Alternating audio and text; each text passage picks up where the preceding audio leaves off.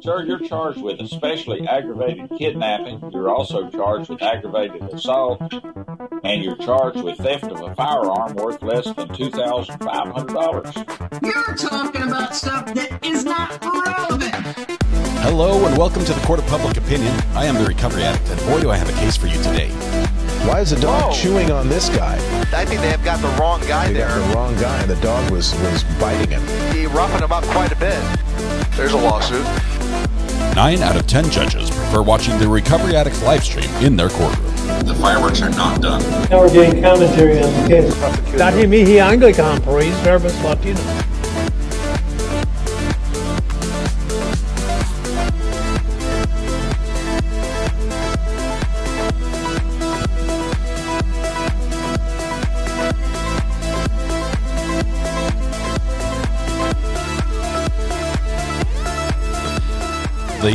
The Court of Public Opinion is just filling right up on that front row. I've got like a whole page of people taking their seats.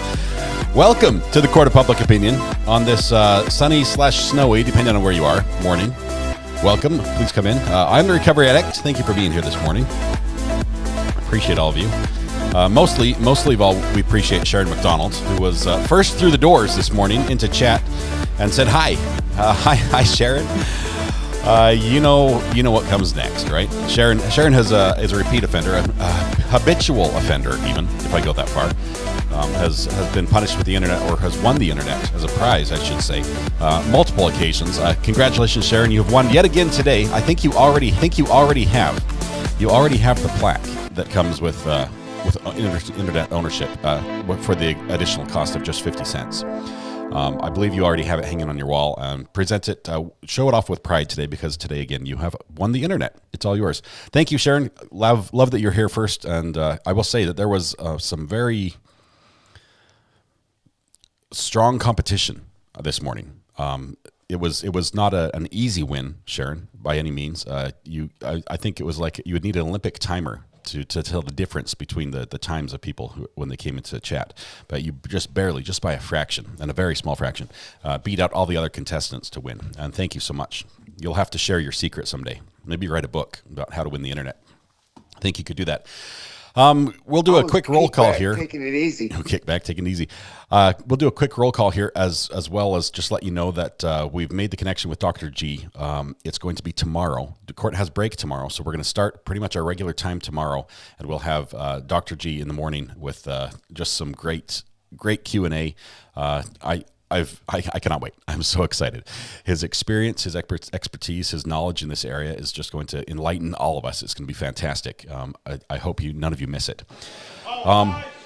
First thing first, I missed a member. Somebody had the last name. Was it Michelle Delgado or something like that? It was on my screen and now it's gone and I cannot find it. But I had a new member today that just showed up on the list while we were getting warmed up, getting the show ready, and it's gone. But I do have Linda Hill's message celebrating 25 years of recovery today. Linda, congratulations on that. 25 years of sobriety is amazing. Thank you so much for sharing that with us, and thank you for being here. Thank you for your support as well. Three months. That is awesome. Okay, KD 214. Good morning. On a Globe. Richard, hello. Krista's here. Birth week all week, right, Krista? Eileen S is here, and I was supposed to start at the bottom, wasn't I? Okay, so everyone's supposed to raise their hand. That's the deal. And then I start. Let me scroll down to the bottom. It looks like, you guys already know what to do. You're already raising your hands. Okay, so I'm going to start in about 10 or 15 seconds. We'll stop raising our hands. Each person raises it just once. You only need to raise one hand, or one. You don't have to raise your hand multiple times. As far as it can be multiple emojis, but you don't need to do multiple lines. Okay, so what I'm going to do is I'm going to stop the roll call in just a minute, and then I'm going to go backwards, and everyone who's raised their hands, we're going to try to call them out. That's going to be the goal. And there's 1,000 of you, so I need to stop it here in 5, 4, 3, 2, 1. There we go. Okay, the last person I saw here is Stephanie Waltz. Krista, okay, stop. Everyone stop. I feel bad. Crystal Love, Stephanie Waltz, Be Kind, Terry Green, Dusty Den, Law Nerd, Amber, hello, Brittany Tello, Golden Girl, good to have you here, Ritz, Tony Schaefer, Lolly G, Eddie's in the house, Lee, hello Lee, Deebs, Artie Bay, Chad P, Debbie Scott, Anna Zelia, I think I added an extra X in there, Hope S, Connie is here, Let's see. Blackbird Speaks. Good morning to you. I'm distracted by a squirrel, apparently. Pampered Glamper, good morning. Breeze in the house. O-Town Chill. How's Ogden doing this morning, O-Town? Ginger Meadows, Caney, Auntie M, Kitty Chip, Jackie D. Hello to all of you. Don Rushing, good morning, everyone. Hope everyone has a great day. It will be. Horse Tea and Bananas is here. Carlar, Sherry Smith, Gabby Gabbs, Casey Rowley, Christine Ike, True Crime, Shining Light, welcome. Kevin, April Walden, KH in South Carolina. Red Pen has 3 mitts up. Good morning, Red Pen. Good to have you here. Adriel Hillis, Amanda 89. I am Omni 008. Tony Green, Hope Colley, Excited Utterance from all the way on the other side of the world. Good morning, or good afternoon, I guess, to you. But good morning from us. John Link is here. Vicky Bramlett, Rona Loon Phil, Dara Z, Sassy Girl 69. Veronica Reyes, good morning. Lori Ann, Andrea Nicole Ritter, Amy H. Sherry Marshall is here. Desiree Abreu, Cecilia Gonzalez, Taylor Nickel, KD214. See, I was going to start at the top and get KD214, but I've got you in the middle here. Lux Lobos, Gabby Gabbs, Erica Wesley. Jimmy Lawson is here. Good morning. Princess Lukey, Amy H., number 1 grandma, is NBR, number 1 grandma, GMA. Awesome. Number 1 grandma's here. Denise Feldman Ersland. Good morning, Denise. Betty Duran, Lynn Hoke, Jennifer Howd, DE Picky, JMM, sorry. Mighty Heidi is here. Denny Ward, Ann Armstrong. Did I get gifted a membership? Apparently, Ann, because you're showing up in green with the courthouse by your name. Welcome. Make sure you take your seat by typing ! seat. Diana Do 420 is here. Chris Wallace, Judy is here. Good morning, Judy. Tiffany Rose, Britta Aller, Blackbird Speaks, Sharon, Hope Wallflower, Crystal Schumann. My mouth goes faster than my eyes sometimes, and I just make up names for you guys. So sorry about that. Jeeps, Georgia Culture, Chris Dixon, Checkmate, Diana Do 420. We got you there. I'm a Little Deer. Love the names. Jennifer Van Asvegan. Brand new member just popped in as well. Stacy Elizardo. Welcome, Stacy. Good to have you here. Make sure you take your seat with the other members on the front row. Appreciate your support as well. Julie F., Dusty Den. Let's see. Justin Berglund says, RA, I'm a resident of El Paso County. Today I'm at the courthouse for jury duty. Love your channel, all that you do. Hopefully I can keep up on the trial today. Justin, it's awful when you get called to jury duty of a trial that you're not following. It sounds like you have to do both. You have to be a juror. Focus on that. We'll be here for the replay for you. But when you're all done with your jury service, I'd love to hear about your experience. And if you choose to talk about it, we'd love to have you call in on the burner phone. Once you're all released, once the judge has released you. Obviously, we don't want to do anything that would cause a problem before that. Marilyn Skull, good morning. Amanda G. Dead horse go unbeaten. Thank you, Mr. Harpootlian. Bonnie Cifuentes, welcome. You're talking about stuff that is not relevant. Judge Manning, I do that a lot. Marlene Marshall, True Crime Shining Light, Bobby Hansen, Eileen Kanan, Cheryl LaRosa, Denise Kathleen Dominguez. Collage just sent a super sticker with 1.49. Kathleen, thank you very much for the rose for the super sticker. Let's see, there are a couple people down here I'll get. I know I missed a ton. Lisa Payne, Holly LaConte, Sarah Moore, Martha Emery. I was kicked back. I was listening to Brandy. Did you get enough sleep, Martha? Brandy tends to run a little bit late. You guys have a lot of fun over there. But I started the show. I was able to pop in just briefly. Fun fact, that's the first show I've ever been a guest on. It was on Brandy's show. And she let me pop in with for a moment before JT was able to join. Good morning, RA in chat. Kib Kitty, good to have you here. Okay, water time, says Diana Do. Yes, I've got some water. If you guys are ready, I can do the sound effect now. I'll give you some warning. Juju B, you're here as well. Brooke Nellis, Mike Michelmo, TA is here as well. Texas Val, Helen Rowe. Alex stole it. Someone is sitting in Brittany Tello's seat. Everyone, please check your membership number and make sure you're sitting in your assigned seat. Brittany, welcome to the front row. Appreciate that. Chrissy Deathley is here. Good morning. Ashton Byers, Janice Hernandez, Debbie Ramirez, Tony Fortune, DC, Kiefer TX, Crusoe says, wish me luck, 9 p.m. in 6 hours. I do my exam.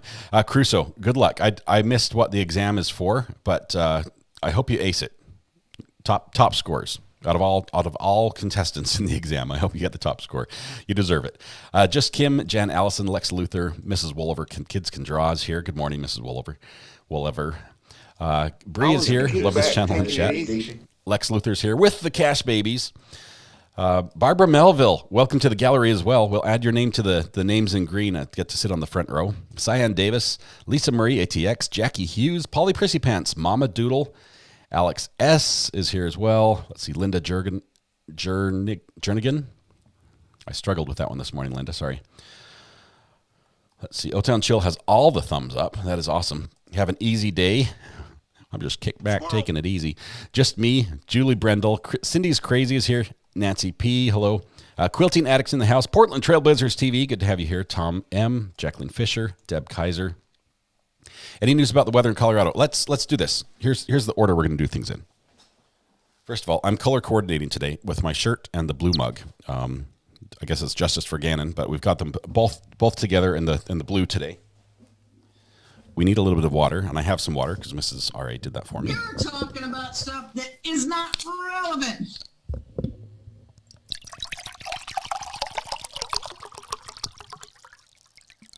Jackie D just sent a super sticker with 1.99. Thank you, Jackie, for the super sticker. If I can find it, I can put it on the screen. There we go. There it is right there. Let me carefully get rid of the water so I don't dump it on my laptop. And now let Murdoch stole it. I realized that the roll call has been really quick, but I did not see as I scrolled through anyone who had a birthday. Did anyone have a birthday that we need to out today and sing to before we do the next part of the program, which is together call the courthouse and see if we can make heads or tails of the message they have for us about the weather?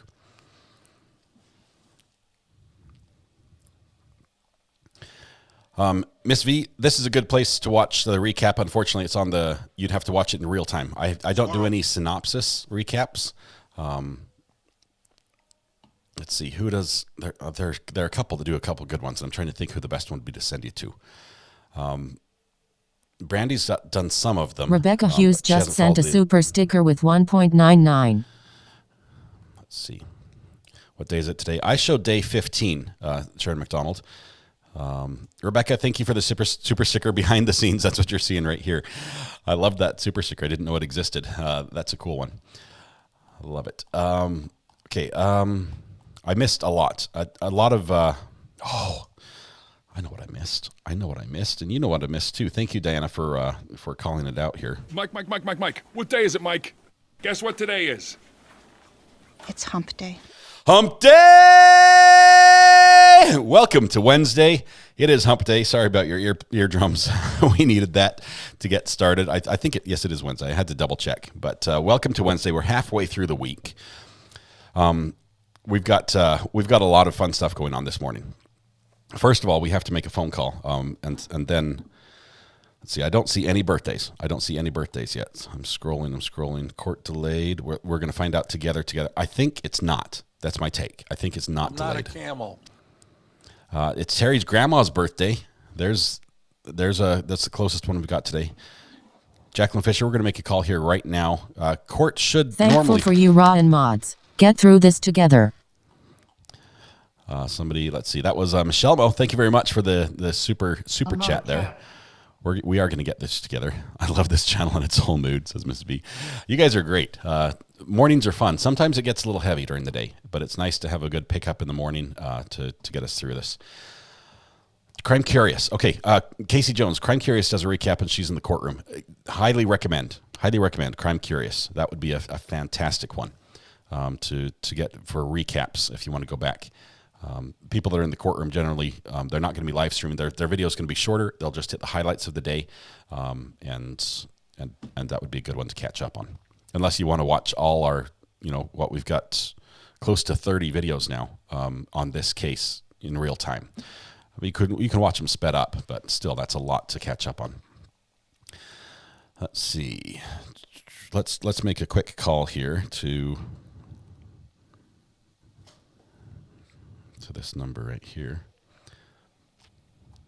reached the El Paso County Linda Closure Hill and just Delay sent a Information super Line. sticker with At this time, 3.99. all county offices will be open Wednesday, April 26, 2023, during normal business hours. The El Paso County Clerk and Reporter Fort Carson branch will be closed April 26th and Thursday, April 27th. All other El Paso County Clerk and Recorder offices will be on a delayed opening of 10 a.m. on April 26th. If you are not able to report to work at the usual time, please contact your supervisor. And please stay aware of developing weather and check the county website or this information line for updates if conditions change. You've reached the El Paso County Closure and Delay Information Line. Have an easy At this day. time, Gats all county Bismam offices just will be sent a open super Wednesday, sticker with April 5. 26, 2023, during normal business hours. So what I'm hearing is The El everything is Paso normal County except for a couple Clerk clerk recorders Fort offices. That's what I'm hearing. Linda Hill, thank you so much for a super chat, as well as Rachel Johnson. Linda had the super sticker with the mug. Thank you very much. Rachel Johnson came in with the super chat as well, and we just had one more super sticker. Have an easy day, Gatsby's mom, with a super sticker as well with a mic drop. Thank you very much. So court should go on as normal, is my understanding, which means that they start in about 44 minutes. That's what we're waiting for. So yes, we're good to go. We expect some spiciness, or at least the defense sort of pulling back a little bit from what they said last night. If they slept on their decision at all, it would be good. Okay, so we do have one birthday. Thank you, Samantha, for the burner sound. Listen to this. Oh, sorry, not burner. I think Elizabeth Webster just sent a super sticker with 1.99. Elizabeth, thank you very much. I'm seeing one birthday. Just the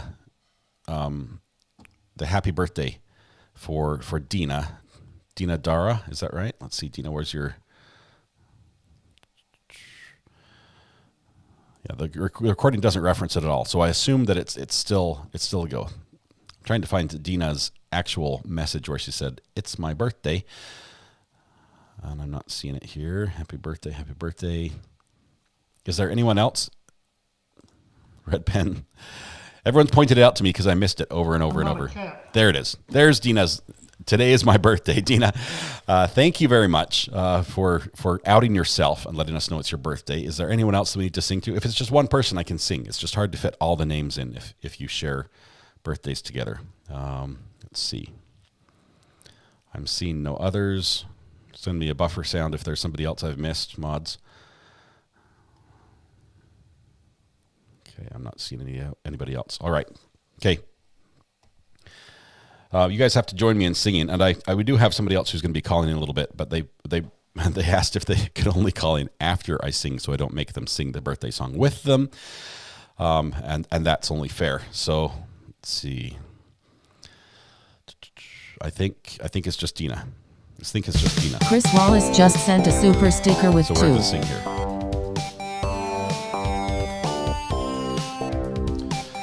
Oh wait, the Brown Barn too? Okay. Here we go. Happy birthday to you. Happy birthday to you. Happy birthday, Dina and the Brown Barn. Happy birthday to you. There you go. That was even moderately good. It was moderately good. I don't know why there's like an interlude in the birthday song, as if there's like part 2 that's just going to be better than the first part. But this mix has a long birthday song. For those who do have birthdays today or this week, or maybe they have it on Thursday, and we may miss them, or over the weekend or something like that, please consider celebrating sometime during the week where we can celebrate with you, even if it's just like a half birthday date. So Anyway, stole it as well. Thank you so much for being here. It's my neighbor's dog's birthday today. Kingdom Xress. I don't know how to say your last name. X's confused me. That's close. Not quite close enough that we would include the dog's name in the singing. Maybe if it was your dog, it was a possibility. But anyway, happy birthday to everybody. Oh, there was another buffer. I missed something. Brittany Tello. I apologize. Brittany, happy birthday to you as well. I think that's all. Did I miss anyone else?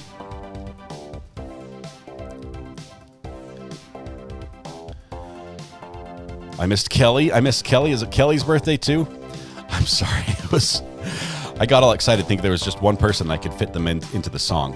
But for all those who have birthdays today, thank you so much. I appreciate you spending it here. There are many things you can do on your special day, and being here with us just makes us feel honored. So thank you very much. Congratulations on another trip around the sun, and hope your day brings you everything you deserve and more. Thank you. Sing again. Happy birthday, all birthday people.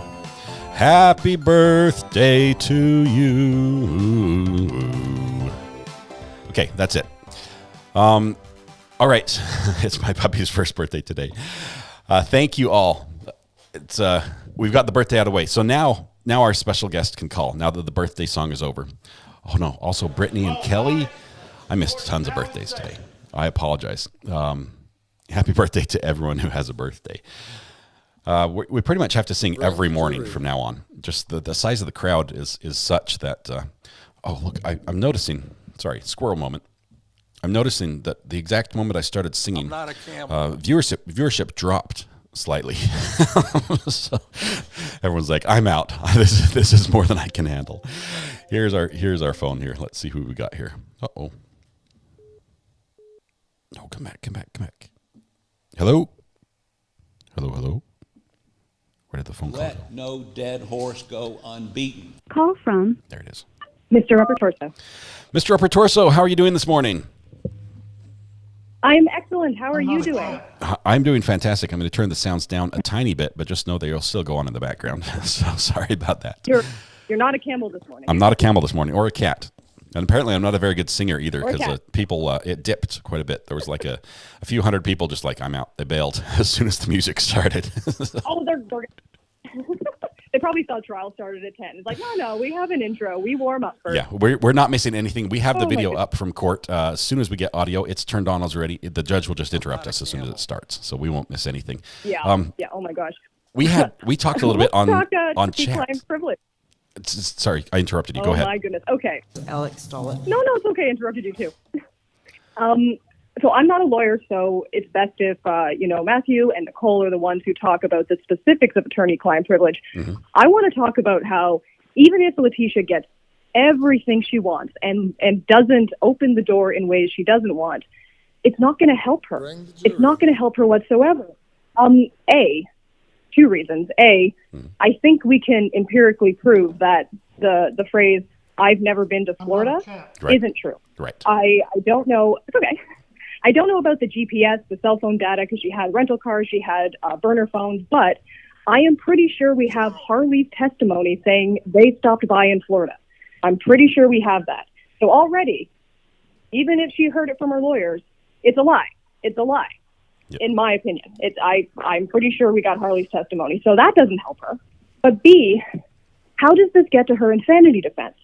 Even if her lawyers did tell her, and she has the only way this works for her is if she has literal amnesia. She has no recollection of ever going to Florida, of ever dumping Gannon's body, and she just discovered when her lawyers told her. I don't think that's the case, but that's like best case scenario for her. But she's not arguing amnesia. She has never once said, I don't remember what happened. When in the FBI interrogation, they're trying to pin her down with the blood, just saying, Letecia, there was blood in Gannon's room. How did it get there? Her answer was not, I have no idea. I don't remember. I don't know how that blood got there. Her answer was, yeah, there's blood there. It's not relevant. It's from something else. So she's not saying, I don't remember the story. She's saying, you guys have the wrong story, which means she does know what happened. So let's say her lawyer gets up there and the only thing they ask about is this teleconference, the WebEx conference, and they say, yeah, I told her. That's it. How does it advance her case? It doesn't. She's getting locked into this one little thing. I don't know if she's trying to get out of another lie that she's been caught in, or maybe she just really dislikes this psychologist, all the authority and power this psychologist had over her while she was in jail. Maybe she just hates her and wants to discredit her.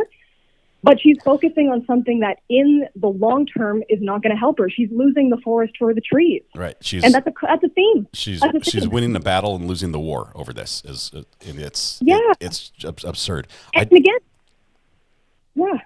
Okay. I was thinking even somebody, not if she gets everything. Let me interrupt just for a minute. Sorry. the delay on this is a problem. The burner phone is not the best for delays.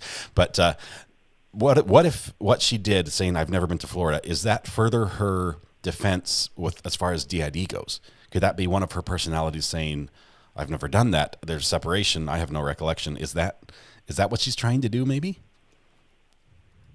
I think it could have worked for her if from the very, very get-go this had been her plan. I think she could have maybe worked her lies in a way to say, no, I don't remember going to Florida, I don't remember anything that happened on the 27th. That could potentially help her eventual insanity defense. The problem I think she has is when she's arrested, March 2020, I don't think that's even a consideration to her. I think she is still just stuck in, it's not me, you can't prove it's me, I'm innocent, the real people are out. I don't think this option of, okay, well, I did it, but I didn't have the mens rea was even a possibility in her mind. So she did nothing to set up that defense in the beginning. She did everything to go against it, to be like, I'm aware, I know what's going on, I just wish you guys would let me help you. Yeah. So she might have been able to pull it, but I think she lost her chance 2 years ago. It was a late play. She basically she'd already played a hand that prohibited her from really playing that card, and now she's trying to switch horses midstream, basically, and it's not working for her. Kinda, yeah. It's unfortunate that when she wanted to be the perfect person in the room. When it wasn't convenient for her, she didn't want to be insane. She didn't want there to be any possibility that she did this and didn't remember. That wasn't something she was willing to consider. But now it's her only defense. And I hope she just I don't think she's going to, but I hope she realizes this is the outcome if everything works out for her. That's not going to happen. There's going to be more evidence that comes in bad. I don't know.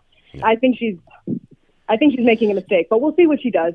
And either way, Dr. Jackie Grimmett's coming in today, and she's going to be the expert to be worried about. Dr. Moore was the clinical assessment. Yeah. Dr. Jackie Grimmett is the forensic assessment. Dr. Moore opens the door. The next one is going to blow the thing wide open.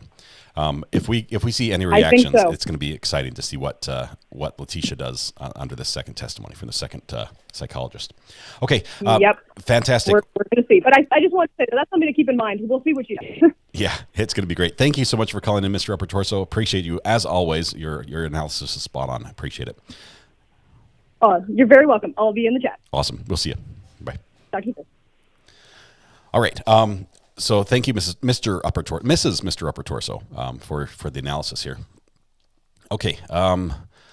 Let's see. I'm Medusa Sister Matthew Harris. A new sub here. Just binged a bunch of your videos. Love your channel. Matthew Harris is a fantastic lawyer and a fantastic support friend of the program. He's been here pretty much since the get-go. Everything I know about law, I learned from Matthew Harris and a little bit from Nicole Goodman as well. So the two of them are fantastic friends of the program. Always nice to have them be able to weigh in. We heard Matthew weigh in last night as we talked about this. What would happen with this door open, waiving that attorney-client privilege, what that meant for Letecia, what it could mean, especially in regards to Colorado's laws, where the jury gets to also ask questions of witnesses. So if the doors are wide open and now the jury gets to ask whatever question they want of these witnesses, it could be, the world's your oyster as far as what information you want to ask. It would be amazing. I don't think it's going to happen. But here's what I do think happened overnight. I think defense realized that they stepped in a little bit, and they're going to backtrack. I think they're going to walk backwards and say, we've decided not to go that. We're just going to focus on this main defense. They're probably going to try to tactfully withdraw from this assault and not go that route. But I think prosecution also has been busy overnight. I think they've been contacting the jail. I think they've been saying, okay, let's find out, is there any record? If there is a record of WebExes and there is not a meeting that happened, I think prosecution is going to push that. They're going to bring that bit of evidence in, because as we've already heard, defense has tried to, as the lawyers, and we know that the lawyers, them talking, them asking questions, that is not evidence, right? But they've tried to bring it up and put in the mind of the jury that there was a meeting that happened, and the judge has told the jury, disregard that. That is not evidence. They can't say a meeting happened when it didn't. They need a witness to bring it in. They need evidence to bring that in. And so I think the prosecution is going to prove the opposite and try to find this. And there may be a WebEx record that says, hey, nothing happened that day with her. She did not have any WebEx meetings with any lawyers that day. So we might see some of that as well. So either way, this we could have a little action on that. Court will be on time. There were no delays. Lex, that's what I saw as well. Nothing was mentioned on the phone number, the 719-520-SNOW, that the judge told everyone to call. So hopefully all the jurors are on time and we'll move forward. Obviously, if somebody doesn't show up on time, then that'll be an issue. But okay, April 26th is a wonderful and popular day for a birthday, Brown Barn. I hope you have a fabulous one. Thank you so much for that. It was an awful move. I don't think... Deposit Letecia Cosmetology College. Deposit Letecia Cosmetology. Oh, that's funny, Dean. A little cash baby deposit. Is that what it was? Maybe it might grow into a full-grown cash baby. You'll never know. Thank you for your support, Dean. Good to have you here. Love your support of Brandy and JT as well. You're amazing there. I'm here for Dr. Grimmett. This is going to be a lot of fun. She knows what she's doing. She reaffirmed it to the judge yesterday by her agreement. Eddie, we're going to...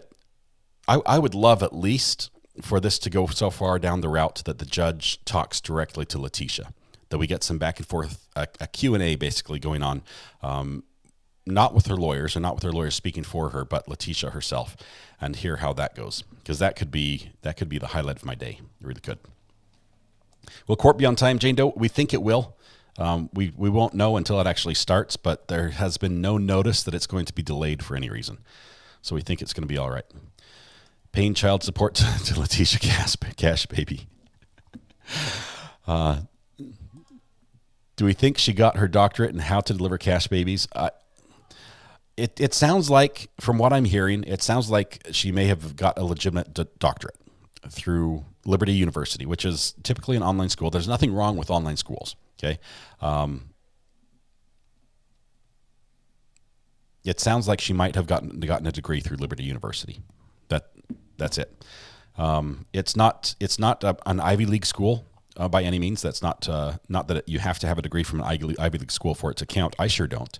I went to a state college myself, but so anyway, interesting. But it sounds like she might have a degree. I just wish that they would come out and confirm exactly what the degree is, exactly what, is it a master's, is it a doctorate, is it a bachelor's, is it an associate's?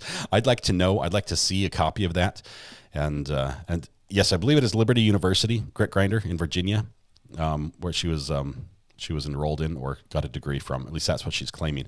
Everything I've seen from Liberty University is they've never confirmed or denied that she had a degree. So I don't know why they haven't done that. Okay. I'm not a cat. Give me just 1 second to get a couple things set up. Realized I'm missing one of my feeds.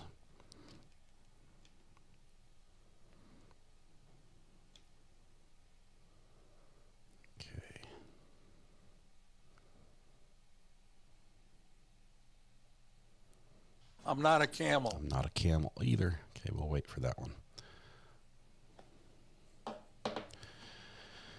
Okay, one more here.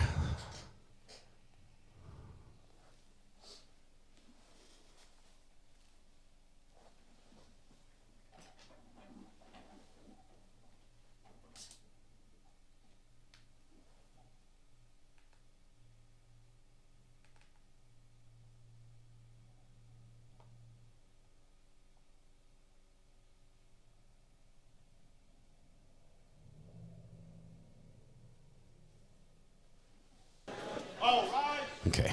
Do we have any sound clips from her trial? I know I heard from the beginning, on the beginning of the song the other day. Megan, I was just playing the audio clip from a previous day. Are we going to just all of my videos are all available online, all the old videos, and you guys are welcome if you have other social media channels where you want to mix and match and make a collage to use any of my material for that. It would be awesome if you just tagged Recovery Addict in it so I could find it and watch it with you, but that would be great. You're welcome to do that. I've seen stuff all over TikTok and I think Instagram and Twitter so far, as well as Facebook. So you're welcome to do that. You have my wholehearted permission. Brown Barn, I don't know what it is about people and birthdays. I did birthdays wrong. When it was my birthday as a kid, I got gifts, but here's Brown Barn on your birthday, giving 5 gifts, memberships.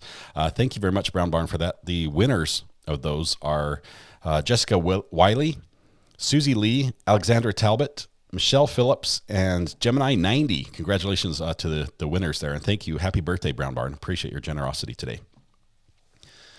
Letecia has a degree in manipulation. She is, what do they call it when you're like a tenured professor in an area? I think she teaches that class. She really does. I am super excited about talking to Dr. G tomorrow. Dr. G is a genius when it comes to this. He specializes in, he's studied all sorts of languages, all sorts of Far Eastern languages as far as Korean and Mandarin and a few others, and also body language. Okay, so he's familiar and fluent, I guess you would say, in many different languages, including body language. So we're going to talk to him a little bit about body language, maybe both with Letecia and her lawyers, because we've seen a little body language from the lawyer side as well. So we're going to talk to him about that. And then as far as just the not guilty by reason of insanity as well, Dr. G has done a lot of those analysis. He's basically been the person that is brought in as the expert witness to testify in court about somebody's sanity level, about their their mental state at the time they committed a crime or currently. And not just that, but he is a practicing doctor. He helps people with not just mental illness, but things, some of what we call a smaller mental illness or a more common thing like depression. Things like, we sit here in trial a lot of bit, and we'll listen to a case that might hit too close to home. And our own mental state be like, this is too much for me. He deals with people who just need some help just getting through a rough time like that. So I'm excited to talk to him about that and about that side of his business as well, if he wants to talk about that, because he's available online as well to access some great resources there. Okay, Brown Barn, making it rain. Does anyone know her actual education is? It's find it hard to believe she has a doctorate. Tabitha H, I don't know. I wish Liberty University would just tell us. It sounds like Liberty University is the one who would know, but we just haven't heard yet officially from them. Another rabbit hole today. Can we get audio of make him stop taunting me? Golden Girl, let me see if I can pull it up here briefly. That was from yesterday, right at the end of trial. Okay.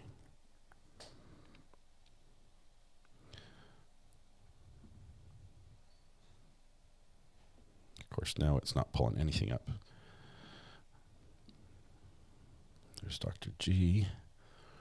I might have to work on that. I've got a million things open here, and none of them are working right.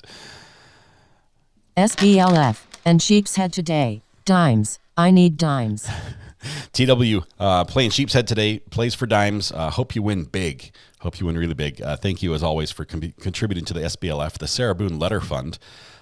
We are anxiously awaiting Sarah Boone's trial. We will be following that here as well. That's going to happen currently slated for July 24th as the start date for the trial. There will be a little hearing before then as well, so we'll keep up to date on that. I think that date is finally going to hold. I think it's done pushing. I think that's where we're going to start. Let's see. Roxy Rue, good morning. Holy cow, over 16,000 subscribers. Wasn't it just a few weeks ago when we cheered you on when you hit 6K? This is great. Keep up the good work. Thank you, Roxy Rue. It has been crazy. We've followed a couple cases that had a lot of interest, so it has grown really fast. It's been wonderful. Was she really in a psych hospital in Canada? Tammy, we have not heard we have not seen any record of that. We hear that she says she was. And that's it. I don't know why we wouldn't have a record of that if it had happened, or why it wouldn't be available to us if she did that. I don't know why you'd go to Canada to go to a mental hospital when she doesn't have any other reason to be in Canada that I know. So maybe you get a referral to another country for mental hospital. There would be some record somewhere for that. I was surprised she kept her hair up all day yesterday. It was a unique look. She has sort of made her hair a central part of the trial for some reason. Maybe that's part of her personality argument. A recovery addict, sometimes I think I'm mentally challenged. I get talked into doing everyone's chores. I have too much nice in my bones. Shirley, tell them to pull their own weight and do their own work. You need a break. You shouldn't have to do that. Thank you, Katrina. This is Dr. G Explains, his YouTube page. He's going to be on the show tomorrow morning. When we go live, we'll do our roll call, and then we'll have him on then. Who's worse, Lori Valadebel or Letecia Stauch? Scotty, I did not hear because I was on for just the beginning of Brandy's stream last night, and then I went to bed. It was beautiful. It was a beautiful thing. I slept and slept, and I woke up at 4 a.m. completely rested. and so I probably went to bed a little earlier than I needed to. But I heard there was a very difficult call last night to listen to between Lori and her sister. I'll have to go back and listen to that. It sounds like it was pretty rough. But they're sort of running neck and neck in my book, really, for just awfulness. Can't they ask Al if she was in Canada in 2018? They were married. I believe they did ask Al if she had ever done that, and he said no, not to his knowledge. Or maybe that was vacation. I thought he was asked somewhat about her traveling to other countries. It was the day that they brought the passports up and things like that. Okay. Did anyone else see Zav Girl's video list of Letecia's police records? Pretty interesting. 16 past charges, including domestic violence, bomb threats, etc.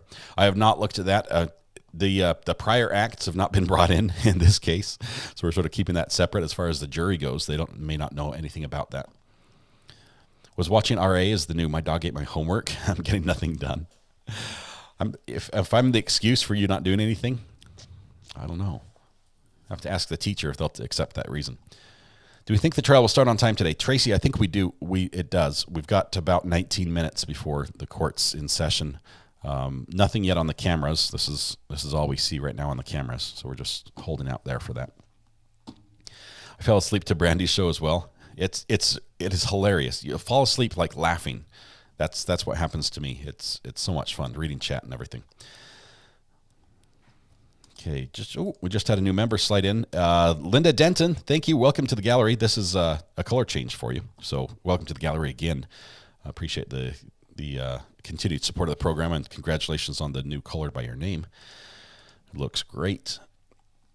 Here's Brandy Churchwell's channel, if you want to follow that. If you want to know what we're talking about in the evenings and where we all go after this live stream's over, we head over to Brandy's channel. She does a great job. We're starting. We're starting today at 11 Eastern time. You're talking At least about I think we are. That is not relevant. Let me see if I can find some independent confirmation here on this.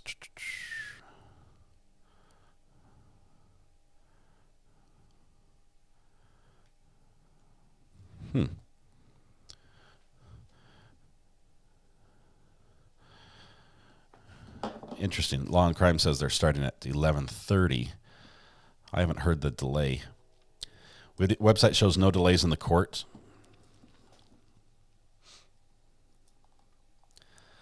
See, anything confusing? If it's confusing, I'd take it as a lie, says Leslie Landy. We've heard a lot of lies from Letecia today, or in this trial. A study that tracked 21 reported DID cases found that 47% of men and 35% of women reported engaging in criminal activity, including 19% of men and 7% of women who committed homicide. That seems like Bunny, that the 19 and 7, those numbers seem extremely high.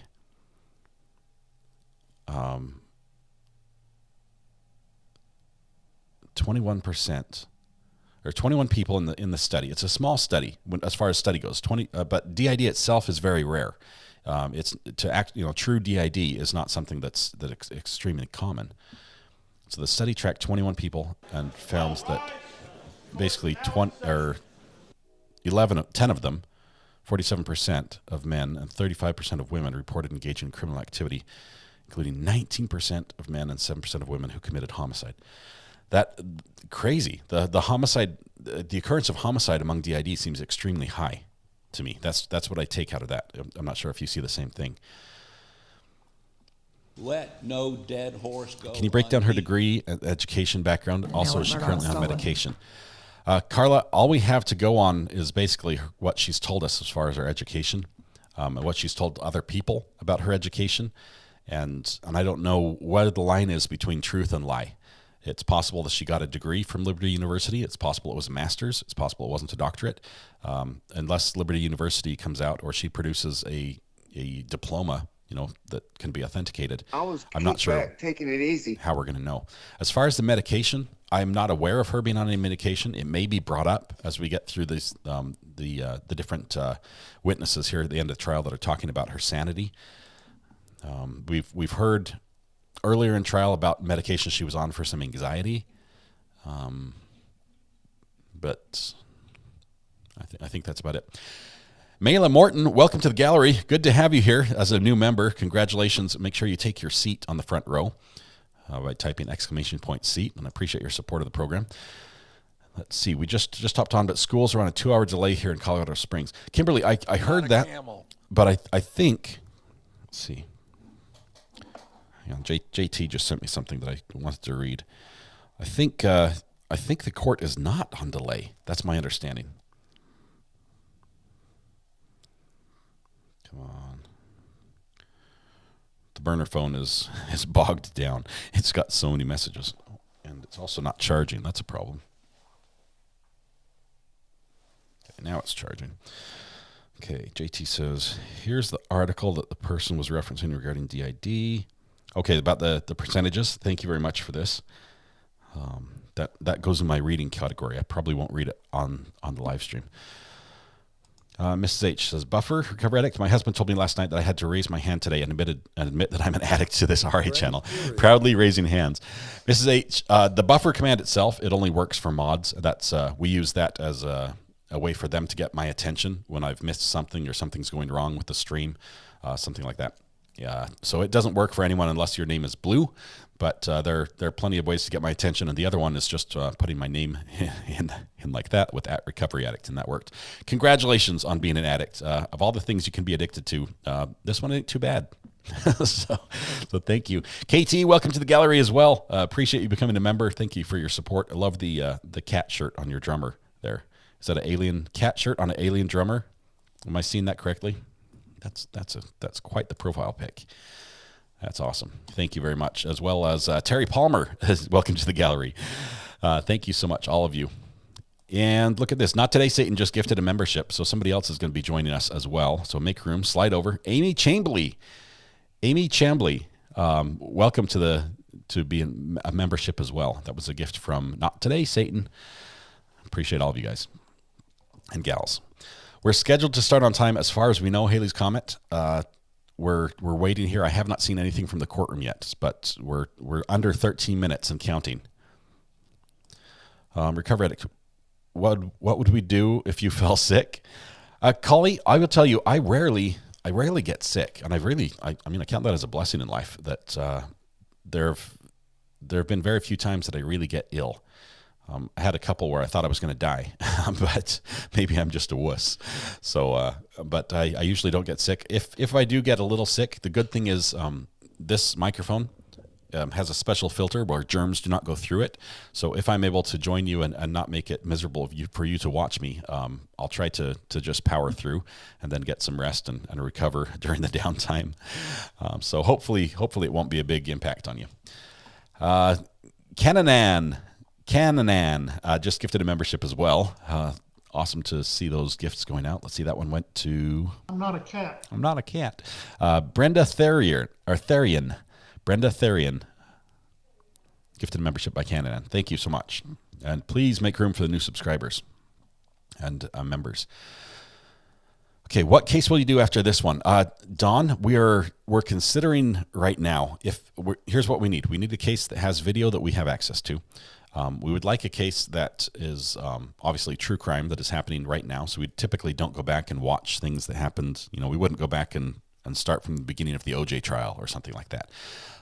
So we like to stay up to date with current true crime.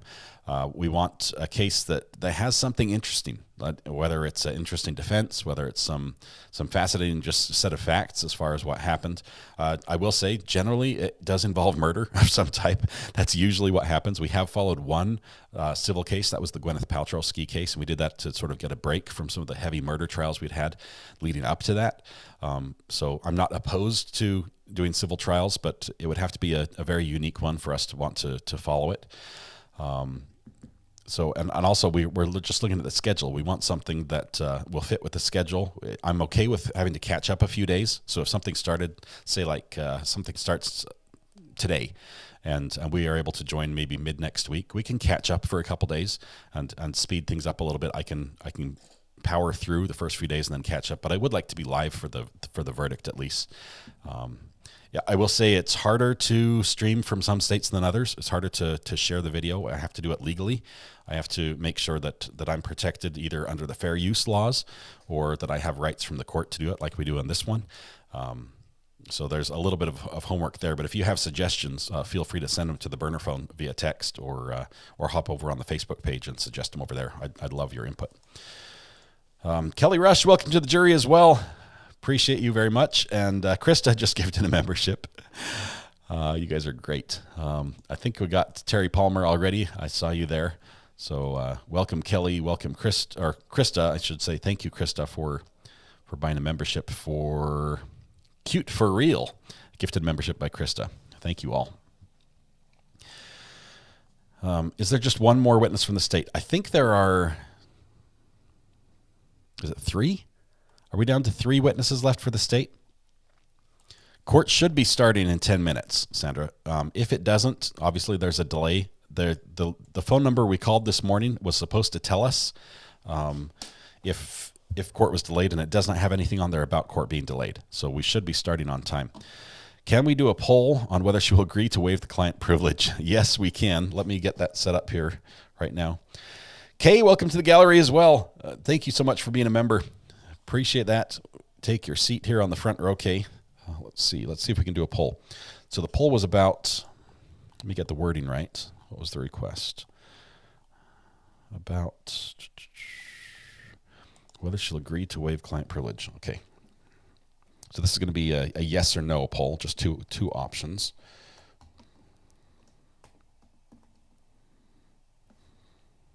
Helps if I spell things right.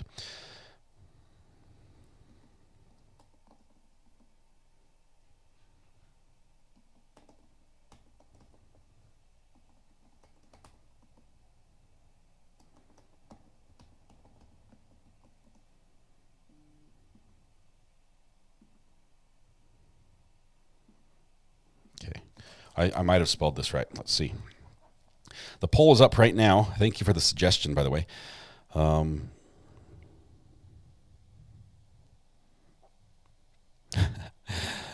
Mr. Upper Torso just texted me and said, whoa, did I miss this? Letecia said she tried to retain Casey Anthony's lawyer. Jose Baez, is that the one? Baez was the attorney that she said that she was in contact with and been talking about. It was funny. It was really, really funny. Long Crime is saying live in 98 minutes. I'm seeing that. I don't know why they have a delay unless they've told something at the court that they haven't put on the phone number. If there's a delay, we'll get through it. We'll figure out something. We might go back and listen to some of the highlights from last night if you missed that as well. Long Crime says it starts at 10:30. They've been off previously, though. That's the only thing I'll say. Their countdown timer has been inaccurate, and we've got video right here from the court right now. So if Letecia's already there, it's not 96 minutes. They're starting in 7 minutes. They won't have the defendant sit there for 96 minutes in court. All right, court will call 20 CR 1358 People versus Letecia Stauch. Record should reflect the jury's not present in the courtroom. 7 minutes. Is there anything we need to take up outside the presence of the jury at this point in time? Prosecution? No, you are. Defense? Oh, we've got everybody, right? Oh. We're missing. All right, we're going to give the jury just a couple of more minutes yet. The jury's dog not face here. dog. Good morning from Buttercup dog face red heart smiling face with hearts. Cash baby. Cash baby. Cash baby. That's big. Thank you, Rebecca, for the super chat this morning, and say hello to Buttercup from us. Give her a pat. Yeah. So the judge is anxious. He was 7 minutes early when he got started. Backpack Lawyer is also not present. Let me get the zoom in so we can just see when Backpack Lawyer arrives. Give me just 1 minute here. We're getting pulled up. Trying to stop the audio from connecting. Okay, so now I need my Zoom controller.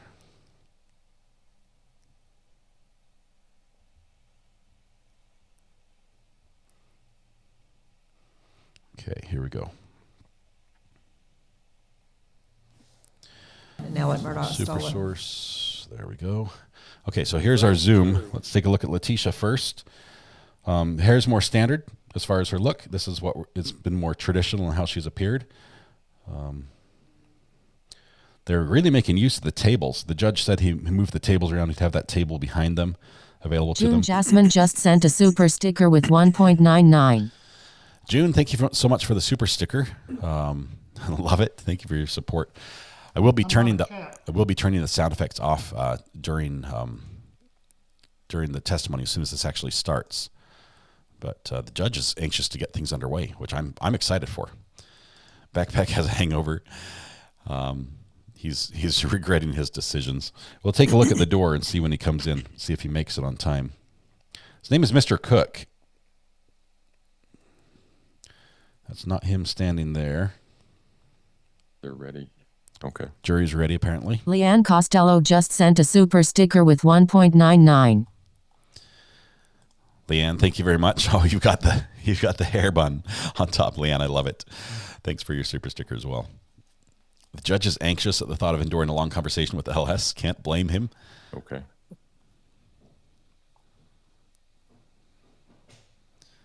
TA, the backpack lawyer is what we've given the name to Mr. Cook, who's the lawyer who sits to Letecia's right. He does bring a backpack, which is fine. It seems sort of it seems like something a beginning lawyer might do if they were, say, biking to the courthouse every day. But the funny part is he puts the backpack on and he's like half turned, ready for the door, ready to just bolt out the door as soon as court ends at the end of day. He's just ready to get out of there. That's why we gave him the backpack lawyer name. Some of you are calling him Boots as well. I missed. The defense mentioned bringing in her own lawyers. Yes, they did. They did. JT Bruce Crime shows up bright and early this morning. I don't know when you sleep, my friend. Gifts a membership. Congratulations to Sean Hood, courtesy of JT Bruce Crime. You are now a member for the channel for the month. Make sure you take advantage of all the benefits available to you during that time. JT, thank you so much, my friend. Thanks for tell Brandy thank you for letting me fill in for you while you were a little delayed yesterday.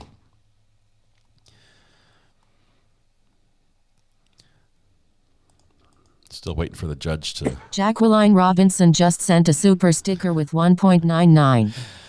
Is this for Letecia? The game is over. The game is over. It's all coming crashing down, I think, here very soon for her. It's hilarious that he's in such a hurry to leave every day when he's usually late. You know what's hilarious, Elizabeth, is that he shows up and he's got like a full cup of coffee without a lid, I believe. It's just a styrofoam coffee cup without a lid, and he sits it right next to Letecia. I'm like, have you seen what she does next when she's sitting next to people and she's not happy with drinks? Yeah, I wouldn't do that. JT does not sleep. Who says that? I missed it. JT does not sleep, says Cannon Ann. Megan, I'm also super excited for when the judge... Ooh, look who's coming here. Is that... Here he is. Here he is. Backpack lawyer is here with backpack. There's his drink. He's like, I'm not late, am I? I've got 2 minutes early. He's got a tall one today as far as the drink goes. Got the laptop out. We're moving the all the legal books. Oh, Letecia's going for the cup already. Did he see that? She's like, ha. Guess what I'm going to do? She went for the cup.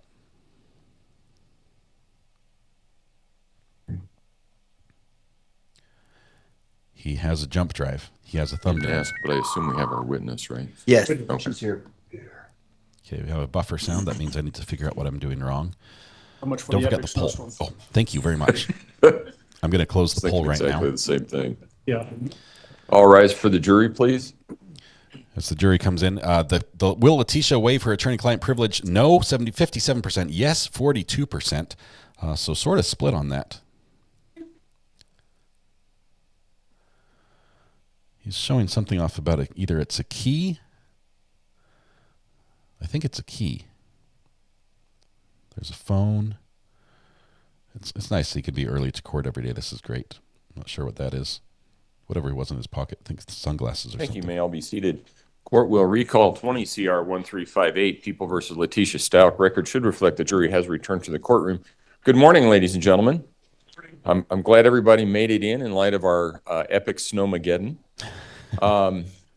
Again, has anything occurred since we were last together that causes any of you to believe that you could not continue to serve as a fair and impartial juror in this case? If so, please raise your hand. No response. All right. With that, prosecution, call your next witness, please. Thanks, Your Honor. Good morning. We would call Dr. Jackie Grimmett. They didn't address the elephant in the room. Dr. Grimmett's coming up. They have not addressed the jail conversation with other attorneys. Snuck up on me. I'm sorry. If you would raise your right hand. Do you swear affirm the testimony you're about to give in this matter will be the truth, the whole truth, and nothing but the truth? Go ahead and have a seat in the witness stand. Please watch your step as you step into the stand. Thank you, Renee L., for becoming a member, as well as Bonnie Marie Thurmond. Appreciate that. Mr. Young. Thanks, Judge. Good morning, Doctor. How are you? Good morning. Good, thank you. Could you please introduce yourself to the jury and spell your last name for the record?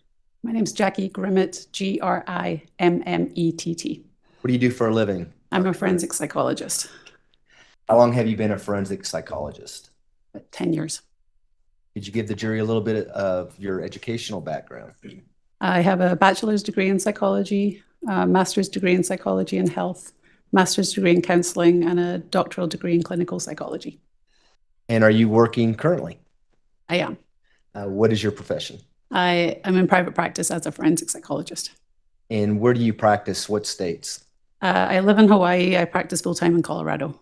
And are you licensed to practice psychology in both those states? Yes. Do you have to be licensed in the field of psychology to perform evaluations and do forensic evaluations? Yes. Could you give the jury a little bit of your background with regards to professional memberships that you belong to? I belong to the American Psychological Association, the Colorado Psychological Association, the Hawaii Psychological Association, and I'm a specialist in the American Board of Forensic Psychology. And are you a board certified forensic psychologist? Yes. What does that mean? It means I've gone through a rigorous peer-reviewed process involving a written exam, submitting practice samples, and submitting to a 3-hour oral exam with a panel of experts who then attest to that I've reached a level of competence in the field of forensic psychology. It sounds like that's something more than just sending a check to someone and getting a certificate in the mail. It was a multiple year process. And what percentage of forensic psychologists are board certified? Do you know? I think that there's about 3% of psychologists in the country are board certified in forensic psychology, and that totals about 350 psychologists in total. And are you in a position now where you approve others who may be seeking to be board certified? Yes, I serve on the exam faculty for the board. So I review practice samples and I conduct oral exams. And so you get to do what you had to They do did to me. before. You get to evaluate those people. Yes. How long you've been doing that? About a year and a half. The jury's heard a little bit about what a forensic psychological evaluation is. How many of those have you conducted in your career? Probably about 1,500. And 1,500, we're not going to get into those. But have those been both for the court, the prosecution, and defense counsel? The majority of the work I do is court-ordered. I have done a few evaluations at the request of the prosecution. I have done a fair bit of private evaluation for the defense. Okay. What about your past professional history? What kind of jobs have you held as a forensic psychologist or a psychologist?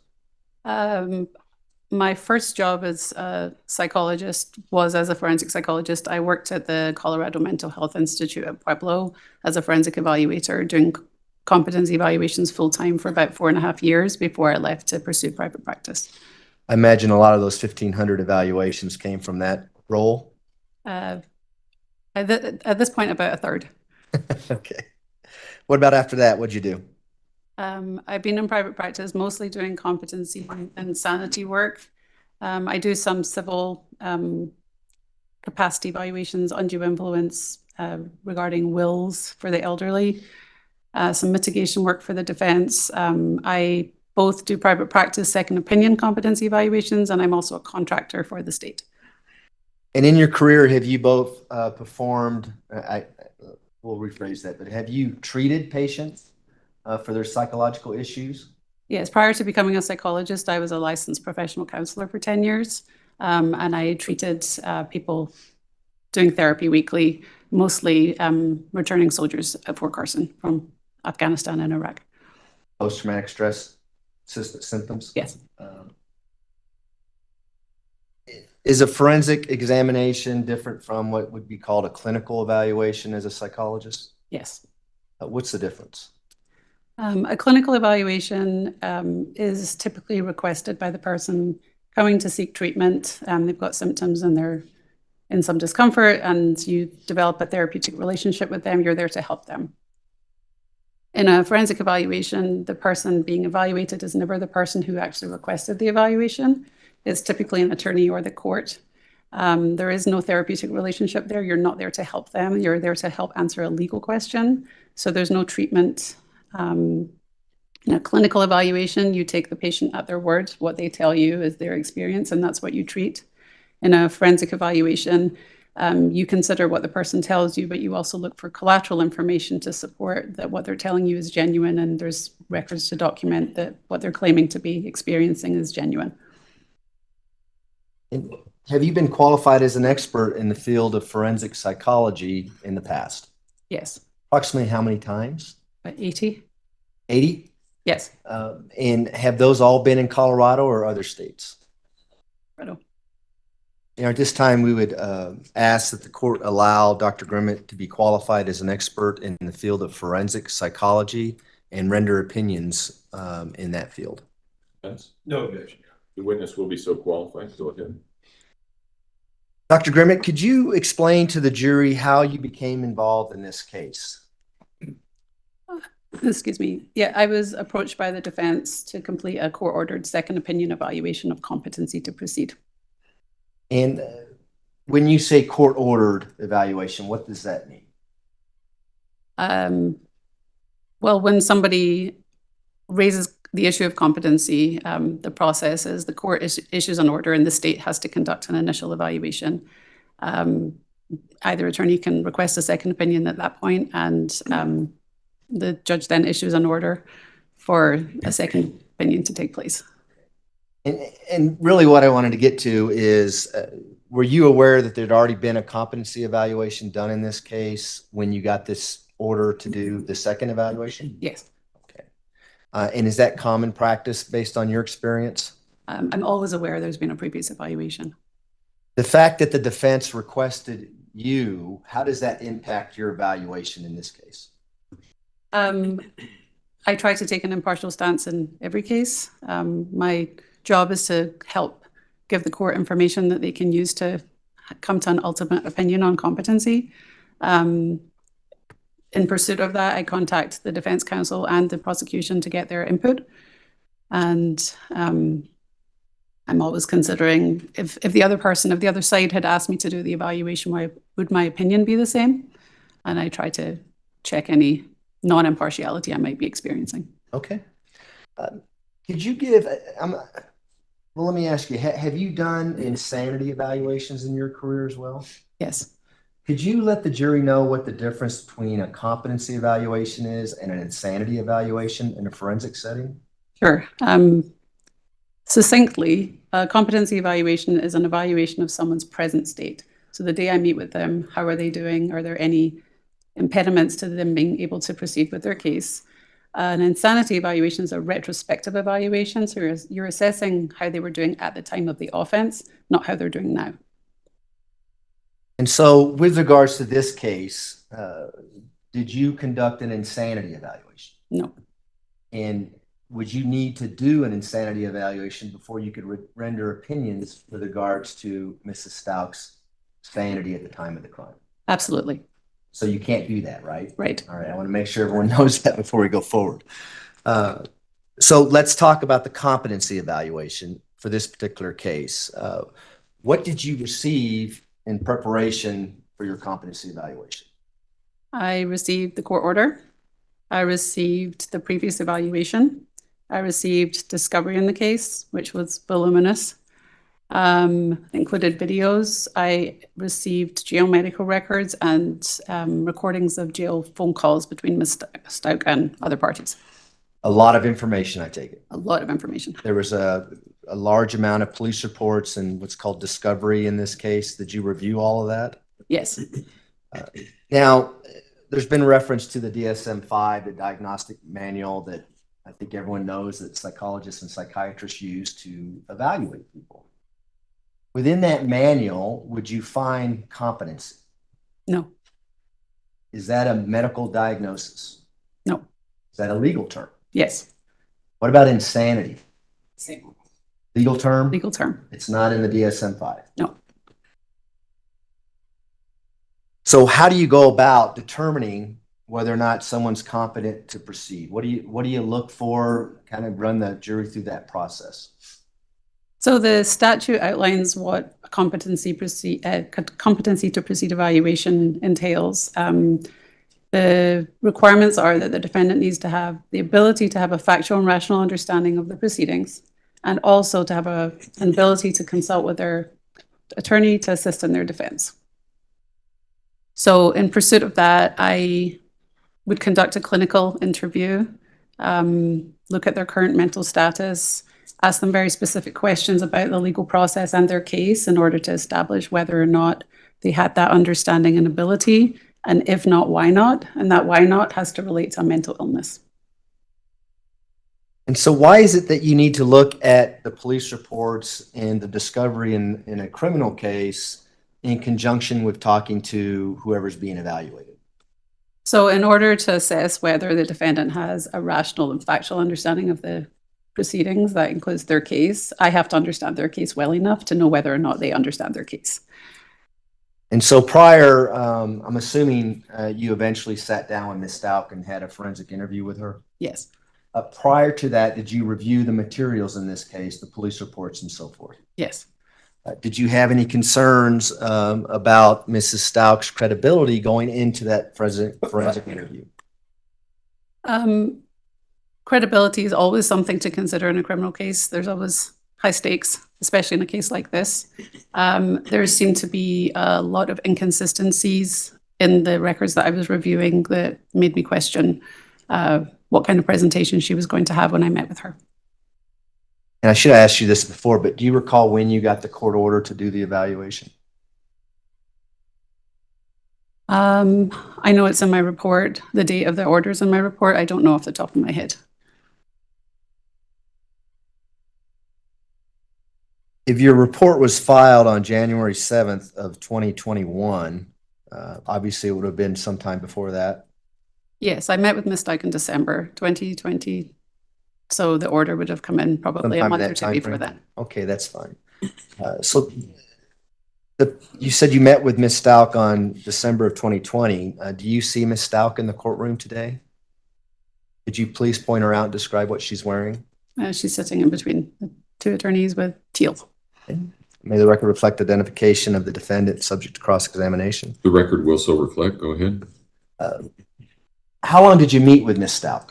I met with her for about 3 hours and 40 minutes. And did you meet with her one time or on different times? I met with her once. And could you just give, I know it's a long process of the forensic interview, but could you give the jury a little idea of how the interview started and what your first impressions were of Ms. Stauch when you started the forensic interview? So whenever I sit down with a defendant, I give them a notification of purpose. Because it's a court-ordered evaluation, they don't really have the ability to not participate. They can choose not to participate. I still have to do an evaluation of that person. So I explain that there's no confidentiality, that I'm not there to help them. I'm here to help the court, what's going to happen with the report that I get, those kind of things. And then I check to make sure that she understood what I had to say and she understood the context of our meeting, and she indicated that she did. She made some complaints, I believe, about her attorneys and feeling it was a conspiracy, but understood what we were doing. And then I proceeded to ask her background questions, trying to establish what her social and mental health history had been, in order to give some context to the current day. And that took a long time. Ms. Stauch is very verbose and likes to expound on her answers. So the interview took a long time. And then I had some concerns based on the prior testing from the original evaluation, where she produced invalid results on some tests, and the inconsistencies that I was seeing both in the records and in meeting with her, that I administered some tests to assess for the genuineness of her responding. And then I proceeded with the legal questions at the end. Based on your history in this profession, I would imagine that you've seen people with some serious mental illness. We talked about the post-traumatic stress disorders that our soldiers have when they come back from Afghanistan and things like that.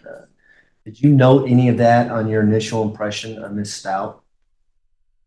Did I note what specifically? Whether or not she had a severe mental illness based on your initial conversation? No, I did not believe she had a severe mental illness.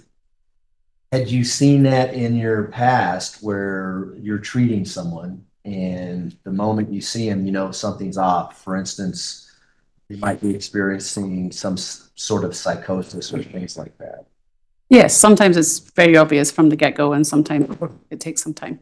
Could you give the jury an example of something that you've seen in your past where right away you knew there was some psychosis going on? Sometimes as soon as somebody steps into the room, they're already having a conversation that you're not part of. And you try to interrupt them and orient them to what is happening, and it's as if you're not there. And the things that they're talking about are not apparently real. Conspiracies, people following them, all kinds of things. Did you see anything like that with Ms. Stauch when you initially started talking to her? She engaged in some behaviors. I think I mentioned in my report that she was humming to herself. She was putting her head on the wall. Her affect, which is what her expression of emotion, didn't really seem to fit what was happening. She seemed happier than she should have been. And she, at some point, turned around to talk to somebody else and then turned around to tell me what was happening. What was that all about? She said that she was talking to a vampire and then resumed conversation with me. We're going to talk about the vampires later in your testimony. Bingo. Earlier, you indicated that you had some concerns about some prior psychological testing with regards to your interview with Ms. Stauch. Could you expand on that? What did you mean, and what were these psychological testing that you had concerns with? So the previous evaluators had administered an MMPI and a PAI. I can say what those are if you need them for the record. Sure. Why don't we talk about that? First, we're hearing about it. The MMPI is a Minnesota multiphasic personality interview. I think they gave version 2 or 2 revised format, I'm not sure. And the PAI is a personality assessment inventory. So those are long kind of forced choice self-report measures to look for psychopathology, any mental illness symptoms that people are experiencing. And you can answer them in such a way. There's what we call validity scales, which assess how genuinely you're responding. And you can answer in such a way that the protocols are not interpretable because it appeared somebody was trying to make themselves look worse than they were, or they were answering in a way that most people don't answer. And that's what happened with Ms. Stauch. And do you recall reading is there a computer printout that's associated with the answers that Ms. Stauch gave, talking about various scales and whether or not she's feigning psychological symptoms, that kind of thing? You can get a computer printout of the results, yes. And do you recall what the printout said with regards to the MMPI-2 that Ms. Stauch did with the prior evaluators? I just remember it was uninterpretable because it was invalid responding. Do you know whether or not she, based on the psychological testing, and was it Dr. Torres and Dr. Gray that did the prior competency evaluation? So Dr. Torres and Dr. Gray did the prior competency evaluation. They had a colleague, Dr. Hashimoto, actually administer the tests. And is that the test that you looked at prior to your interview? Yes. Did the results of that test indicate that her symptoms were the equivalent of someone who should have been in a psychiatric hospital? Serious psychiatric issues? I don't recall that it said that specifically. Typically, when a protocol is uninterpretable, I don't delve too much more into that because the information you get is not good information you can rely on. Okay. Well, we'll ask Dr. Torres about that. You indicated that you reviewed materials prior to this interview. Did you review the notes from the mental health staff at the jail regarding Ms. Stauch prior to your interview with her? Yes. Let's talk about those for a moment. Why did you review those notes? When you're doing a competency evaluation, you just get a snapshot in time of somebody. You know, I met with Ms. Stauch for 3 hours and 40 minutes, but she may function differently outside of that environment. So I'm looking for information on how she does in general, not just considering my observations. People that have more contact with her might have different impressions, and those are important. What was your impression of the notes as chronologically it led up to the point where you're doing a competency evaluation, starting from the moment she went into the jail on March 5th, 2020, up until December 2020 when you're interviewed? They typically indicated that Ms. Stauch was complaining of anxiety and nightmares when she was receiving medications for those. I think from memory, she received those medications fairly quickly. And then in May, she had requested to come off of one of them because she didn't want to take it anymore, and the jail staff accommodated that. So she was taking one anti-anxiety medication when I met with her, which was Buspar. She had consistently been observed to not have serious symptoms of mental illness.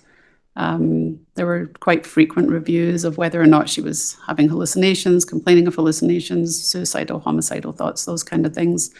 She was consistently described as not experiencing any psychotic symptoms like that, although she had filed kites that were rather incoherent, didn't make sense, and the staff had noted that her behavior didn't match the kites.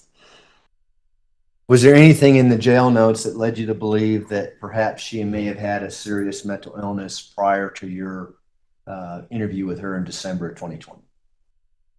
In the jail notes specifically?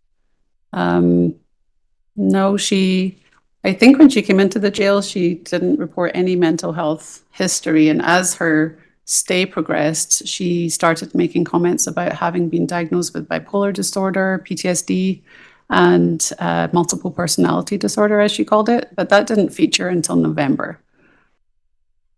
And was that after she had raised competency in this case? Yes. I'm going to object to the term that Ms. Stauch raised competency that was raised by her prior attorneys.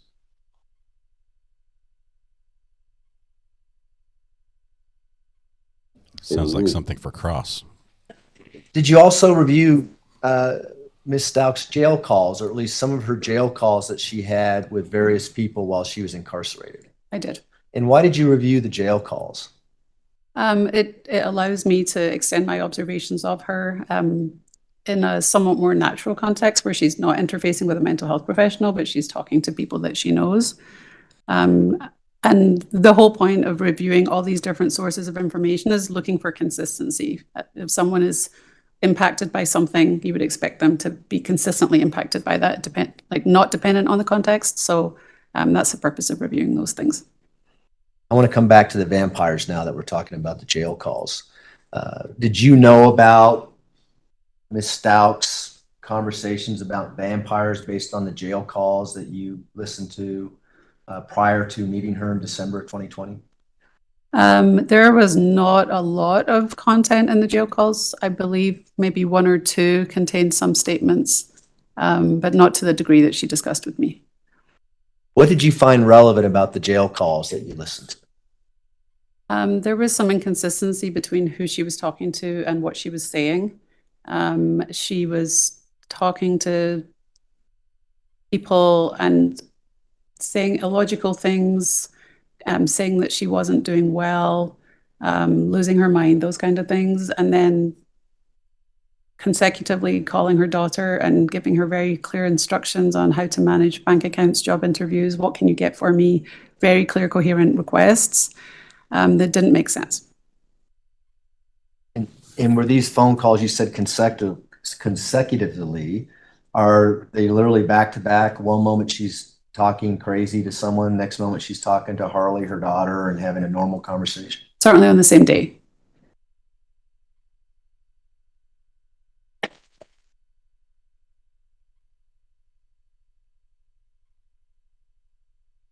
Earlier, you testified that in a competency evaluation, you look at the statute and you make a determination of where you're going to go within that statute, I take it? That's a bad question. I'm going to rephrase it. Going into the competency evaluation, are you looking to diagnose her with a mental illness? It's required for a competency evaluation to include a diagnosis. I don't go into a competency evaluation to diagnose someone. Some people don't have diagnoses, but I'm simultaneously looking at their competency-related abilities and whether or not they're experiencing any mental health symptoms, and formulating as I go along whether or not there's a barrier to them being able to meet the requirements to proceed. Are you essentially gathering facts, looking at those facts, and weighing those facts to what the law is with regards to competency, and then rendering opinion back to the court? Yes. Is that a fair assessment? Yes, that's much more succinctly than I said it. So during this interview, what are you looking for when you're talking to her? And why do you not rely on everything she's telling you with regards to vampires and other things that we're going to talk about?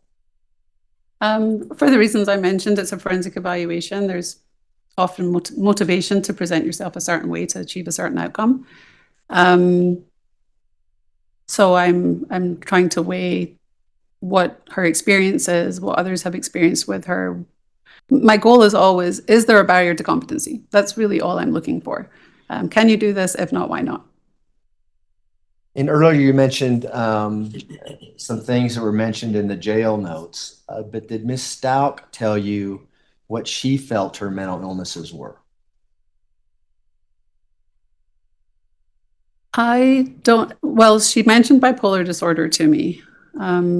She did not ever say to me, I have dissociative identity disorder. And she told me briefly about some trauma she'd experienced, but I don't remember her explicitly stating I have PTSD. Let's talk about the bipolar disorder first.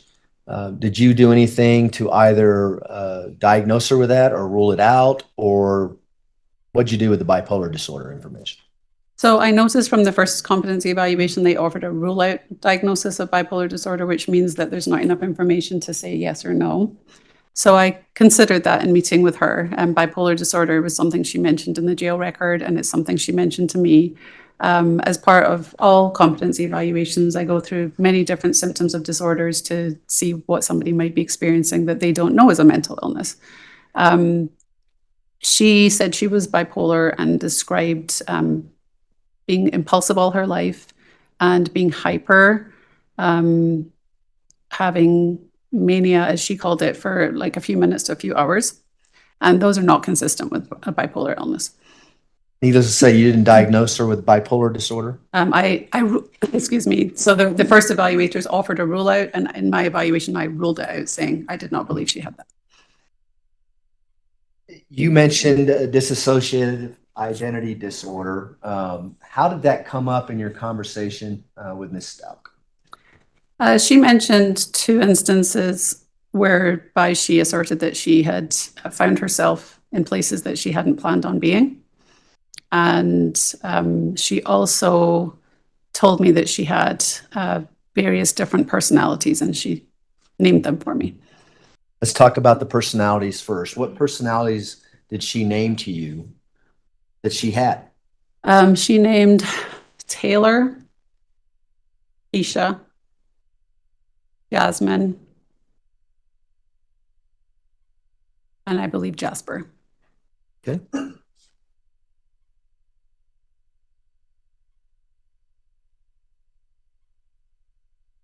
I'm sorry, Taylor, Jasmine, Tisha, and Jasper? Okay. Did she ever mention Victoria? No. Did she ever mention Harmony? No. Did she ever mention Christina? No. Little Lucia? No. What about Maria Sanchez? No. So as she's saying these things to you, did you see any signs that she was changing personalities or turning into someone she's not? No. Based on what she's telling you, did you consider dissociative identity disorder as a diagnosis? I considered it. Tell the jury about that. What did you consider and what did you do to either diagnose her with it or rule it out or however you approach that? Dissociative identity disorder is a very rare disorder. Somewhere between 0 and 1% of people have it.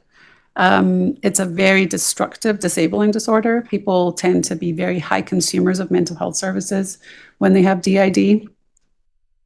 It can be very frightening because people don't know what's happening to them. They feel very strange and they can't explain what that is. So there's a lot of mental distress that goes along with that. And those people typically have very poor functioning, can't hold down jobs, can't hold down relationships, just not very productive. In talking with Ms. Stauch, she did not describe any such dysfunction. Her history didn't support that. And in describing the alters, which is what those different personalities are clinically referred to, she had selected names for them based on things she liked and aspirations she had, which is inconsistent with this disorder where typically the alters present themselves to you. You don't create them and you don't name them kind of whimsically. So I just didn't see any of the impairment that would be expected to go along with the claims that she was making. If you wouldn't mind pulling that microphone a little closer to you, just to make sure everyone can hear you.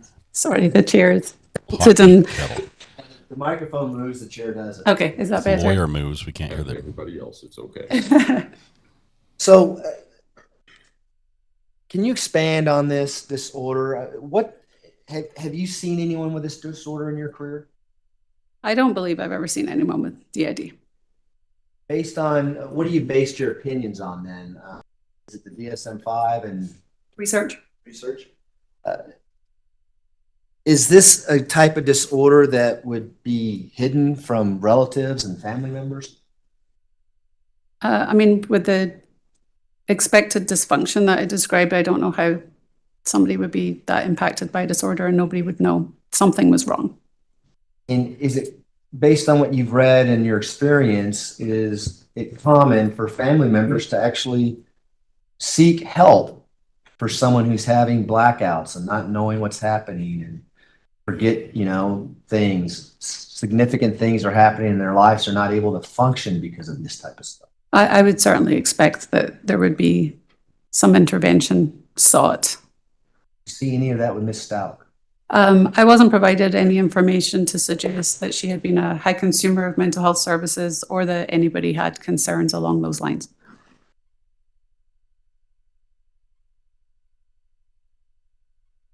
And just so we're clear, in a competency evaluation, does it end with a diagnosis of a mental disorder? No, I'm not sure I know what you mean.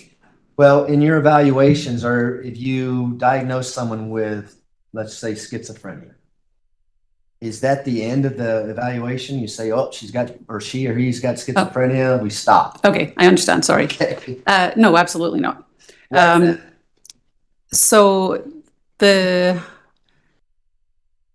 profession of psychology considers mental illness, but the statute, the legal system considers mental disability. So I'm assessing for a mental disability. And the difference between those two is a mental illness is what you've heard of: depression, anxiety, schizophrenia. Within those disorders, everybody's going to experience them differently. So if two people are diagnosed with depression, you don't know what their experiences are or how impaired they are. A mental disability says, okay, they have a mental illness, but they're disabled by it. So it's to a high degree. It's not sufficient to have an illness. It has to be impacting functioning, and that in a specific way for competency, and that renders it a mental disability. And is that the same for an insanity evaluation? Does it end with a mental illness diagnosis, or do you have to go further, similar to what you talked about in the competency? It's a slightly different definition, but yes, it's not sufficient to just have a mental illness. I just want to talk about the vampires some more. Did you talk to Ms. Stauch about her experience with vampires during your forensic interview? I did. Tell the jury about that. Ms. Stauch introduced a vampire called Justice. She said that there was a button in her cell that she could summon Justice, Jasper, perhaps Patrick, if I remember correctly. She said she had been introduced to vampires when she lived in Alaska previously. And they used to go door to door like Jehovah's Witnesses. And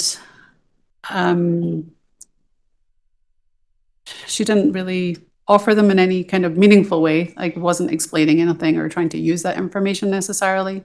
But she certainly referenced them throughout the interview. Did she tell you where she got these names for these so-called vampires she's talking about? She directed me to the movie Twilight.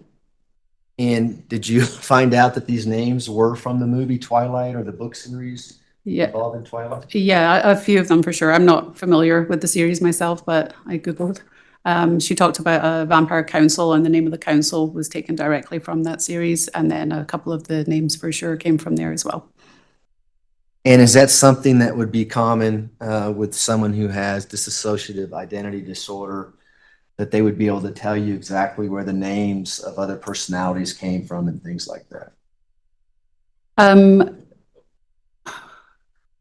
Are you drawing a connection between the vampires and DID? Because I got a bit confused there. No, I'll ask you a different question. What relevance, if any, did that have in your evaluation? The fact that she's talking about vampires that came from a movie. Well, certainly if somebody's talking about vampires and that appears real to them, that could signify that they're experiencing a mental illness. So I looked further to see, I'm looking for consistency again. So it was notable that she said that she had been interfacing with these vampires since Alaska, but she made no mention of them to the previous evaluators. And she also didn't mention them throughout her jail stay until several months in. I think I lost track of your question. I'm sorry. Well, what's the significance? It's one thing to say that I talk to vampires and I see vampires. What's the significance of her saying clarification? Well, these vampires came from a movie. Right. So that's not consistent with a mental illness. It sounded like a fabrication.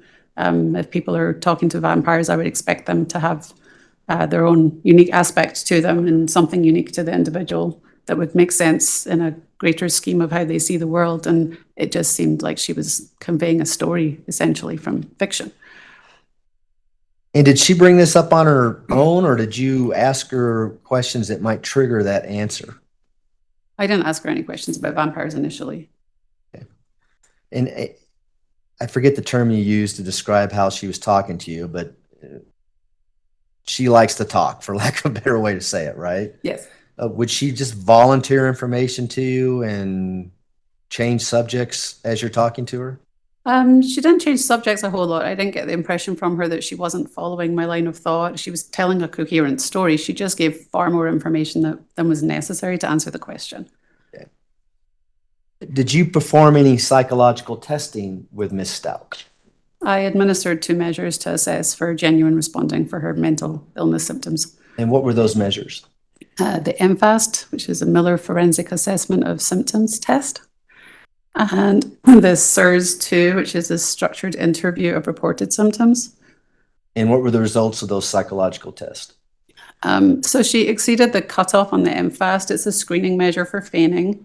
And feigning means the intentional exaggeration or production of mental illness symptoms.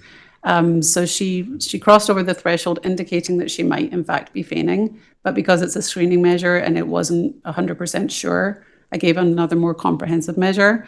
On that measure, there's several scales. It looks at different aspects of feigning. Are you reporting symptoms that you're not manifesting observable behavior of? Are you reporting inconsistent symptoms? rare combinations of symptoms. So she just elevated one scale on that test, suggesting probable feigning. But on the test overall, it was indeterminate.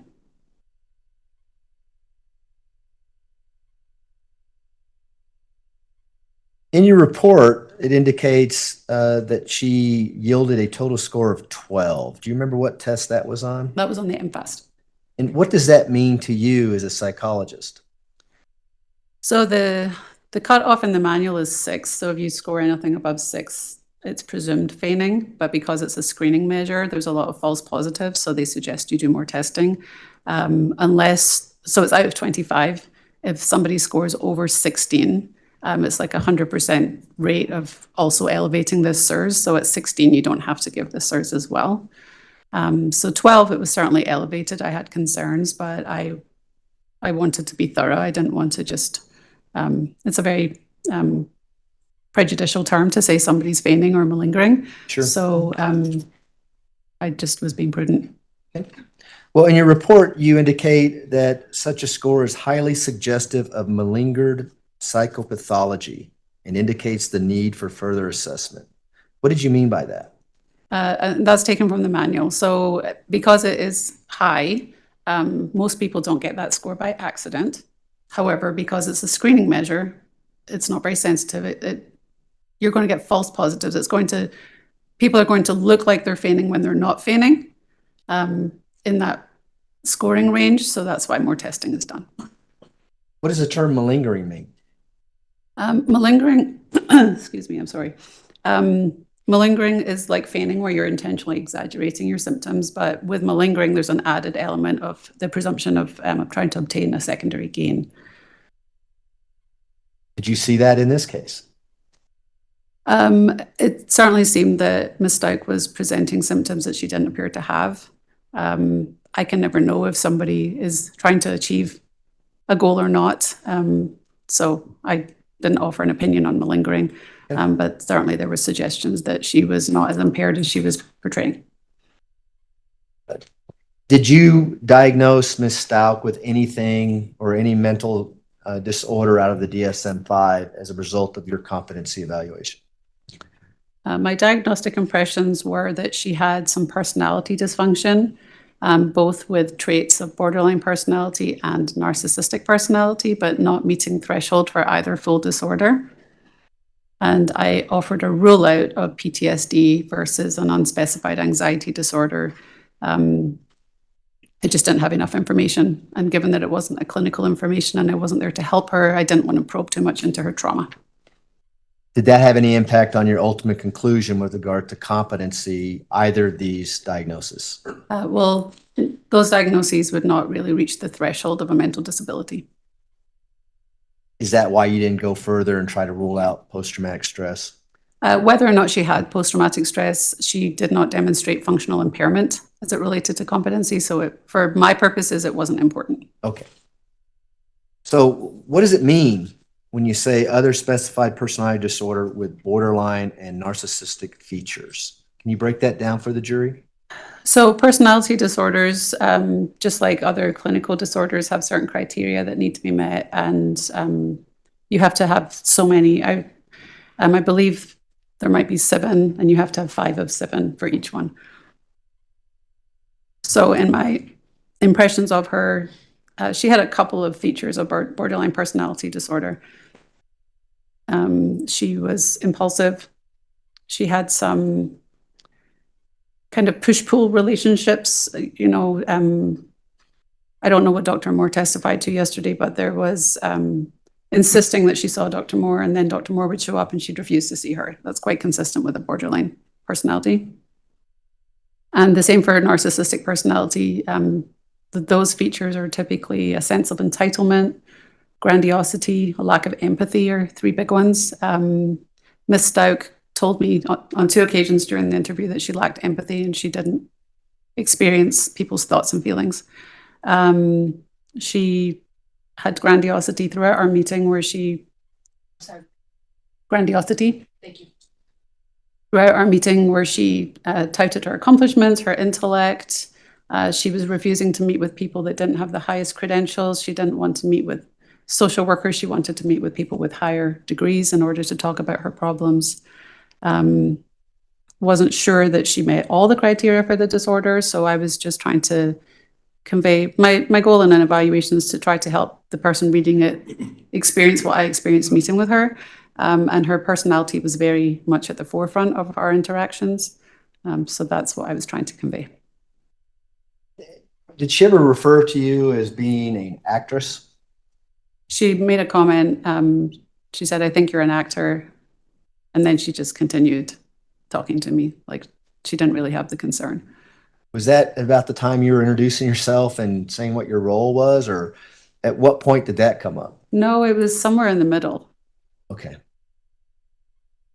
There's a couple things I want to talk about, the borderline, the personality disorder diagnosis that you have in your report.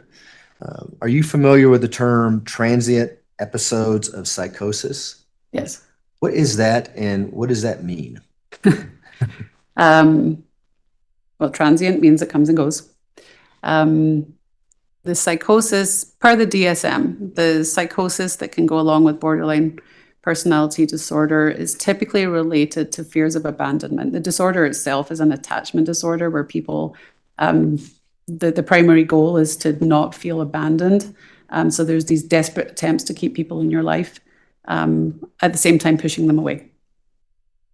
So the transient episodes of psychosis that the DSM refers to is kind of a paranoia about abandonment that might manifest like you text your loved one, they don't text back as quickly as you think they should, and you start thinking that they're leaving you. And then you go into a spiral thinking that the relationship is over, and then they text you again and they were busy, and then you're like, oh, I'm fine now. That would be considered a transient episode of paranoia. Okay. Seems like that's pretty common, at least. I hear about that on occasion. Did you see any of that with Ms. Stauch during your evaluation? No. Is that something that are you capable of ruling that out as a symptom or being anything to do with Ms. Stauch? It wasn't something I observed during my interview. She has personality dysfunction that I wouldn't say I would rule it out as ever being possible happening. I didn't see it firsthand. So it didn't come up? No. I want to talk to you a little bit about what she, let me ask you this. Did she talk about Gannon and Gannon's death? A little bit, yes. Did she talk about feelings that she wanted to bring him back to life? Feeling that she could bring him back to life. Yeah, that's probably better to ask you that. Tell the jury about that. What did she say about feeling that she could bring Gannon back to life? She described holding some religious beliefs based on a local pastor of a church here in Colorado Springs who purportedly had brought somebody back to life at some point in time. And she believed that Gannon could meet that same outcome based on those religious beliefs. Sounds kind of weird to me. I mean, how did that come into play in your evaluation? Well, it's an unusual belief that I obviously explored further. Clinically, it kind of appeared to be a bit delusional to me. However, religious beliefs, by definition, are not delusions. The DSM has an exclusion. If it's a commonly held belief in a subculture of religion, then it's not a delusional belief. So I chalked it up to subscribing to religious beliefs that weren't in the mainstream. Did she talk to you about her upbringing in North Carolina and her religious beliefs as a child as she was brought up in North Carolina? No. Okay. Did she talk to you about Tupac? Briefly. Bingo. What did she say about Tupac? At the same time that she was talking about Gannon being able to come back to life, she also said she believed in the conspiracy of Tupac Shakur not being dead, actually. And Tupac Shakur is who? He was a rap artist that was famously murdered in a very public way. And so was this in conjunction with talking about Gannon possibly bringing him back to life based on what the conspiracy was going on with Tupac and his murder? Yes.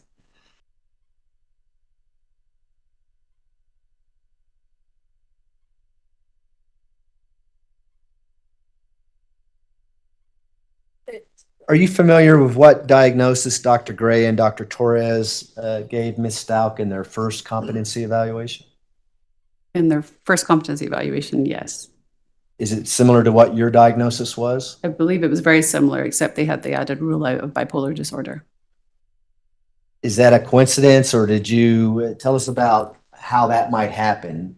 Did you consult with them at all on your diagnosis, or was your diagnosis independent of what their diagnosis was? I did not consult with them.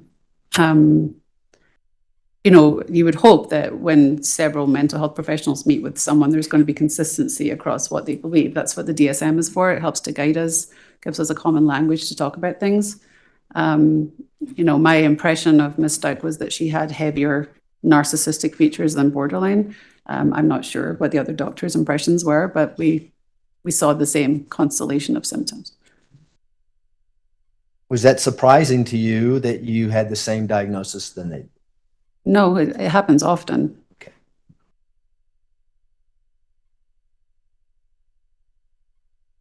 I can just have a second, Your Honor. Me?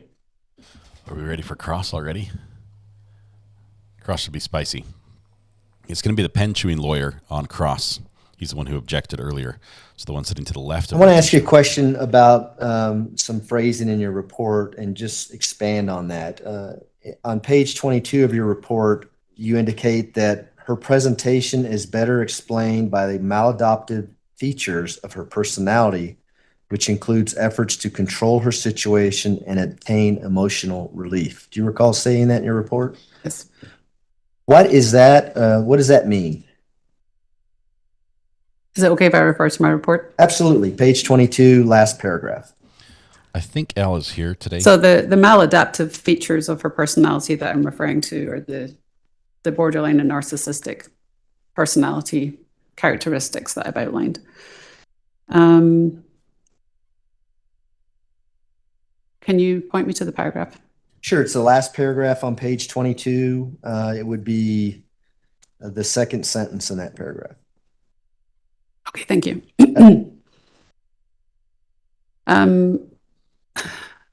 So the symptoms that she was presenting to me, like having the personalities and having conversations with vampires,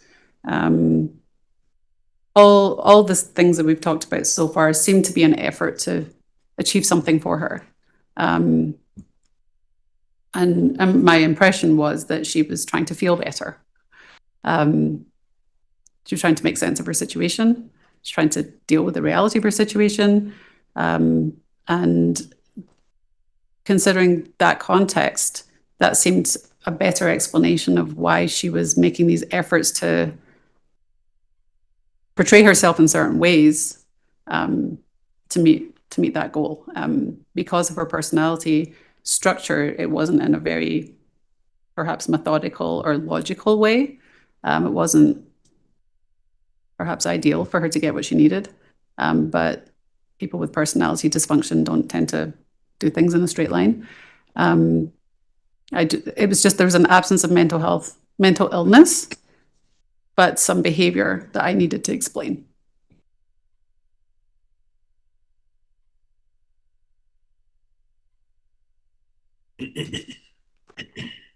In your opinion, did Ms. Stauch have a mental disability or developmental disability that prevented her from understanding what's going on in the courtroom? No. Did she have a mental disability or developmental disability that prevented her from working with her attorneys and proceeding forward in the court case? In my opinion, no. And is that why you came up with the ultimate conclusion within your report? The ultimate conclusion that she was competent to proceed. And it's an opinion. The court has the ultimate conclusion. Good point. That was your opinion. Yes. And it was based on everything that we talked about just now? Yes. Is there anything else significant that you would like to share with the jury about your evaluation of Ms. Stauch? I can't think of anything. Okay. If I can just have a second, Your Honor. Here comes Cross. This will be good. Let's see if Letecia's behavior changes a little bit here during the cross. See if she sits up. There's one thing I forgot to cover with you, and dissociative identity disorder. The first part of that is disassociation. Could you tell the jury what that is and what that means from your standpoint? Dissociation is kind of losing track of the present momentarily. It can manifest in a variety of ways. Many of you probably experienced driving down the highway and finding yourself passing an exit and you don't remember the 3 exits prior. That's dissociation. You're still focused, you're still driving, you're still being safe, but your attention was somewhere else. So that would be kind of an adaptive, benign experience. In the extreme, dissociation happens maybe in the context of a trauma that's occurring where the physical body is being exposed to something very terrible and the mind is able to go somewhere else to separate itself, so to not have to experience what the body is experiencing.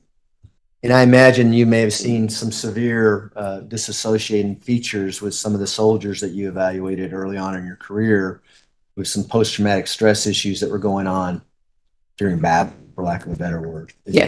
Is that kind of what you're talking about, those severe versus everyday disassociations that we may experience? Yeah, just with anything, most things in the DSM, they're all symptoms. We all experience most of them. They become a problem when they impact your functioning. So dissociation is a normal thing when you're doing repetitive things. It's a problem when it starts interfering with your life, when you're needing to be somewhere and psychologically you're somewhere else, or it's causing a lot of distress for you. Thank you, Jan. Those are my questions. Thank you very much. Cross-examination. Thank you. Dr. Grimmett, how are you? Morning. Good, thank you.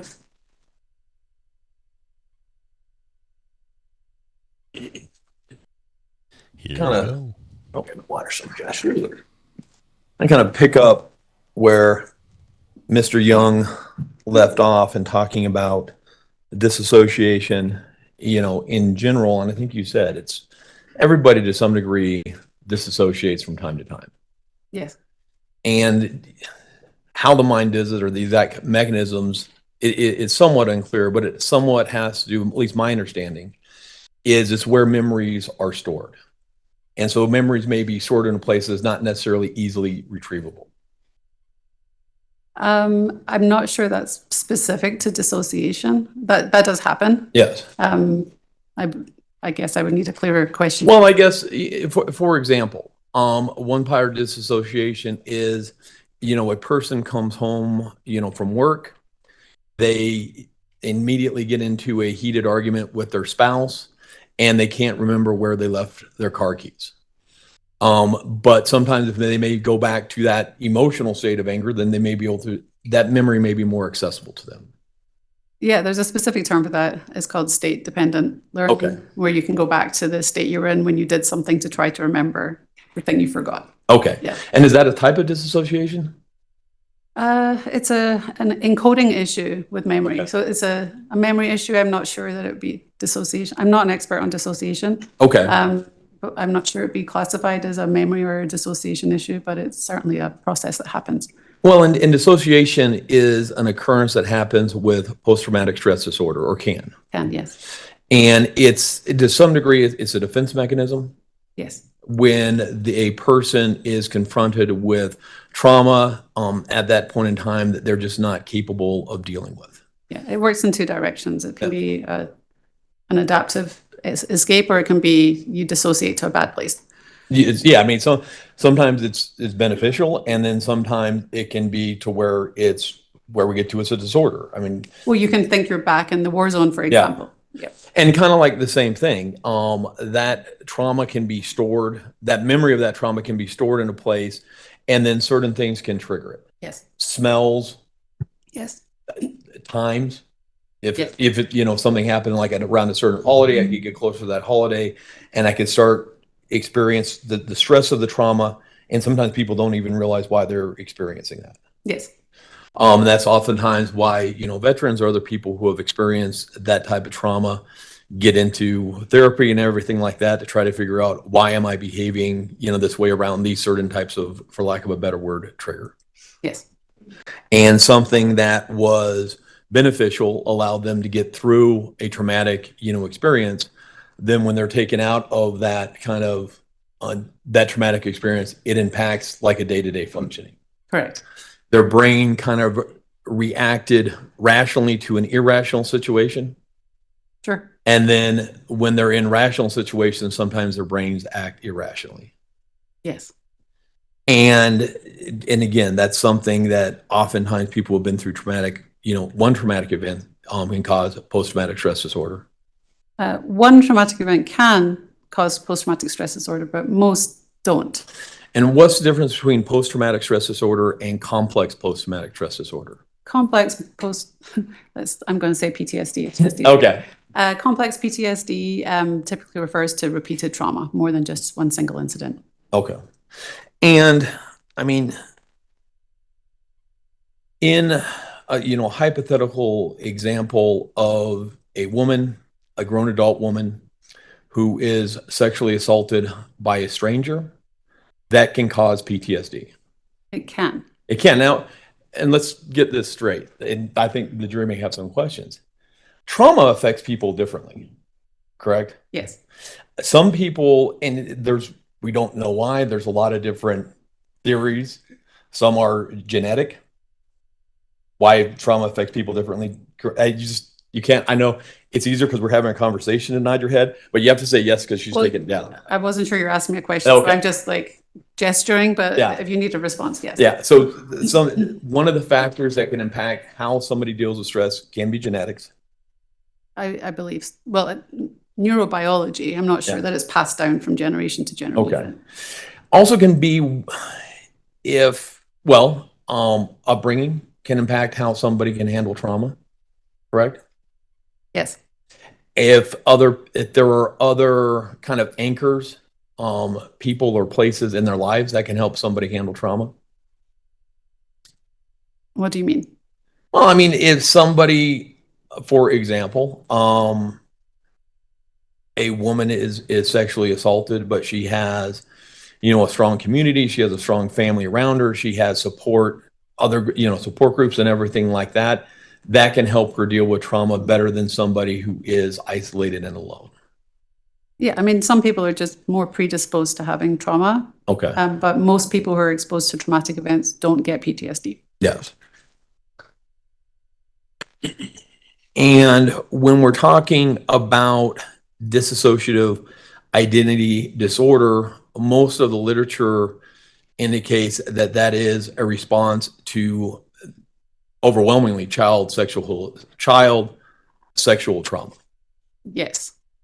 And the basis kind of for that, or in the literature and the thinking of how this develops, is you have a child who is perped on by a caregiver, is the kind of classic example of it. I don't know that I have looked into the literature to that degree. Childhood sexual abuse is certainly problematic. I haven't looked at perpetrator literature. Well, for a child who is perpetrated on by a caregiver, creates a problem for that child. Right. Because you have somebody, because kids are not self-sufficient, correct? Correct. They rely upon a caregiver to give them food, correct? Correct. They rely upon a caregiver to give them a shelter, yes, correct? And we've learned more and more in the last 20 or 30 years, they also rely upon that caregiver for, emotional support. Right. And we'll get into that a little bit, attachment theory and so forth, but that's actually a need of, young children, is emotional support from a caregiver. Yes. And so a child who is perpetrated on, who was molested by a caregiver, the point behind, or the theory behind DID, is they disassociate. And so the memories of the perpetration and the molestation go into one place, and then there's another personality or ego state that doesn't have that memory, and so can look to that caregiver for the food, shelter, and emotional support. Are you aware of that? That's the theory behind. I'm aware of that theory, yes. Okay.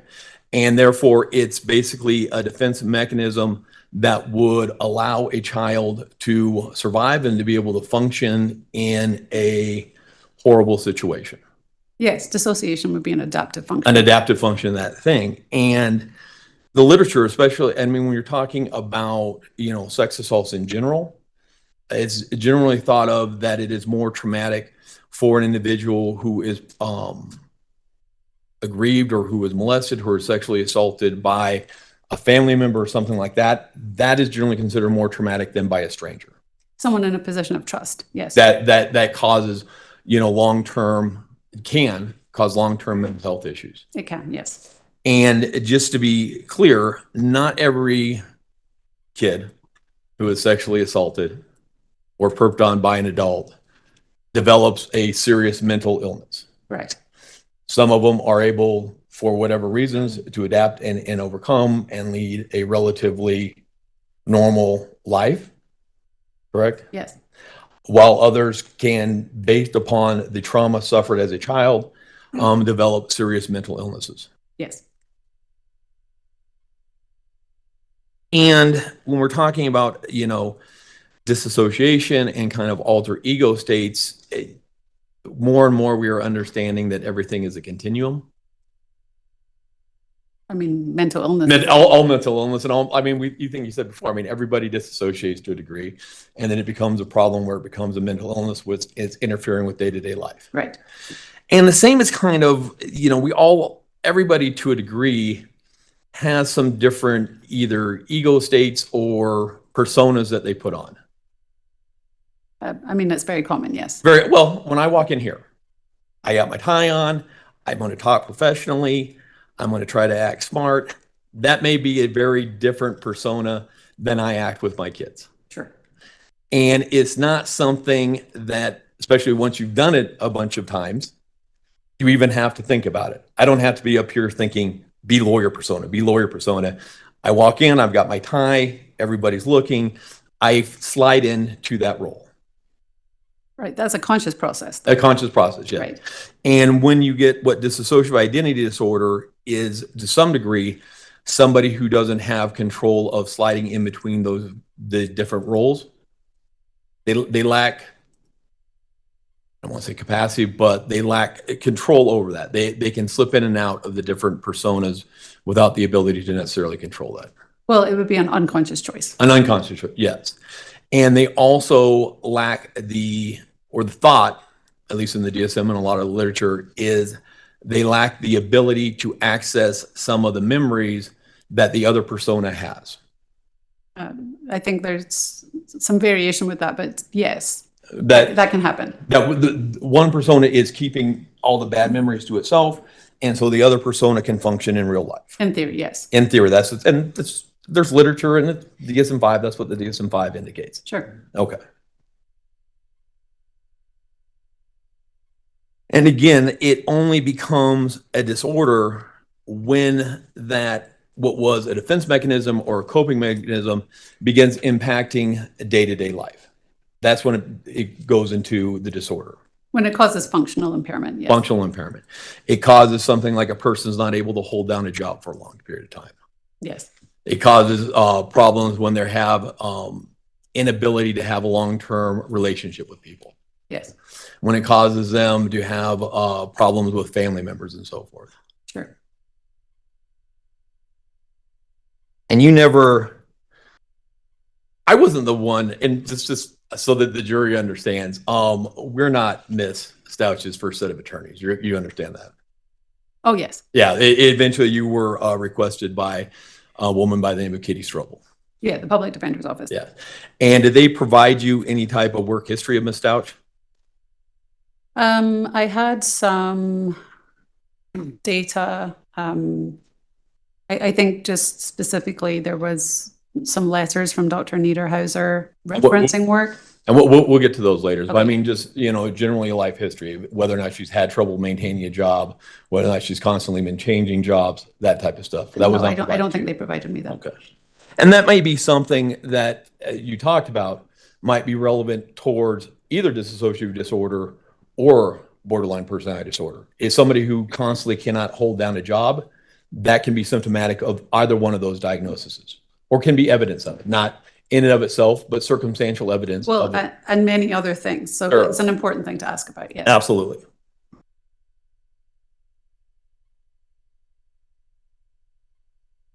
Is what type of mental illnesses are comorbid with dissociative identity disorder? So comorbid means that they're happening at the same time.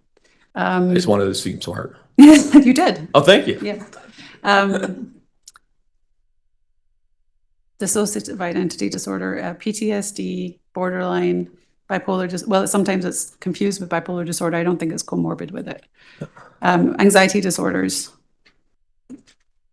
Okay, and you are aware that Ms. Stauch had been diagnosed with a general anxiety disorder? I am aware she reported that. Okay. Well, I mean, you're aware that the jail was actually prescribing her medication for anxiety? Yes. Well, and you're aware from a letter from Dr. Niederheiser that she was suffering from anxiety and stress? Yes. And that was a letter that was dated a couple months before the events in question? Yes. Another possible indication of dissociative identity disorder is self-injury? Not just DID, but yes. Yeah, I mean, I'm just talking something that the DSM-5 lists as something that occurs in a, generally you can see can be evidence of DID, and that would be self-injury is one of the things that DSM-5 indicates. I'm actually not aware of that. What about suicide attempts? I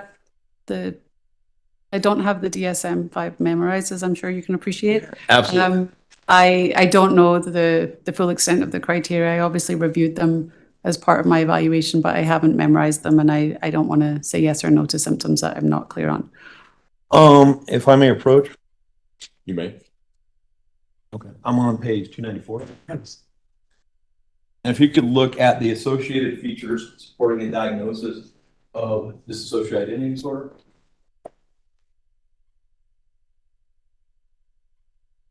Thank you.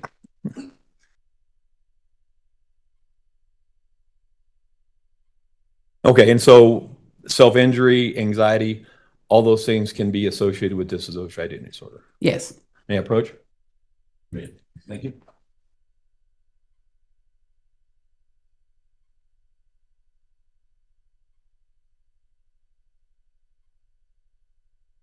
You are also aware that the DSM-5 indicates only a small percentage of people with DID present in a manner that somebody would see the shifts in personas. Yes. And so, asking individuals who maybe have talked with Ms. Stauch for an hour or so who don't know her, if they've noticed changes in her personality, would not necessarily be that relevant in determining whether or not she has dissociative identity disorder. Yeah, that wouldn't be very reliable. Yeah, I mean, it would be kind of misleading to indicate that somebody with dissociative identity disorder is going to be changing personas multiple times in a 1 hour conversation. Yes. That's not consistent with any literature whatsoever. Correct. You also, with dissociative identity disorder, impairment varies widely from apparently minimal to profound. Yes. And that's in the DSM-5. And so somebody, you just said, but on direct, you're saying you would expect to have all like these problems with dissociative identity disorder, but the DSM-5 seems to indicate that it can be minimal disruptions or profound disruptions depending upon the individual. So I was referencing my competency evaluation. Okay. So yes. If somebody is experiencing mild symptoms of anything, it's not going to be something that presents as a barrier. So I'm looking for symptoms to a degree that they're causing functional impairment. So I'm offering testimony specific for the purpose of my evaluation. Okay. And many mental illnesses, or almost all mental illnesses, they fluctuate. Yes. And that's why when you're talking about competency, you're doing competency at that specific time. Yes. Because it's not static. It's not. It can vary. Yes. And almost, any even a mental illness such as schizophrenia can vary. Sometimes people can be in active psychosis, but you could have someone who has schizophrenia and a month later they may look apparently normal. Yeah, we talk about symptoms waxing and waning. And I've had experience with clients who have grown up in very traumatic chaotic environments that are actually much more comfortable in jail or prison environments. And have you seen that same type of thing? Yeah, people get institutionalized and they Well, need that structure. And sure, ask your question. Okay, let me for example, like somebody who, again, one caregiver may be abusive. They sometimes may not have food. They may not know what's going to go on for day to day. Jail or prison is very structured. You eat at this time, you do this at this time, everything like that. Sometimes people from traumatic environments can actually be much less stressed in jail and much more adaptive in jail. Some people, yes. Yeah.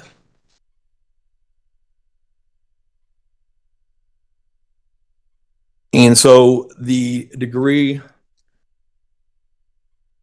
sorry, it's thirsty. As to the structure of the jail was impacting the presentation of mental illness, we don't necessarily know. I wouldn't know in the course of a competency evaluation. Sure.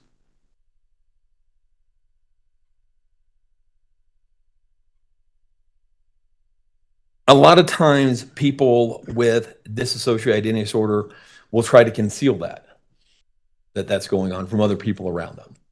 I haven't worked, to my knowledge, directly with people with DID, so I can't answer that. Are you aware that the literature reflects that generally people are in mental health treatment between 4 to 6 years before they're correctly diagnosed with DID? Yes, I believe it can take a long time. Are you aware that the DSM-5 indicates one of the things that leads a lot of individuals with DID to therapy initially is OCD? I think I remember reading that. Okay, and what is OCD? Obsessive compulsive disorder. What does that mean? You have thoughts that are very disturbing to you that drive you to engage in a behavior to alleviate the distress of having the thought, like hand washing, germs, stuff. It's a coping mechanism to alleviate mental distress. Okay. Can it be a coping mechanism to alleviate the mental stress of childhood trauma? I mean, there's no straight line to get to OCD, so. Okay. It can vary, but that's a realistic hypothetical. Sure.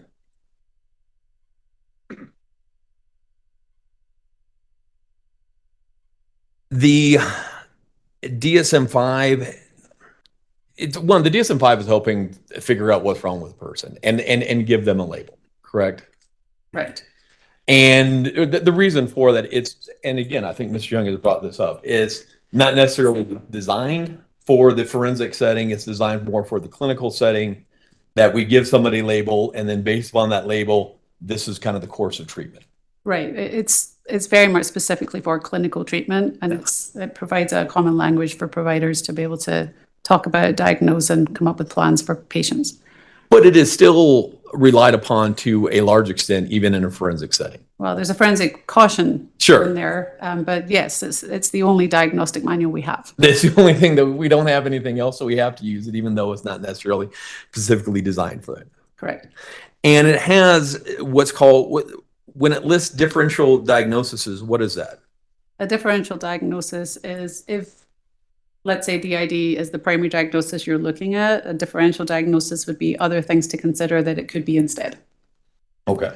And one of the things that it lists, it lists personality disorder, and it lists specifically borderline personality disorder. Yes. And it specifically states that oftentimes borderline personality disorder can present similarly to DID. Yes. And you diagnosed Ms. Stauch with a personality disorder with borderline and narcissistic features. Yes. And when we're talking personality disorders, those are kind of organized by clusters. Yes. And narcissistic and borderline, I think they're in the B cluster. Yes. And when we do clusters, that means we're organizing personality disorders that have some similarities. Yes. And when did we start doing the clusters? Before my time. The DSM-3? It was definitely in the DSM-4 TR, which is My time? Yeah. I'm not sure if it wasn't in the previous solutions. Okay.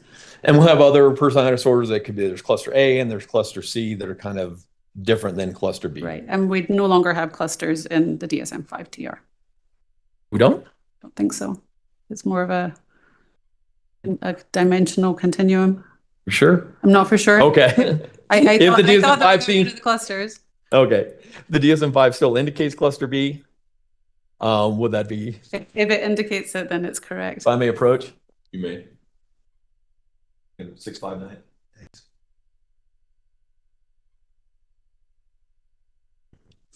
Well, look at you looking smart again. Yes, you're correct. Okay. Thank you. And so cluster B, we've got antisocial, histrionic, borderline, narcissistic. Yes.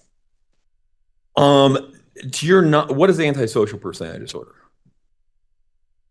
Antisocial personality disorder is a pervasive pattern of breaking the law, having difficulty adapting to authority and social norms, deception, lying, general rule-breaking behavior. And Ms. Stauch has had multiple evaluations. She's had 2 competency and 2 sanity. I'm not familiar with what happened after I met with her. Are you aware of anybody ever diagnosing her with an antisocial personality disorder? Not to my knowledge. What's a psychopath? Psychopath is not a diagnosis. Okay. It is a person who manifests a lot of antisocial traits, lack of empathy, callousness, kind of parasitic behavior, living off of other people. There's a specific criteria that need to be met to be diagnosed as a psychopath, be assigned the label, but it's not a clinical diagnosis. It's not in the DSM. Nobody has ever diagnosed her or given her the label of a psychopath to your knowledge? To my knowledge. Talk a little bit about borderline personality disorder. What is borderline personality disorder? Borderline personality disorder is a disorder of interpersonal relationships where the person has a profound fear of abandonment, chronic feelings of emptiness, tendency to engage in self-destructive behavior, whether it's sex, gambling, self-injury, suicidal gestures, and possible transient episodes of psychosis. Okay. And similarly, both the underlying literature seems to indicate that both DID and borderline personality disorder are generally caused by childhood trauma. I believe that for borderline personality disorder, it's not necessary or sufficient to have had childhood trauma. No, but the thought of is that childhood trauma can cause borderline personality disorder. It can certainly lead to it, but it's not required. It's not, yes. So DID, it's almost exclusively trauma-based. Childhood trauma. I mean, most of the literature has anywhere between 94 to 100% of people with DID suffer significant childhood trauma, and it's almost always sexual childhood trauma, correct? Probably. Okay. And borderline personality disorder, there's a correlation, but not necessarily a direct cause. Yes. And a high degree of people with borderline personality disorder reflect childhood trauma. Yes. And some of this, at least my understanding, how are you familiar with attachment theory? I mean, I've had it as part of my training. Okay, and it's Bowlby. I'm mispronouncing that. Bowlby. Bowlby. And what is attachment theory? Well, Bowlby, going back to the 60s, I think, before my time. There was research done on the damage of separating mother and infant. There's a critical period between the age of 0 and 2 where attachment with the caregiver forms. If those attachments are disrupted, it can affect the child's functioning going forward. And basically, they took, it was him and then a Mary Ainsworth. They took, I think it was 1 or 2 year olds, children in between that age. They put them in a room and then they had the caregiver leave. Ainsworth did, yes. Yeah, Ainsworth did. And Ainsworth?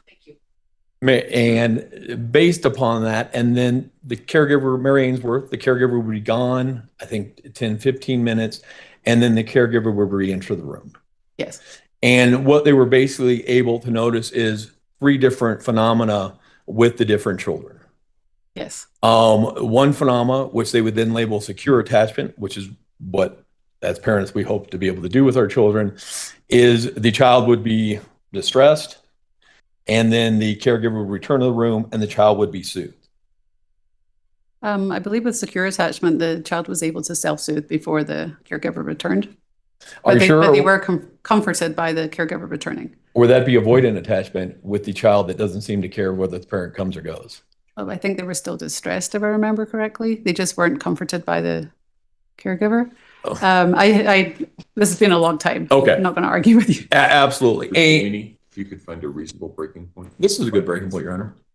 This is good. Sure. I didn't want to interrupt. No. Okay. All right. Okay, ladies and gentlemen, we will take our morning recess. If I can have everyone back in the jury room at, say, 10:40, we should be able to start on time at that point. Again, don't discuss the case among yourselves. Don't discuss the case with anyone else. Don't do your own research about any aspect of the case. With that, we'll see you back at 10:40. All right, from the jury first. The good news is that we are on page 7 of the DSM-5 book, only about 700 more pages to go. I don't know if he's going through everything in the book or not. Wow. Can you make your burner number show? Yes, you can just type !burner. Let's see who said that. !burner will make the burner number show, Sheila.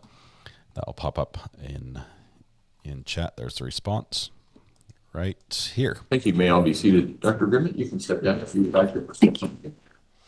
Okay, so the lawyer is talking to the blonde lady with the white shirt. I'm not sure who that is, but she's sitting close enough up that I think she may be pertinent to the defense in some way. Possibly a previous lawyer for, I don't know. We'll have to do some research. Does anyone recognize the blonde lady in the picture that was sitting behind Letecia in the corner? I believe she's not a news reporter, an expert possibly. Their expert wasn't supposed to fly in until Monday. So unless she caught an earlier flight, it seems surprising that she would be here on Wednesday when she wasn't supposed to come in until Monday or over the weekend. Possibly a defense expert. Her first attorney. That's what I was thinking, Donna Marie. That would be interesting. Oh, we've got a phone call coming in on the burner phone. Let's see who it is. Oh, did I miss it? I'm sorry.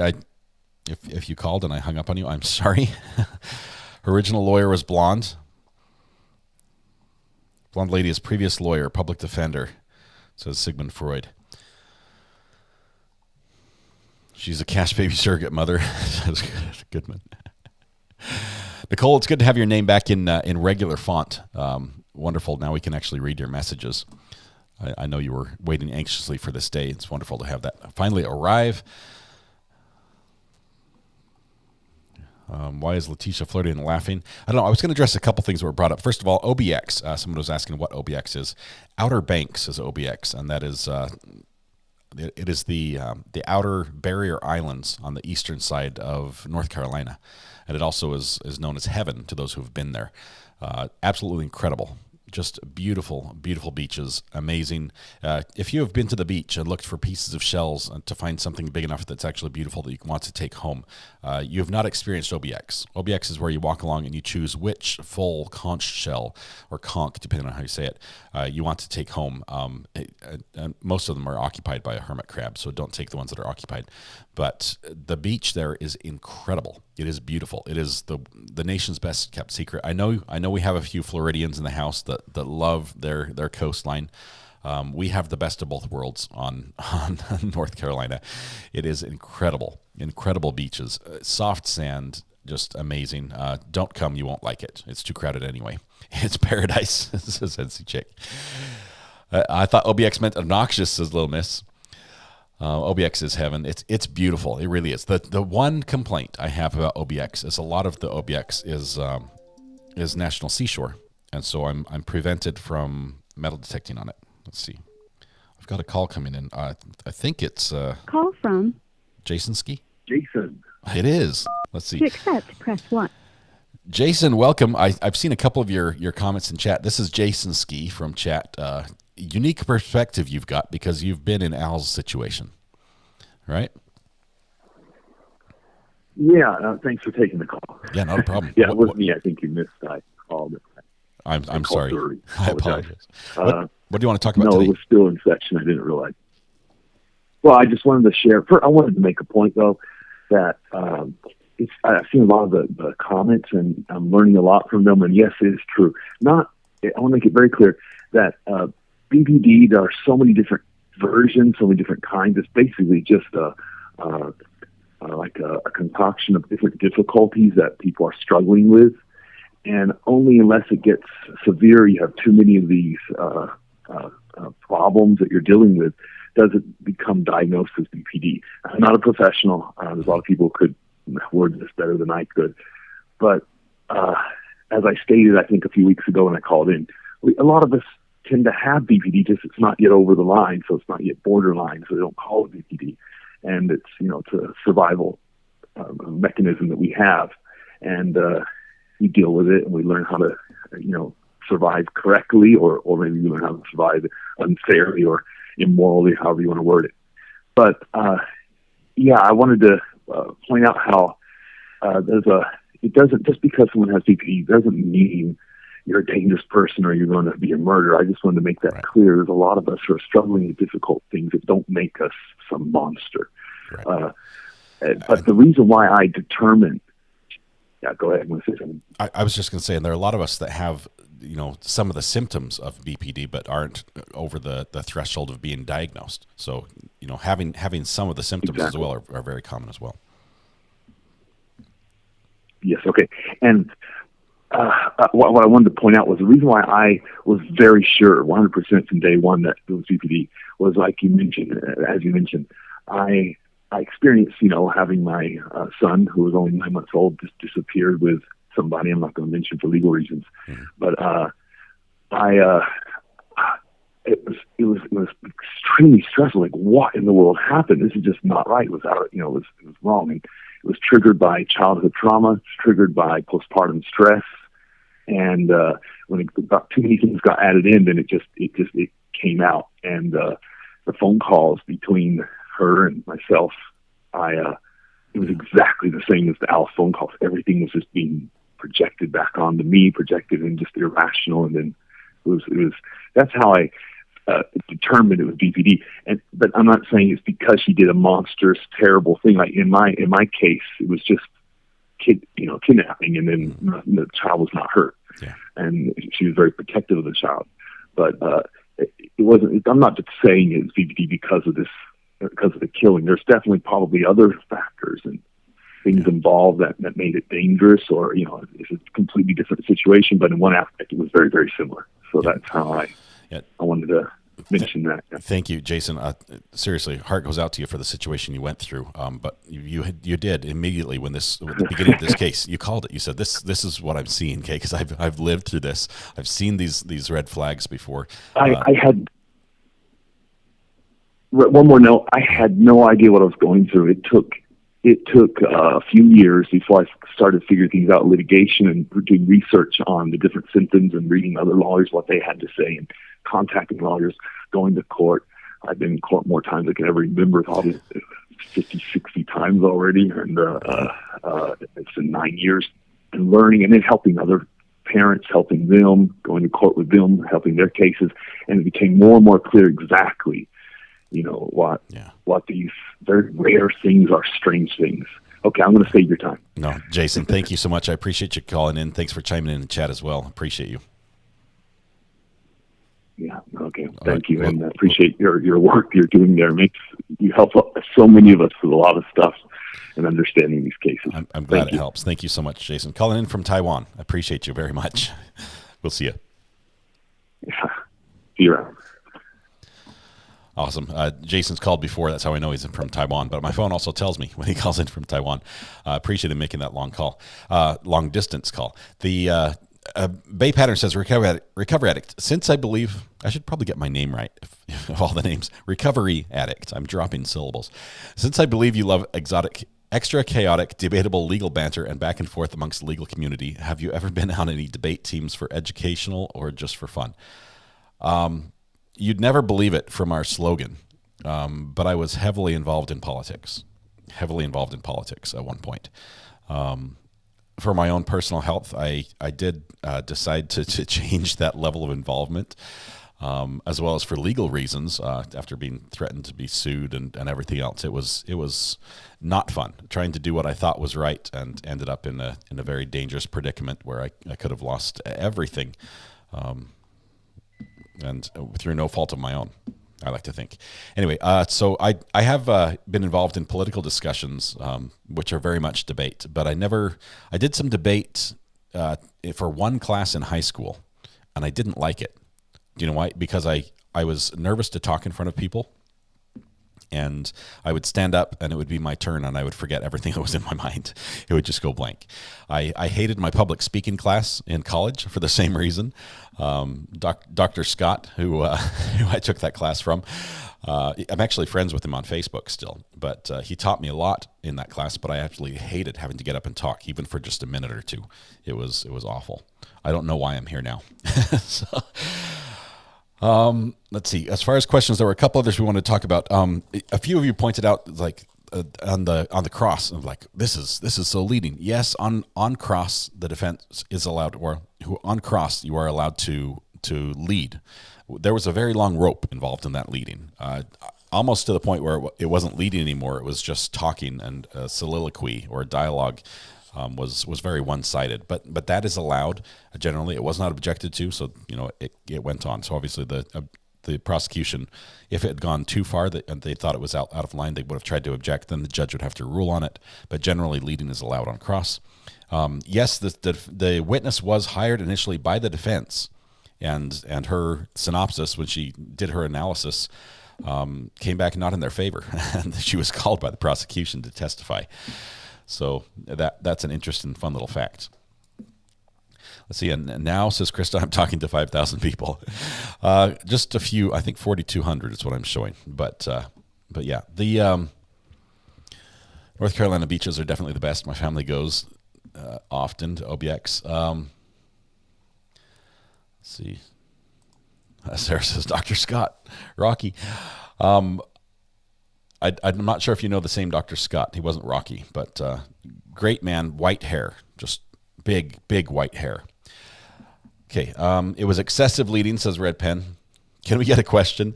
It would be nice to have a question occasionally. The witness was sort of being kind and nodding, and he's like, oh, you need to say yes. She's like, I'm not agreeing with you. I'm just trying to follow your conversation. I'm being polite is what I'm doing. So he just continued talking. Amanda Cunningham says, recovery addict, I have BPD and my 7-year-old son disappeared at a pumpkin patch last year. Oh my goodness. Okay. And I was a mess. I couldn't function. I couldn't even look. I stood there crying, trying to move, and I couldn't. Please tell me, Amanda, that this was just temporarily lost and everything ended well. I will tell you that when I go anywhere with my kids, the first thing I do is take a picture of them, not for the photo album, but I'm terrified that if one goes missing or gets lost, that we'll need to immediately, recruit, search and rescue. And I want them to have the picture of what they're wearing the last time we saw them. I'm a little OCD when it comes to that. Let's see. I think Mr. R.A. has said to keep it on topic while trial is on. We tried to keep it on topic, just realized that when there are a lot of people talking at the same time, it is difficult to have several different conversations going. Sometimes we think that one response is involved in another discussion, and people get offended and things like that. So when it gets really crowded and busy, we try to just stay on topic as much as possible. It's probably the worst time to have a back and forth. I wouldn't say argument, but very pointed discussion with someone that you disagree with. At that point, it's just difficult when it's busy. So just be patient. Generally, as towards the end of trials, especially as we get closer to verdict watch, a lot more people show up that aren't familiar with the fact that we're a fun community and we like each other, and even if we disagree, we're still friends. So just be patient as new people come and don't understand that. We'll train them and just be patient. Sometimes it's good to step away from chat for a minute too, as the new people get educated nicely. That we're all friendly here. What state are you located in? You're in Connecticut. I'm in North Carolina, Scotty. I'm in North Carolina. And somebody mentioned only people who pay get noticed. That is not what I do here. Their chat is going very fast. So right now everyone thinks that nobody gets noticed on percentage wise. And I'm sorry for that. We are trying to do everything we can to answer all the timely questions I can. Obviously, with people at different points, like right now, there are people who are 30 minutes ago in trial. They're catching up. They're behind 30 minutes. They might even not know that they're not live, and they're commenting in chat. We're seeing that live, so people are bringing up 2-pack right now. I'm going to try not to bring up those comments and respond right now. That isn't because I'm ignoring you when you say it. I just want to keep the conversation as timely as we can for everyone else. Olga says, not true. I get noticed. You do. It helps if you flag me like this, just at Recovery Addict. That shows up orange on my screen. So if you have something that's timely and you're live, make sure you're live because that helps. But if you have some timely input, we can do that. Others, if you're just asking me to check the burner phone or something, I do see you. I do check the burner phone. I just won't respond to all of them just because we're trying to focus on the conversation. I have a DJ voice. You're listening to Smooth Jazz. Kara, I've never been a DJ. I did take one radio class in school, and I liked it. It was fun. Denise, thank you very much for the super sticker. My hero. Love that. Looks like your dog is driving the car in your profile picture. Talented pooch. Ashlyn says, Recovery Addict, please check the burner. I sent you something regarding the upcoming docket. Thank you very much. I've had a couple suggestions, Ashlyn, about upcoming cases. One of you mentioned Sarah Boone. That is already on the docket for sure. We are following that as we have previously. We followed all of her letters to the judge, letters to her attorneys. It's going to be a fun one. Olga, welcome to the gallery as well. Thank you so much for being a supporter there. Appreciate you. Make sure you take a seat on the front row. Ren says 98% said guilty on Law and Crime Channel. We have not done a guilty or innocent poll. I typically save those until right when the jury starts deliberating, just because we'd like to think of ourselves as a court of public opinion, a lot like we were, an external jury. We listen to the evidence that's presented in court, try not to get into the stuff that's floating around out there. I realize some of you have brought up Letecia's prior acts. Generally, prior acts are not admissible, so we're not, we're not considering the fact that she has a prior record as far as her guilt and innocence, because that doesn't weigh in specifically on this case. But we will do a poll when very soon when we finally have this case handed over to the jury for deliberation. Let's see. Somebody says testing that theory right there. Kelly, it works. It's working. It's working. I see you there. Let's see. I'll turn the sounds on during the break too. Sorry, I forgot about that. Okay. Hello, Bama girl. Good to have you here. I'd never be able to stream. People who demand to be noticed would make me nuts. Missy, I want to notice everybody because honestly, this stream would not be what it is without you being there. I'm not a cat. So I want to give everyone a moment. We try to recognize the things that add to the conversation a little bit instead of just shout outs. Taking it easy. But there's a time for just shout outs as well. And we might have days where we've done in the past where we had just a break. We wanted a recovery weekend at one point, and so on Saturday, taking it easy. Kick back, taking it easy. At one point, we had a time where we just shared pet pictures. Everyone just shared their animals, and I just had a fun time just seeing a little bit into everyone else's lives, and that was fun as well. So sometimes we'll do those things as well. Jackie P, 1954, gifted a membership. Thank you so much, Jackie, for that. Let's see where this one went. It looks like Jenny GA was gifted the membership. I said it was on. Oh, I said, do you want it on? Oh, I thought you said, is it off? Alex stole it as well. Yeah.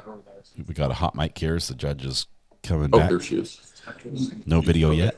All right. Court will recall 20 CR 1358, People versus Letecia Stauch. Record should reflect the jury's not present in the courtroom. Dr. Grimman, I remind you, ma'am, the church is still under oath. Is there anything we need to take up outside the presence of the jury at this point in time? I do so. Defense? No, sir. Okay, let's go ahead and bring the jury. Okay, as they're bringing the jury in, let me answer a couple other questions here. First of all, Tanya Hogan, I don't think the prosecution will be done with their witnesses yet today. Arkansas Magnet Fisher, I do notice you. Thank you so much, you and your missus. Appreciate you being here. Big shout out to Karen Hadding. I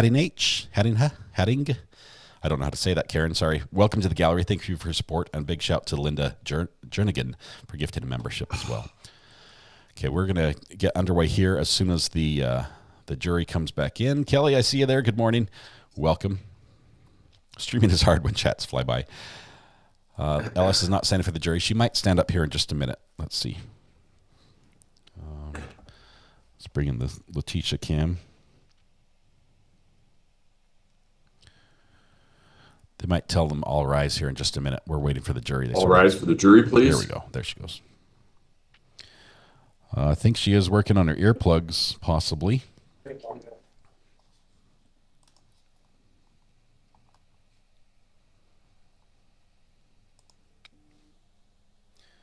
Are these two ladies the previous lawyers?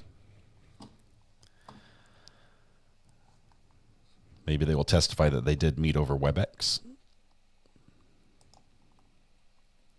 Thank you. You may all be seated.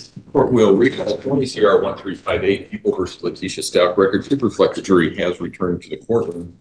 When we took our break, we were in the midst of the cross-examination of Dr. Grimmett. That's where we will resume. Mr. Tellini. Yes, Dr. Grimmett. And back, we were kind of talking about attachment theory, and I'll kind of move on from the exact experiment, but from the experiment, they basically developed 3 different styles of attachment: secure, avoidant, and anxious. Are you familiar with that? Yes. And secure attachment, the theory is that comes when a child grows up and they are given the appropriate attention by the parent. The child cries and the parent comes in to soothe them. The child is hungry and the parent comes in to feed them, correct? Yeah, the child perceives their needs are met. And the theory behind attachment theory is that then children who grow up securely attached are then able to have secure relationships. They can have a romantic partner. They can explode, romantic relationships or other relationships that actually work and are functional. It sets a good foundation for that. Yes. The theory with avoidant attachment, people with that, maybe had a caregiver who was not attentive. The child would cry and nobody would come to soothe it. The child would be hungry, nobody would feed it. And they kind of grow to put on a persona that they don't need anybody and are very kind of self-reliant and feel threatened by intimate relationships and so forth. That would be kind of the characteristics of avoidant. It could be, yes. And then we have anxious, and that's somebody who, similar to the avoidant, did not have their needs met by the caregiver, and they can be extremely needy in a relationship. They put a lot of, kind of same with, that's why I was getting to it. Anxious attachment would be similar to borderline personality disorder. I think that it stems from an unpredictability and inconsistency with the parenting, where the child doesn't know what's coming, whether they're going to get soothed or not. There's some inconsistency there that causes some distress. And kind of back talking with borderline, that's with the romantic relationships, they're consumed with it at the beginning and then think that it's going to be taken away and are very threatened by the fear of abandonment. Yes. And then later on, they actually came up with disorganized attachment. Yes. And disorganized attachment is kind of the anxious, but on steroids. And that's generally thought to somebody who was traumatized by a caregiver. I'm not too familiar with that. Okay. Have you ever heard the term disorganized attachment style? Yes, I could tell you what the criteria are. But so the same theory of the causes, at least back to anxious, there's some tracking and some similarities between the anxious attachment theory and borderline personality disorder. Yes. And you were, as part of the discovery that you reviewed, were you given hours upon hours upon hours of phone conversations between Al Stauch and Letecia Stauch that were recorded by the FBI? Not hours and hours, no. I did listen to some pretext phone calls, but I don't recall them being hours. Okay, you're lucky. Somebody who, in the face of a missing child or a homicide investigation, who is incredibly preoccupied with the relationship status and whether or not Al Stauch is going to take her back, that would be extremely consistent with borderline personality disorder. Yes. Yes. So where it appears like this is just irrational to focus on this. It's an irrational focus. I would say it's consistent with borderline personality disorder, but also be consistent with other things. Sure, it could be consistent with narcissistic personality disorder. Right.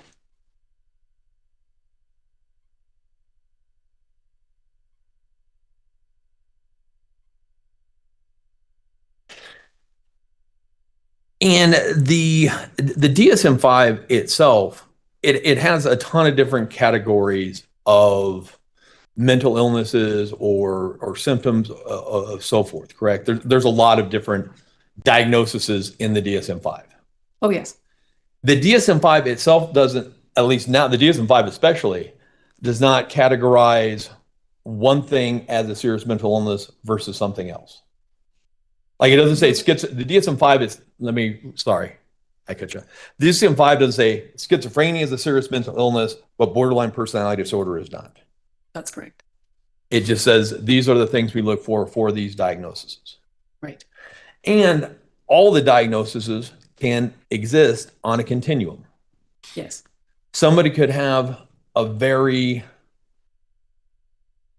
I'll say mild, but, well, bipolar disorder can be a serious mental illness, correct? I mean, it typically is a serious mental illness. But somebody could have bipolar disorder to a degree that it does not substantially impact their life. And then, so according to the definition of the National Institute of Mental Health, would not be a serious mental illness. There are mental illnesses in the field that are considered serious because of how impactful they are. And bipolar disorder would be one of those. You don't tend to have a mild case of bipolar disorder, certainly can, but it is typically a disabling disorder. But it could not be. It could not be. Okay. And that's why I'm saying, that's why the DSM doesn't necessarily label it, because you could also have on the continuum, a severe case of a personality disorder that can impact the day-to-day functioning of that person's life. Right. And if it and according to the National Institute of Mental Health, if the mental illness is impacting that person's day-to-day life, then it is then categorized as a mental illness. I don't concern myself with what the National Institute of Mental Health says for competency evaluation. Sure. So I can't really answer that. Do you know that that's what the definition by the National Institute of Mental Health is for serious mental illness? No, not particularly. I work off of the DSM, and because I'm not providing treatment, sure, it's not relevant for me day to day. Would you agree with that definition? Is a serious mental illness is a mental illness that impacts somebody's day-to-day life? I don't know what the formal definition is, but if I'm assessing someone, I'm looking for the level of impairment in day-to-day life. Okay. And sometimes personality disorders can be so severe that they impact a person's day-to-day life. Yes. Now, I also I emailed you some articles. You did? One of those articles I'm going to be approaching with Defense Exhibit C is hallucinations and other psychotic symptoms in patients with borderline personality disorder. Yes. If I may approach? You may.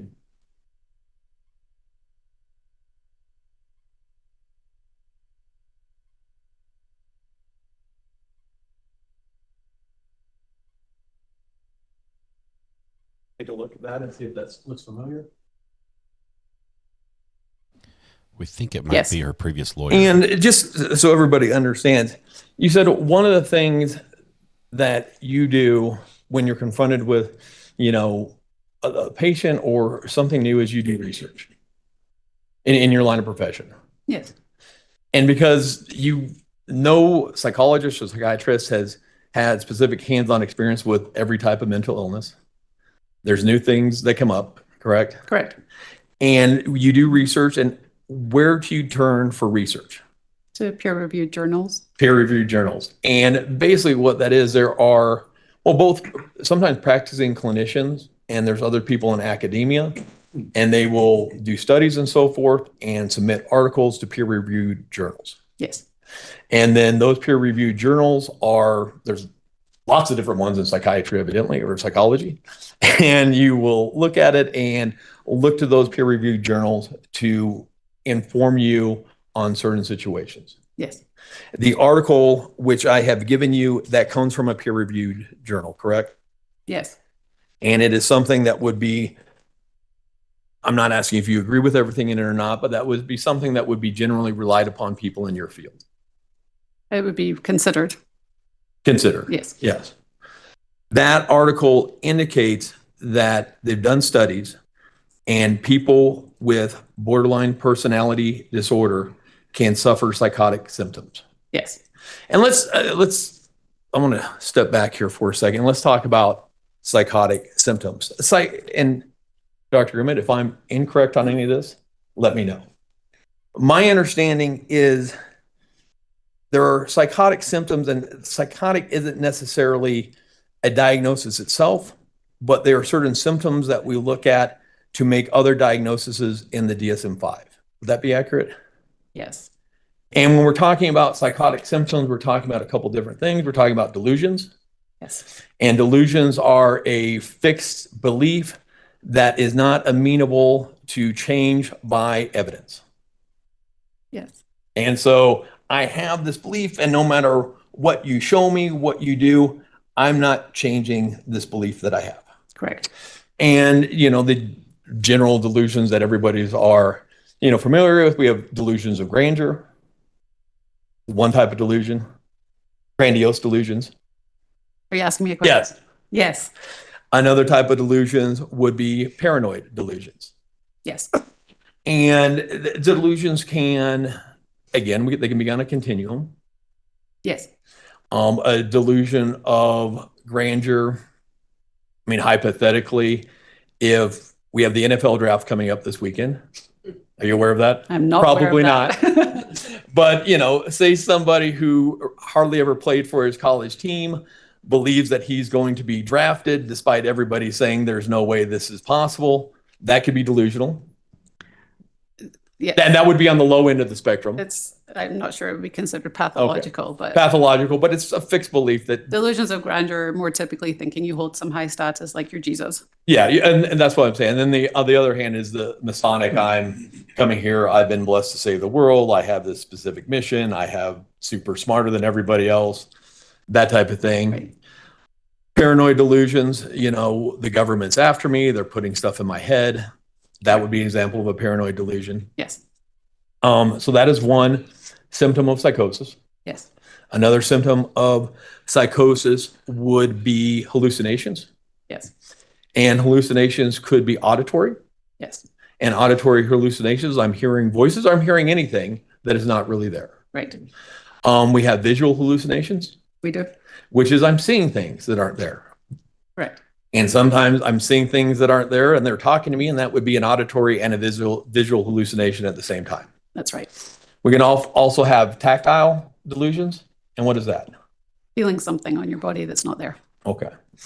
We also have, then the next thing would be disorganized thought or disorganized. You don't want to cover the rest of the hallucinations? I can. What else do we have? I thought I have the main ones. Well, there's a couple more that you should know about.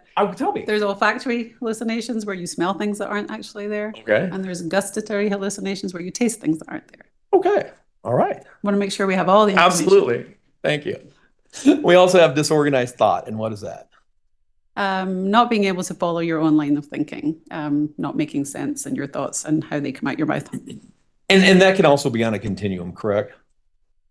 Yes. I mean, it can go anywhere from kind of tangential thinking all the way to what's called word salad. Yes. And what is word salad? When the words that come out your mouth are not logically connected to each word, so it sounds like you're just saying words and it's not a sentence.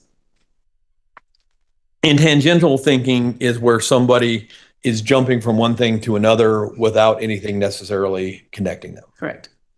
And then we kind of have the other ones. We have abnormal motor behavior. And what is that? Well, that can be lots of things. It might be like a stereotypic shaking. It might be picking, pilling, or having underactive movements where you don't respond. And then finally, we have the negative symptoms. And what are those?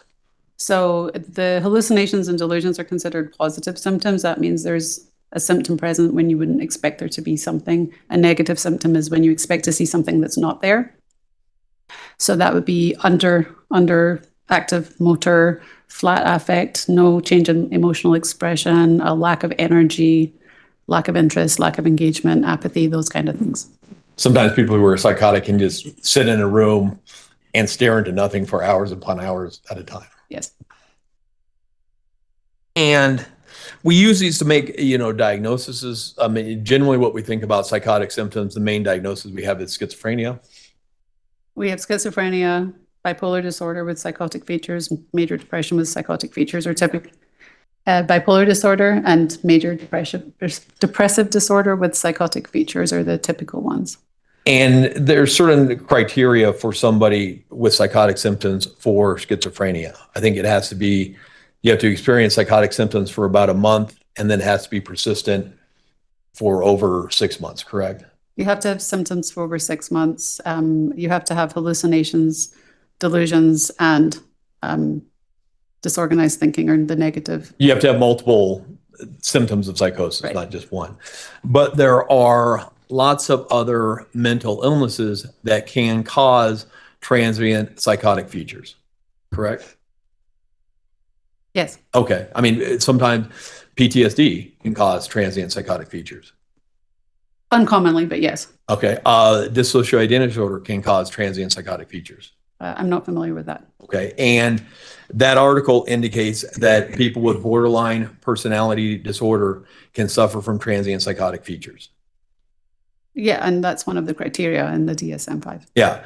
And it indicates that between 20 to 50% of people that suffer from borderline personality disorder suffer from hallucinations. In the sample. Yes. That these hallucinations can be both auditory and visual, sorry. Yes. Sometimes that 50% of the hallucinations had malicious content. Right. So this was a sample of 143 people, just because you don't have the article. I know. And Mr. Young's, after I'm done, he's going to come up and you guys are going to discuss why he thinks this article is garbage. But I'm just going. If I may, at this point, I'm going to object to this line of testimony as to irrelevant. There's nothing tying this to what she did in this case, and certainly nothing tying this to the defendant. So, well, first of all, the jury will disregard counsel's statement regarding what Mr. Young may or may not do. As you know, counsel can't testify in this case, and nothing that they say is evidence. Secondly, you qualified this witness as a witness in forensic psychiatry. Psychology. Or psychology, that's right, I'm sorry. Forensic psychology. This witness has not said it's outside her expertise, so it's within her expertise.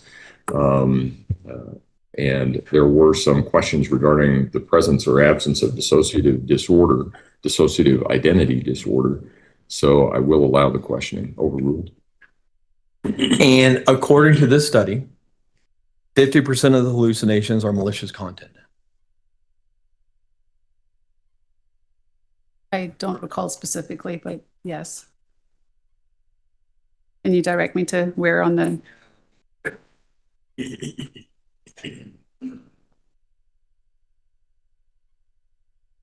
If you could look on the second sentence of page 790. Thank you. Yes. 50% of the hallucinations had malicious content. Yes.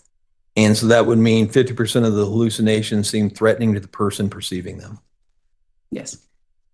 And I think I gave you a couple other articles that from other peer-reviewed journals that indicate that people with borderline personality can suffer from audio and visual hallucinations. Yes. Are you aware of any studies disputing the fact that people with borderline personality disorder can suffer from auditory and visual hallucinations? No, it's part of the criteria for the disorder. Okay. And also people with borderline personality disorder can disassociate. Not just from borderline personality disorder, but they may have other conditions going on that cause dissociation. Okay. According to this article that we are talking about, the hallucinations, there's kind of three different things that they look about that bring upon the hallucinations. The first one that they talk about is stress.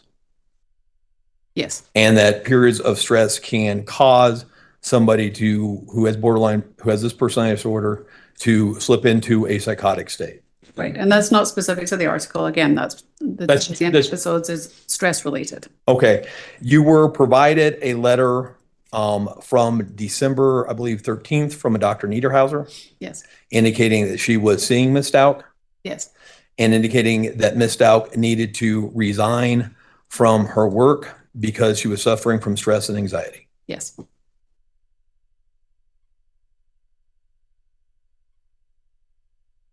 Another thing, according to this article, that can impact the degree somebody with borderline personality disorder suffers psychotic symptoms is whether or not they experience childhood trauma growing up. Can you direct me to the page again?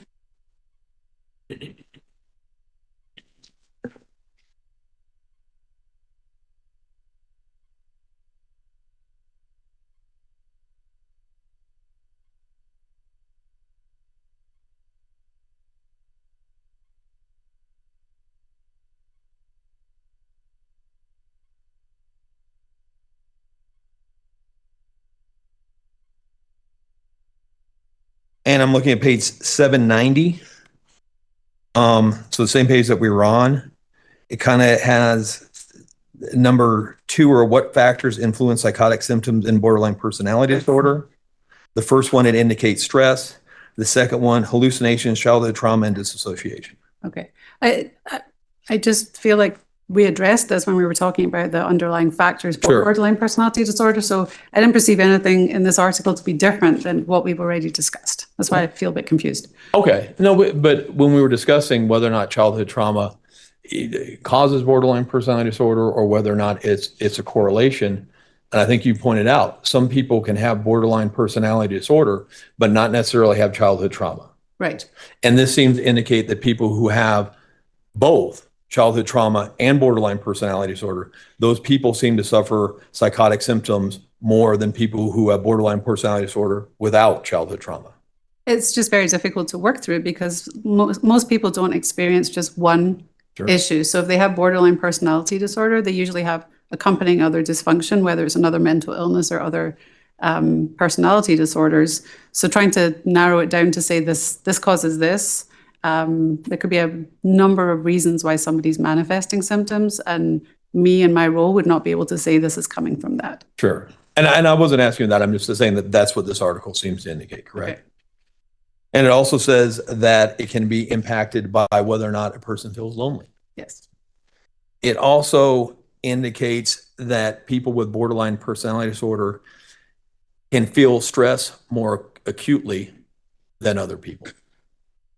And I think that would be, I mean, that's pretty much accepted. Would you agree? Yeah, they don't handle stress well. and I think you talked about it. I mean, someone with borderline personality disorder, they send a text, and if that's not responded to correctly, I mean, they get... Their world is ending. Yeah. Yeah. Sorry. The world is ending. Okay. There's another soundbite. All right. So let's now... And actually, Your Honor, at this point in time, I would move for admission of Defense Exhibit C under 803-18 Lunar Treaties. Prosecution? May I vote aye? You may. Defense Exhibit C that you have there in front of you, did you use that in any way, shape, or form in formulating the opinions that you gave to the jury today? No, I was only provided this last week or the week before. Does it have any impact on your testimony or your opinions that you gave to the jury today? And our objection would be based on relevance. And may I see Exhibit C first? Yes. Let me approach? Yes, please. Thank you, Ella. We're going to take a different camera angle here for just a minute. We're going to go right here. Oh, looks like they're not doing a sidebar, so we can keep it.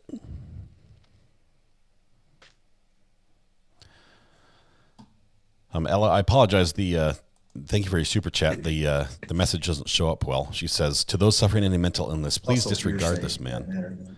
That's why he's offering to admit it under 803.18. No, you aren't capable of what LS has done. They're grasping at straws and being ignorant. He's being reading the diagnostic tool incorrectly. Take care. Thank you very much for those kind words, Ella. Appreciate that and your understanding and insight there. They are throwing everything they can at the wall and hoping it sticks. That would be my take on this.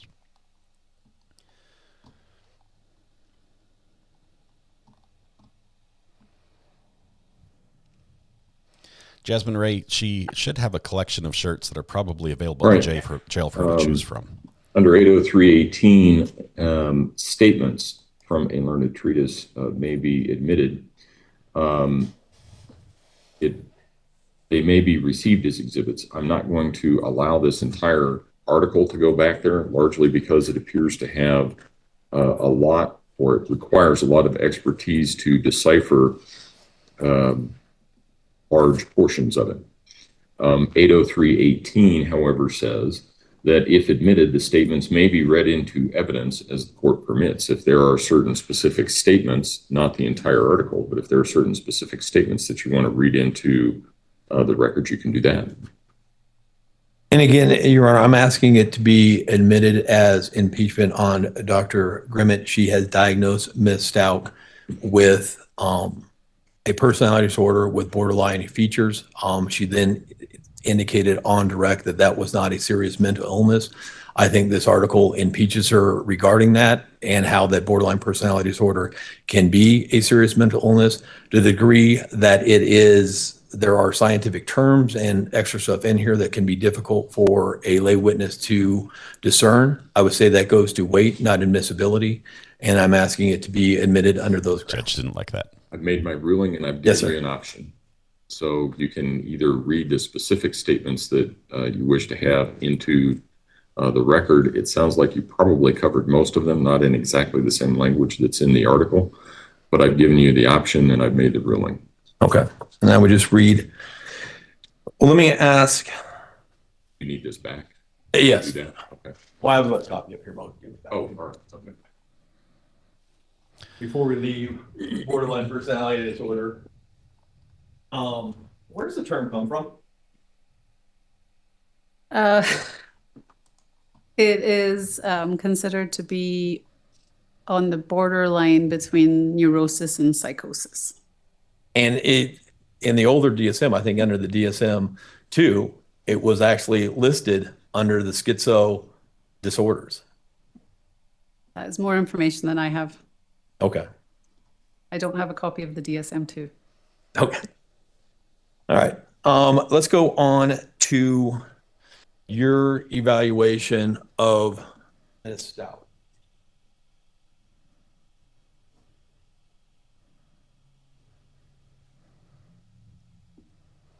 So his big impeachment document didn't get admitted. Well, Dr. Grimm, you've actually done evaluations for me in the past, haven't you? I have. This evaluation that you did here seemed much more thorough than a typical competency evaluation. Do you agree with that? A typical competency evaluation that doesn't have a felony one charge on it. Sure.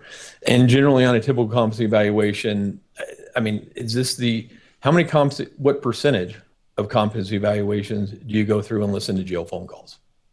Whenever they're made available to me. Okay. And is that usual or is that unusual to review jail phone calls? It's fairly unusual. Okay. And who provided you the jail phone calls? The district attorney's office. Okay. And they actually helped and assisted you in playing them, correct? Oh, yeah, they're always recorded in a format that's very difficult to decipher. It is. When you initially started talking with Ms. Stauch, she expressed some frustration with her attorneys. Yes. She was very frustrated because her attorneys would not come to visit her at the jail. Yes.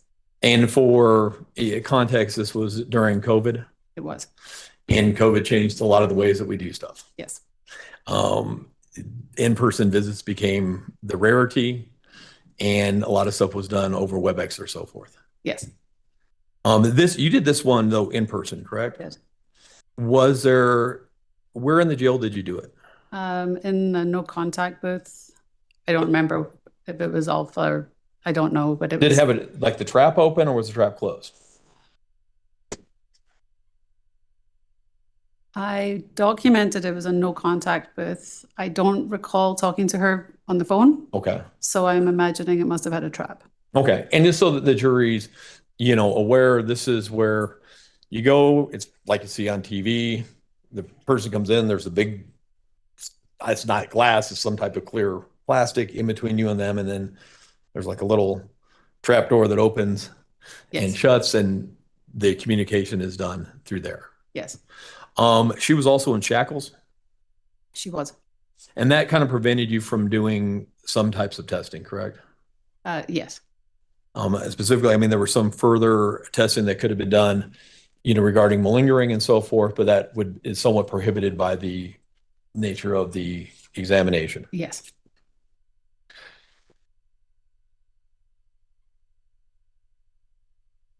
Objectively, I understand your position that she was malingering some symptoms to try to seem more mentally ill than she was.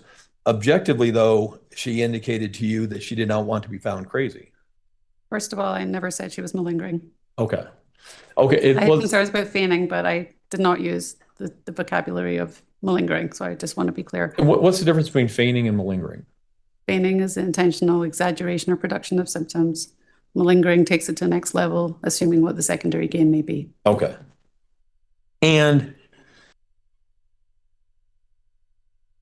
just to be clear, somebody can have a serious mental illness and feign symptoms. Yes.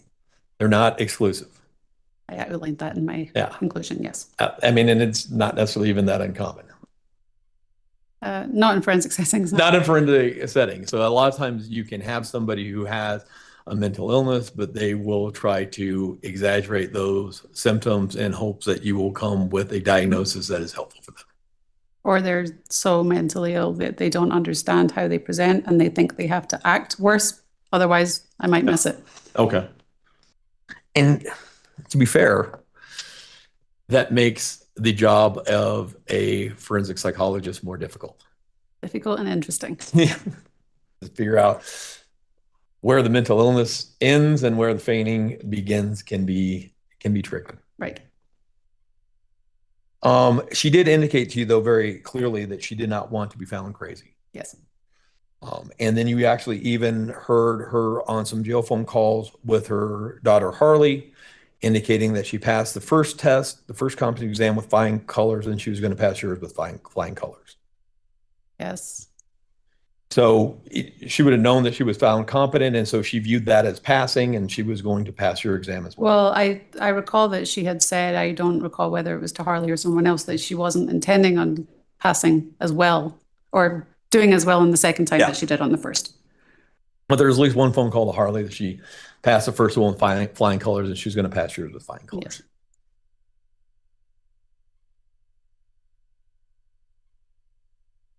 You kind of got a history from her. Yes. She indicated she grew up in North Carolina. One of the Carolinas? Yes, I think so. And do you have your report up there? I do. And if it's okay with Mr. Young, I don't have a problem if anytime you need to refer to your report to refresh your recollection to do so. If you could just let us know that you're referring to it. Okay. I'm fine with that. I have no problem with it. Okay. So she grew up in North Carolina? Yes. She was raised by both her mother and father until they divorced when she was 2. Yes. She indicated that she didn't really have any contact with her father after that until she was much older. 17, I believe. She indicated being raised a lot by her grandfather. Yes. Who was very religious. Yes. And would alternate between kind of a good guy, bad guy thing. Kind of a sometimes nurturing, sometimes harsh authoritarian. I didn't go into what she meant by that. Okay. She did indicate that she was molested by her stepfather. Yes. How much detail did you get into that? None. None. And that she was also angry at her mother because her mother didn't protect her from the molestation. Yes. That the mother had chosen the stepfather over her. She just, what I wrote in my report is what she told me, that she hadn't forgiven her.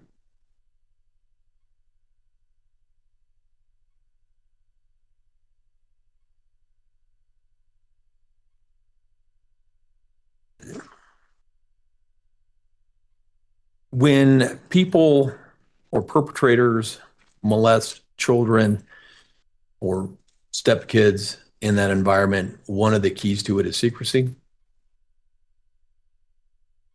That can be an element, yes. That's generally isn't the element that whoever is molesting a stepchild will do things in order to try to keep it secret within the family. I don't work with perpetrators, so I just don't have a knowledge base for that. Then I will move on to my next chapter. Next chapter. Not section, chapter. She indicated, you talked about kind of her work and vocational history. Yes. She indicated to you that she primarily worked as a teacher, but she experienced some mental problems and she started having visions of her stepfather that interfered with her work. Yes. She also indicated numerous miscarriages in her history. Did that stand out or? I mean, it was notable, but remembering that my purpose is to establish if she's competent or not, it wasn't important to answer that question. Okay. She indicated that she had been hospitalized in Canada.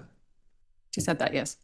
That she was prescribed Zyprexa at one point. Well, I don't know if she was prescribed or offered, but she said she refused it. At one point, she agreed to Geodon. And that's an antipsychotic. Yes. It's kind of an unusual antipsychotic, isn't it? No. No? Is that the brand name or is that the? It's the brand name. Okay. It might be palperidol. Don't quote me on it. But it's common. Okay.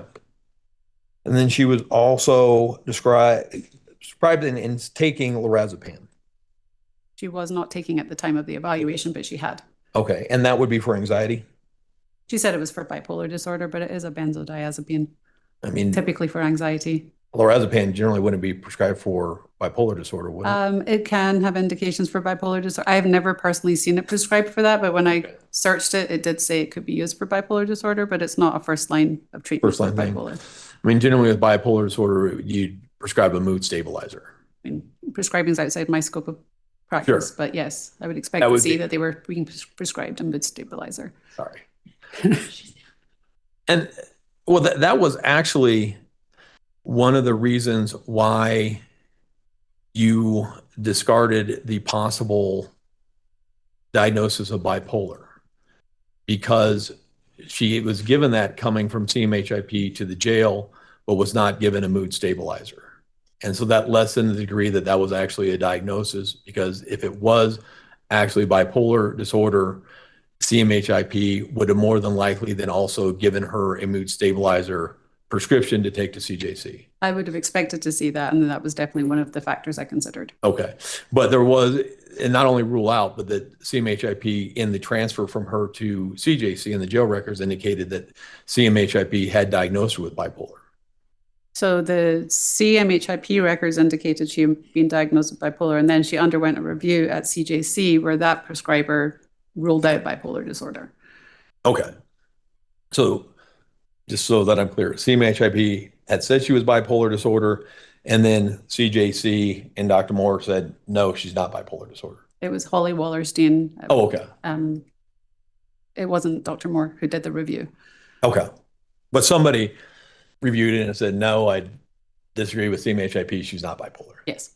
And it's always been confusing to me when you say rule out something, because in the general terms, when you say rule out, that makes, every time I read it, I'm thinking you're saying, no, it can't be that. That's not what rule out means, correct? With a rule out diagnosis, it explicitly means there's not enough information to say they do or they did not have it. It needs to be ruled out. Yeah. So someone needs to do some more research and everything like that to either say yes or no. Right. Very confusing. Well, and you see it a lot in forensic evaluations because we have time limited meetings with people. So we offer rule outs because we can't be sure. And because it doesn't necessarily go towards competency. Correct.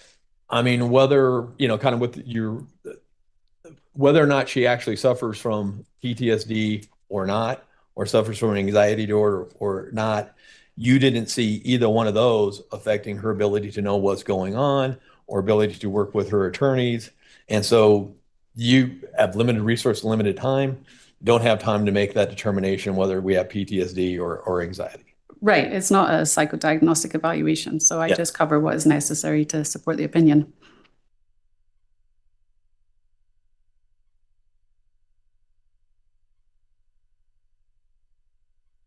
A lot of some things that you considered in your evaluation were jail notes by deputies at CJC.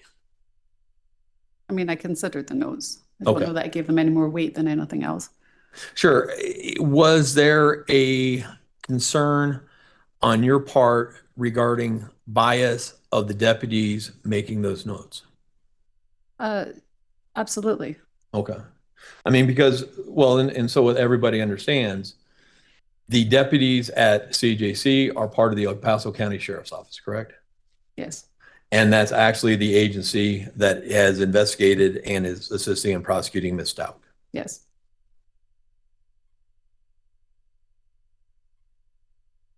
And so, there's always concern for both actual bias and implicit bias. Would you agree with that? There's bias is always a concern. Yes. What is implicit bias? Bias that you're not aware of. Okay. And so deputies even trying to be fair may suffer from implicit bias in noting Ms. Stauch's behavior. Yes. And that's something that you consider? Yes. When you gave her 2 exams, correct? You gave her the structured interview and what's the other one you did? MFAST. MFAST.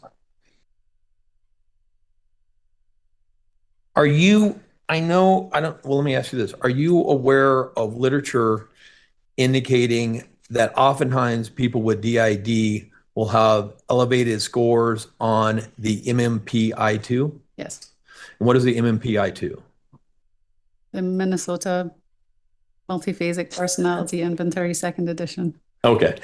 And I think what you're talking about, and so there is literature that people will have an elevated score on that test. If people who actually suffer from DID will look to be elevated, possibly given that false feigning.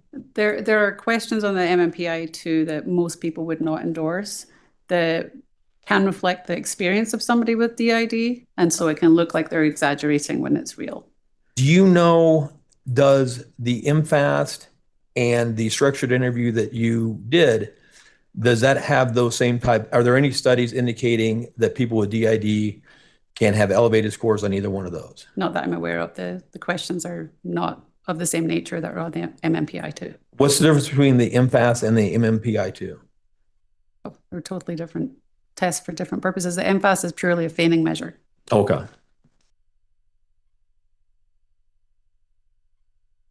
And the structured interview that you performed, that's the SR. The SIRS-2? Yes. That has different scales? Yes. So it's kind of an expanded version of the MFAST. Yes. How many different scales does it have? I want to say 6. Okay. And of those 6, only 1 indicated feigning? Yes. The other ones were, I think it said the other ones were ambiguous towards feigning. I think he said no, I think she only elevated 1 scale. Okay. And then the overall index, which considers all the scales, was general indeterminate. Okay.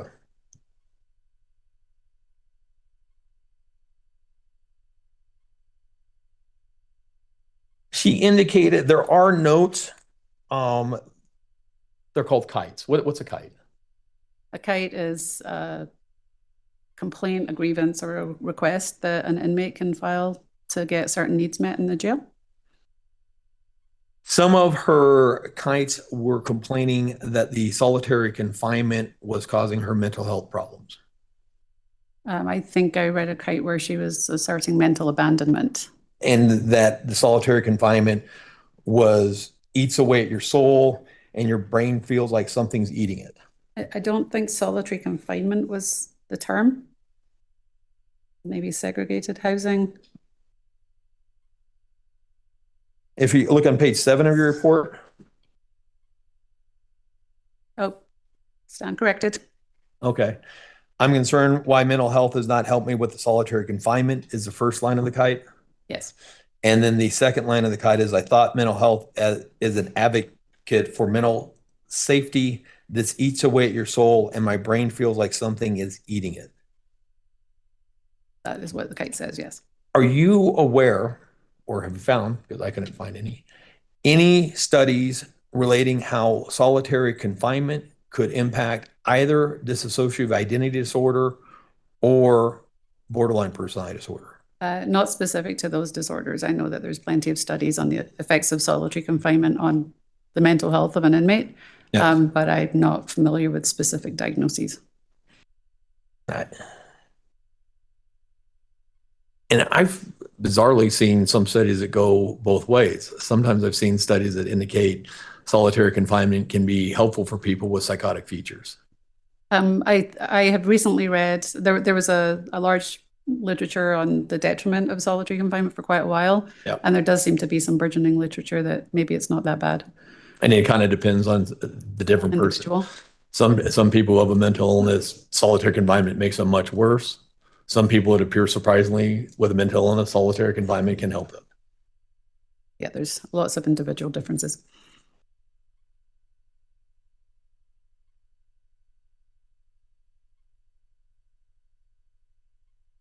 Could somebody who has dissociative identity disorder in different personas,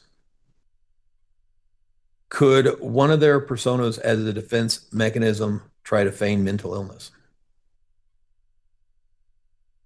Hypothetically, I imagine so. Okay.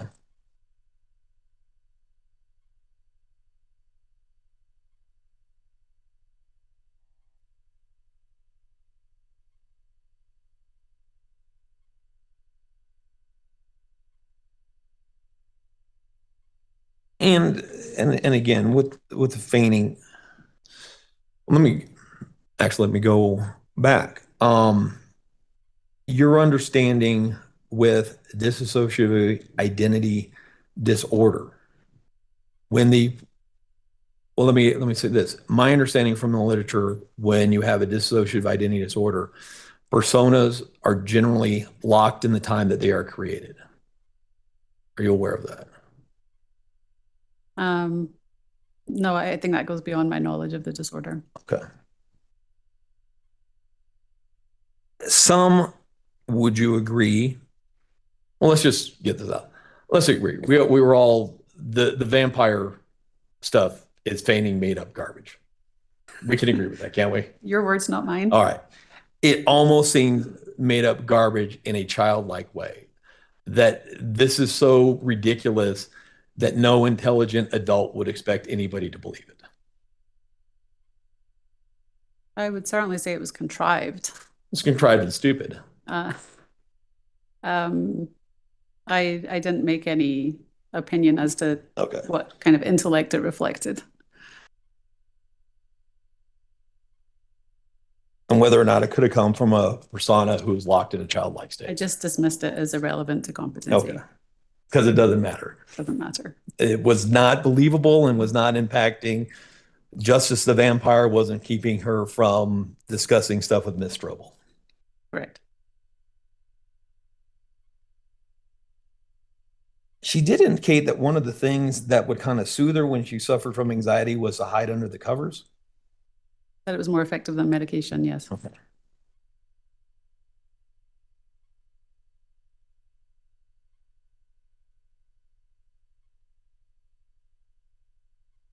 I think we covered this a little bit, but in regards to determining, the feigning and the degree, more tests would have been needed in order to be able to do that, correct? Well, my intention had been to give the MFAST the SIRS if necessary, and had they not indicated any feigning, I would have liked to have given the PAI or the MMPI myself. Okay. Given the results of those tests, it didn't seem productive, because if she feigned on those, it was likely she would also invalidate the ones she'd already invalidated in the previous evaluation. And we had a previous one where and the MMPI-2 is a lengthy test. The PAI, both of them are. They're over 300 questions each. Okay. And because we had one prior that was invalid, that would have been waste of the kind of short amount of resources that you have. Well, just feigning is a dynamic concept. Just because you feign at one point in time doesn't mean you're always feign. Sure. So the fact that she'd invalidated it previously didn't mean I necessarily thought she would invalidate it again. But after she did not do well in the measures I gave her, that was an indication that she wouldn't be forthcoming on the test. When you were discussing things with her and you're discussing with her, oftentimes her thoughts were kind of circular and almost tangential to a degree. I don't know that her thoughts were circular. Her speech is circular. Yeah, speech. I think I portrayed her in my report that she wasn't tangential. She always stayed on topic. She just provided a lot more information. I don't recall having to redirect her. I might have cut her off because she was trying to give me too much information, but I don't recall her being tangential. And I guess what I'm getting to is I kind of read your report, and if I read it incorrectly, let me know, that you gave some consideration as to whether or not her manner of speech would reflect disorganized thought. And there was they had some similarities in the interview that you had with her, but then you went and listened to the jail phone calls and it didn't seem to be that way. Would that be accurate? Well, it was those things and the kites where she wasn't making sense. Yeah. So I was looking at all of that, and it seemed like with the phone calls, she was able to be very concise, given that there was a time constraint for the phone calls, and had that reflected an actual mental disturbance where there was thought disorganization, she couldn't have just selected to be concise. Okay. But at least with you, there was some similarities between how she talked and how somebody may talk if they have a disorganized thought process. No. No? She wasn't disorganized. Okay. She was organized and garrulous, very, very wordy. Extra wordy as far as extra information that was not necessarily needed to the questions. Right. But not irrelevant. Okay, but the extra information, I mean, that can be an indication of disorganized thought. If it doesn't make sense. Okay.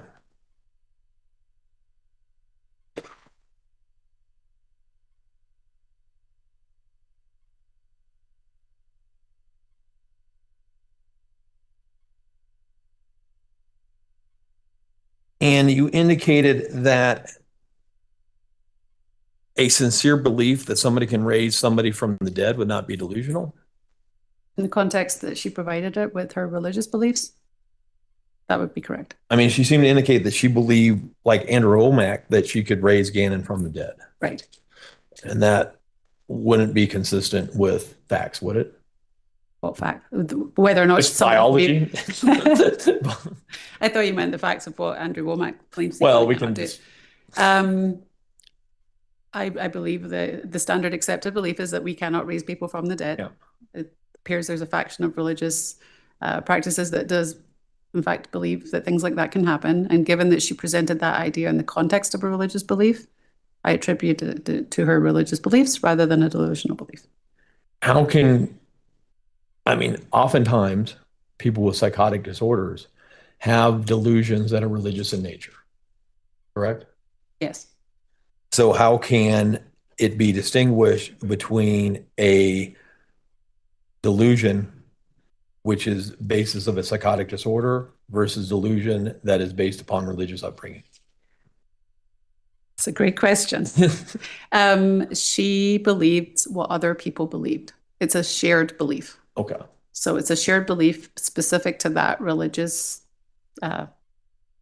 organization, or I don't know what the correct term would be. So it didn't have the personal meaning to her outside of the context of that larger religious group. She was in step with what they purport to believe in. Therefore, I consider it to be a religious belief. Whether or not it makes sense to me, whether or not it's rational is a different question. But in terms of looking at the diagnostic criteria, the fact that it's a religious belief shared by other people, and that's the context in which she shared it, it would not be considered pathological. Would it be pathological, though, considered as to a specific person, not just the belief that the dead can be raised, but that she has that innate ability herself to raise a specific person from the dead? If she had presented that idea to me without the context of the religion, I would certainly have had more concern. But she said, I know about this guy, and he said he did this, and I tried to find him because I want him to help me too. That's a totally different quality. And I mean, but clearly, in people who are raised in very religious upbringing, oftentimes will suffer from psychotic delusions that are based upon religion. That is not uncommon. But it won't be considered psychotic just because of the beliefs that they hold. If they're just holding their mainstream beliefs within their religion, that would not be considered. It's when they take it to a further level that goes outside of what the mainstream of that religion believes. Just a moment. He's not winning this one.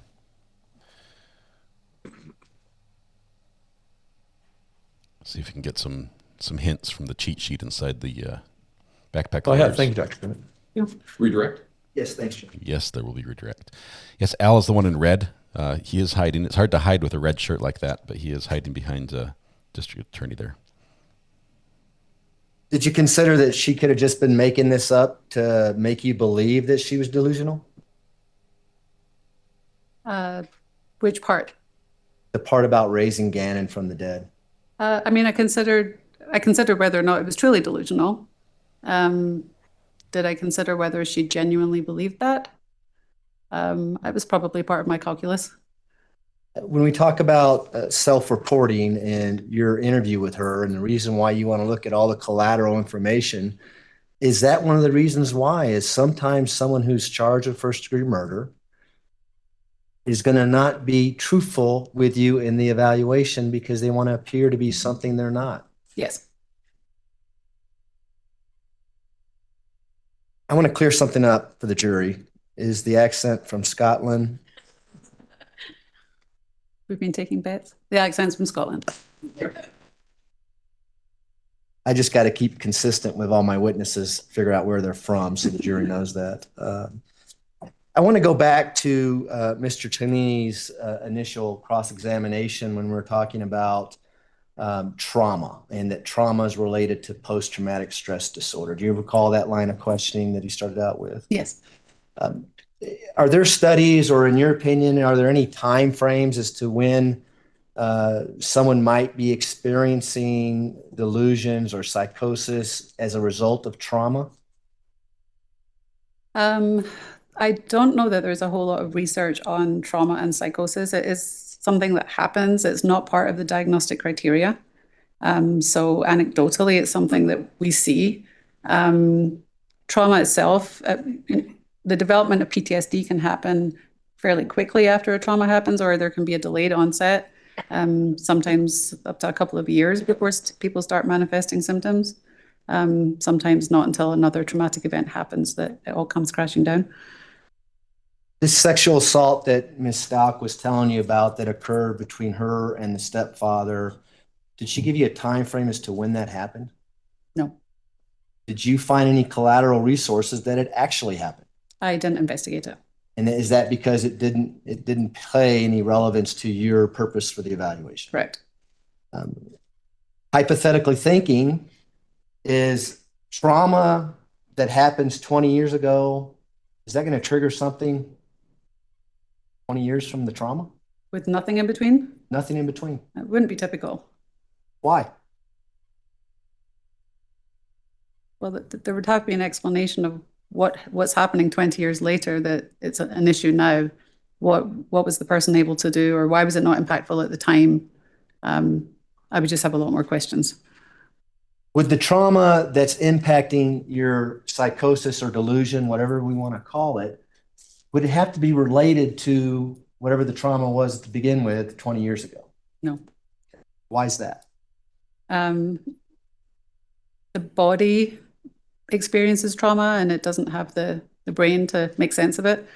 So it's very physical. So the body just responds to the danger, not necessarily the context or the meaning of the danger. So it doesn't matter what kind of trauma it is. Would you expect there to be stress or trauma in relation to killing an 11-year-old boy by stabbing them 18 times, hitting them with a blunt force object 4 times, and then shooting them once and attempting to shoot them 2 more times? Would there be some trauma associated with that? There certainly could be. Would there be some stress associated with that? I would imagine so. Would you expect others to see that an individual who just did that, for instance, in a cross-country drive to Florida? I would expect if the person was traumatized by that happening, there would be signs of that. And if the individual was Miss Stauch's daughter, who she'd known for 17 years, who's been by her side the entire time, do you think her daughter might notice that there might be some stress or trauma related to that action of killing an 11-year-old boy? I would think so. Dissociative identity disorder. Is that a particular disorder that leads someone to murder someone? I don't believe that there's a high base rate for that. Is there anything in the DSM-5, a mental illness, that has a criteria that says someone with this mental illness is going to go out and kill an 11-year-old boy? You understand why I'm asking that? Yeah. Does mental illness lead to murder? Not in and of itself, typically. Are there people who have serious mental disorders or mental illness that are able to function in life and society and obey the laws? Those are 2 different questions. Can they function to varying degrees? Does a mental illness cause you to break the law? No, it does not. People who suffer from dissociative identity disorder, do they have recall or they remember the events that might lead them to a forensic setting? I think that's probably a debatable issue. There would probably be an argument that an alter may have been responsible and the memories don't cross over. So that's hard for me to answer. And is that because there's not a lot of data on that information? There's not a lot of data, and I would imagine it varies because somebody with dissociative identity disorder could commit a crime as the primary persona, the host, and it has nothing to do with the alters. So then they would have memory of it. So there's too much information there. And so just to clear things up, when you're doing a competency evaluation, you're evaluating Ms. Stauch on the day you're seeing her. Yes. In an insanity evaluation, you have to evaluate her on the day of the crime. Right. And would you look at her actions and the evidence associated with her actions in making that determination? For the sanity evaluation? Yes. Yes. Would it necessarily mean much in an insanity evaluation how her mental illness may have progressed due to solitary confinement in a jail setting? It wouldn't speak to her mental status at the time of the offense.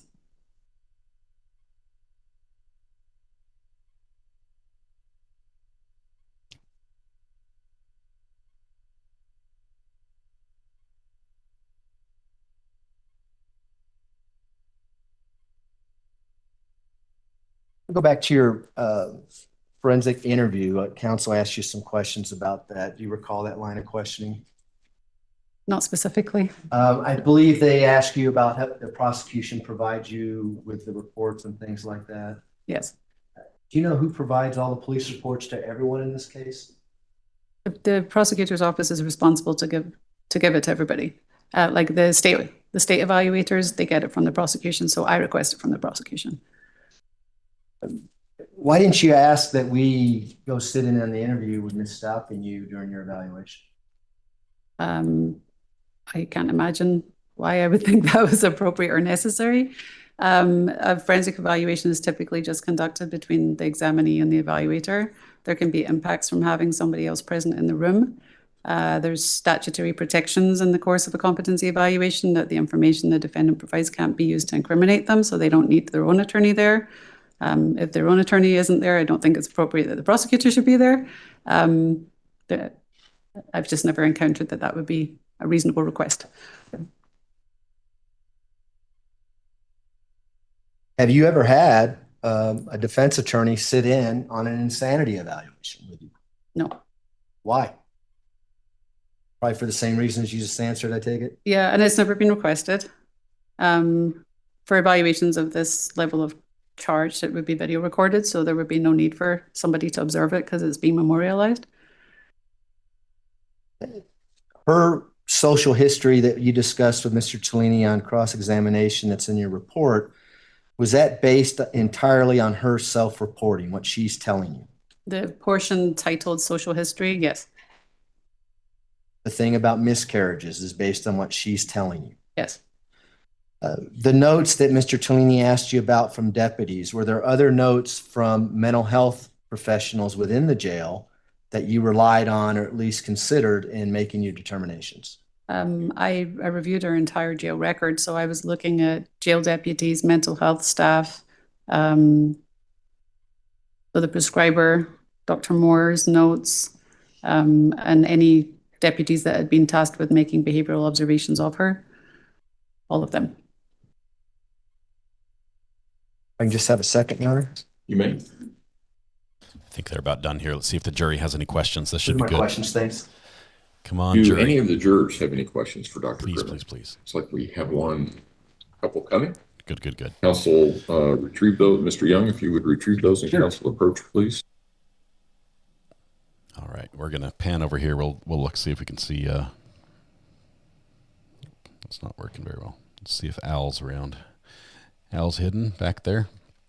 As counsel is approaching the bench, we can't show that part, so just hold tight here. We've got a couple questions to answer. Chat's been great here during this little run. Let's see. Yes, the video about the candle, the accidental candle video. It's an accidental video where it seems like the phone is recording but not being used for camera purposes. It pretty much just gets audio and little flashes of light and things like that, like it's recorded from in a pocket or something like that. I've seen the video. That's the heartbreaking one where at the very end, Gannon just says, "I'm just worried about my burns." I believe that was the video that Letecia shared on social media, but cut off the part about the burns. She trimmed it down, if that's my understanding on that one. Getting some news from KQD about updates about the Lori Vallow trial. That's going to be interesting to hear. Probably going to go over that with Brandy tonight, Brandy and JT in the 13th Juror podcast live stream. That's going to be exciting to see. Okay, let's see what other questions we had. Yes, there was a moment where where Backpack Lawyer did what we call a smelfie. It's like taking a selfie is when you take a picture of yourself. A smelfie is when you smell your own armpits to see if you stink. He sort of lifted up his suit coat and did a quick check of the pits to see if the smell was coming from him. I'm not sure what he determined on that one. But then he sort of probably caught himself doing that and then made a show of reading the inside label of his jacket. So that was sort of funny. Here we go. Dr. Grimmett, can a difficulty or inability to face evidence or to be rigorously honest or to hold oneself accountable for consequences of actions be indicative of mental disability or past trauma-related BPD? Really long question. Can I ask you to break it into chunks? Sure. Can a difficulty or inability to face evidence or to be rigorously honest or to hold oneself accountable for consequences of actions be indicative of mental disability or past trauma-related borderline personality disorder? Okay, I think I can answer that as a whole. Would it help if you have the question in front of you? Okay. I will need it back. Thank you. Okay, so the difficulty or inability to face evidence or be rigorously honest or hold oneself accountable for consequences are not signs of a mental illness. That would not reach the level of a mental disability. Can it be indicative of past trauma or BPD? Possibly, but the manifestations of that, the inability to face the evidence and be honest, those would not be considered symptoms of a mental illness that would reach the level of a mental disability. Okay. And then I need it back so I can read the next question. Everybody knows what it is.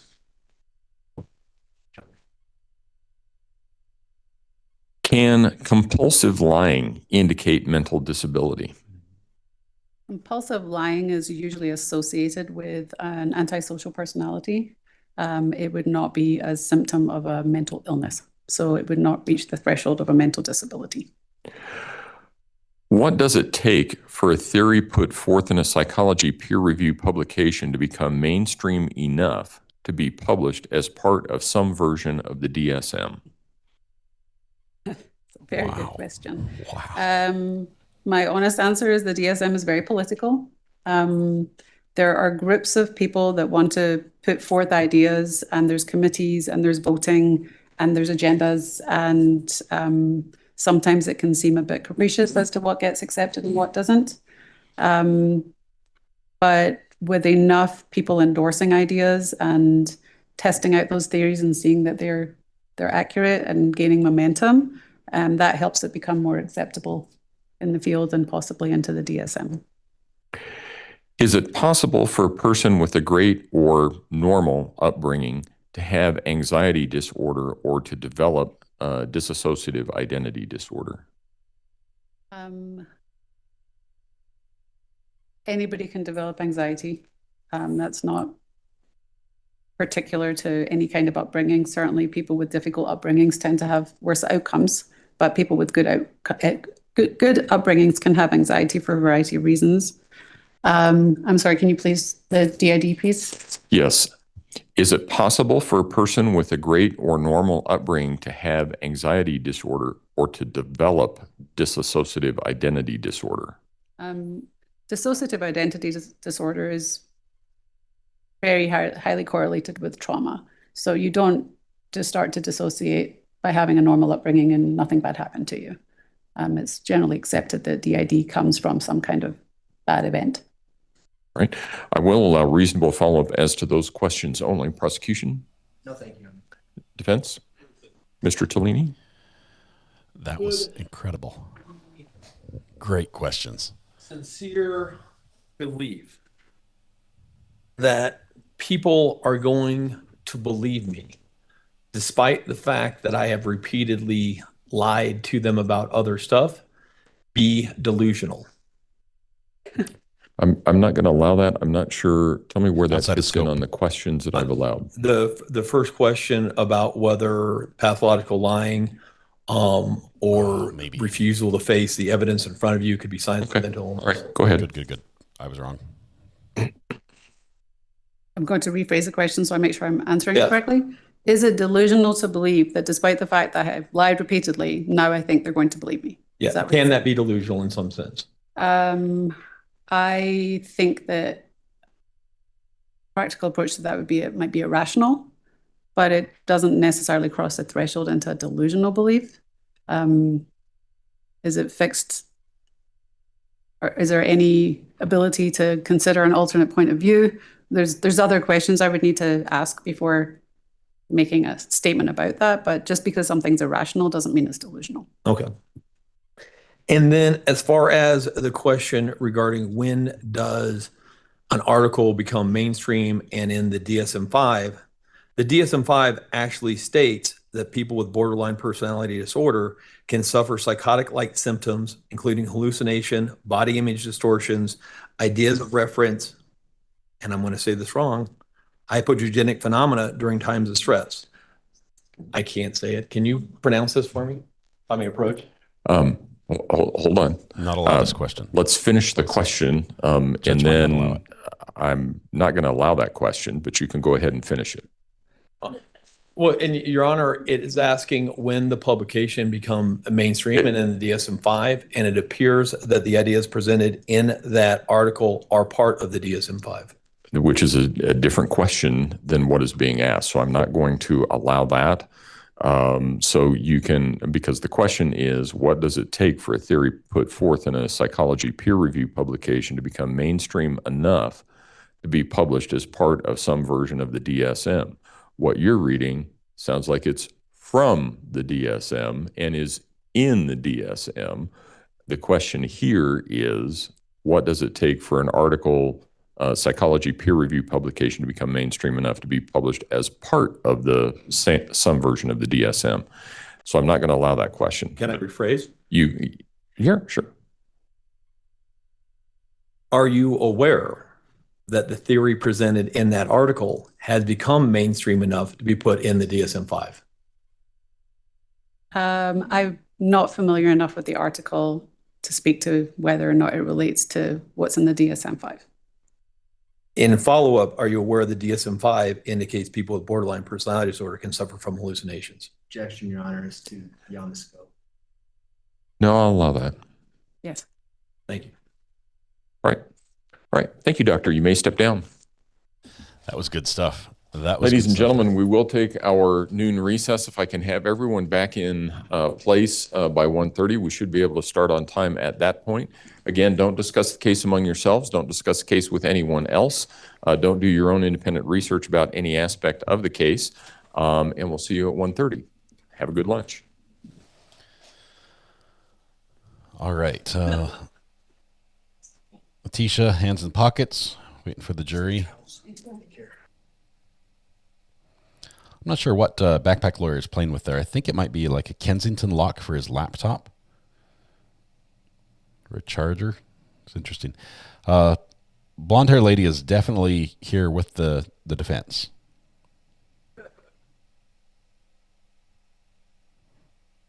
Let's see. Thank you. May all be seated. Is there anything we need to take up outside the presence of the jury at this point in time? Prosecution? Defense? Okay. All right. We'll see everybody at 1:30 then. Thank you. All rise. All right. Earplugs are out. And we're done. Ready to lunch. Okay, so that was fun. That was spicy. That was good. This is what we wanted, right? We knew it was waiting until the end of the trial for the defense to really get activated as far as being very animated and energetic in their defense, and that's where we're at right now. Dinah Dew says, maybe I can get some schoolwork done while on lunch because I can't during trial. It's so good. Janet Yost, the jury, the questions are getting better and better. These are incredible questions. These are incredible. We had four incredible questions. I believe all of them were allowed. I didn't hear anything that was not allowed. Probably, my guess is from 4 different witnesses, or four different jurors. It's possible they could have multiple questions from one juror, though. They were all sort of phrased similarly. Maybe we have one incredibly smart juror who's asking the questions and phrasing them. Spicy as in maple bourbon pickle spicy? Yes, just that spicy, CC. Hope your birthday was fabulous yesterday, by the way. Jurors being thorough. The jury listened better than I did, says Lucy. Who is the next witness? Lisa, I think... I'll have to look. I think the next witness is going to be... They should only have one left. Mr. Ivan. Ivan's on the phone here. Hold on one second. Ivan, my friend, how are you doing? Hey, ignore that loud saw in the background. Don't worry, I'm just on a walk right now. I promise it will subside. Okay. So at first I was wondering why this defense attorney was harping on BPD. But to those who are wondering the same thing, because I saw some people asking the same question, I'm pretty sure it's because in her finding, and by her I mean the witness or the expert, she when it came down to like sort of diagnose or conclude what this woman had by Letecia, I mean she identified BPD tendencies with basically a hint of narcissistic personality disorder on top of it. So what I think they're trying to do is I think they're trying to say, because you see how they're trying to correlate so many of the symptoms of BPD with DID, okay? And so I think the whole purpose of this strategy is for the defense to somehow link DID as a form or offshoot or hybrid version of borderline. You know what I mean? Right. They're saying, okay, you diagnosed her with a borderline. How closely can we connect that with DID and sort of just stretch the definition to include that, and basically fit it under the same umbrella? But doesn't that seem like a fool's errand? Because I mean, they never claim, like, you don't get to take unlimited bites at the pie. You get a defense, and that's what your defense is. They claimed that she did this. You know what I mean? Mm-hmm. Like, and judging off of the jury's questions, they're not buying it. Okay, they're not. They're not giving. And by buying it, I mean they're not buying this correlation. They're not giving into this sort of come one, come all under the same umbrella of diagnosis. Yeah. I'd be very curious to know how many different jurors these questions came from. Maybe our inside source can tell us that, because just the elaborate, detailed nature of these questions, I would be willing to bet it's got to be. It's no more than 3. That's my guess. Like, I would put money on that. Yeah. They seem to be all coming from the same brain. Yeah. Honestly, if you've got one juror who's asking these intelligent questions, this is probably more intelligent than anything I could come up with sitting on the jury. So I'd probably sit back and let them ask the questions. Yeah. They're doing a good job. Ivan, thank you. Last thing I'll say, when you get an expert as renowned as her to say, wow, what a good question, you know you're doing something right. But great show. I'll see you guys after lunch. Awesome, Ivan. Thank you so much. Appreciate talking to you. We'll see you. Bye-bye. Bye. All right. Seems they just decided to drop the issue of previous lawyers altogether. Mighty Heidi, somebody, I don't know who it is, somebody sent me a new document for the docket. So there's something on the docket tonight, like 6 p.m. for this judge in this courtroom, and it might have something to do with these attorneys and modifying the witness list. It might just be just like a placeholder saying, hey, we need to take care of this, but it might be the end of day today where they decide or address that issue. So I thought it was going to be first thing in the morning, but it might be tonight. So we'll watch for that. And we've definitely got more people sitting behind the defense now than we've had before, and they seem to be associated with the defense, so something might be coming up this afternoon. Can't wait for the jurors to speak out once the case is over. Amber, yes, Michael had asked the question earlier, why don't we see the jurors? Generally, the courts, Michael, the courts do not allow the cameras to show the jury. The jury is supposed to be able to make a decision without fear of their identity being released and publicly known, without that pressure on them. So the courts don't show the jury, although this judge has twice on accident. Once at the very beginning of the trial and once about a week ago. So we've got another call on the burner phone. Let's see who's calling in. Me. Hey, how's it going? Me. Hey, I was afraid you wouldn't take my call if I told you who I was. So. Well, who's calling? This is Valerie Ivy. Hey, Valerie. Thank you so much for calling. What's on your mind this afternoon? Oh, I was just going to quickly say what I believe it was the other way that Ivan said about BPD. I believe the doctor, that's why I couldn't understand why they kept bringing up BPD, because the doc said it was NPD with traits of BPD. Okay. I think he's absolutely correct on how they're trying to backdoor in the BPD or the DID through saying that, oh, well, maybe they confused it as DPD. Yeah, they're trying to stretch the definitions and say, okay, you can have a part of this as BPD, you can have part of this as DID, so it's basically the same thing.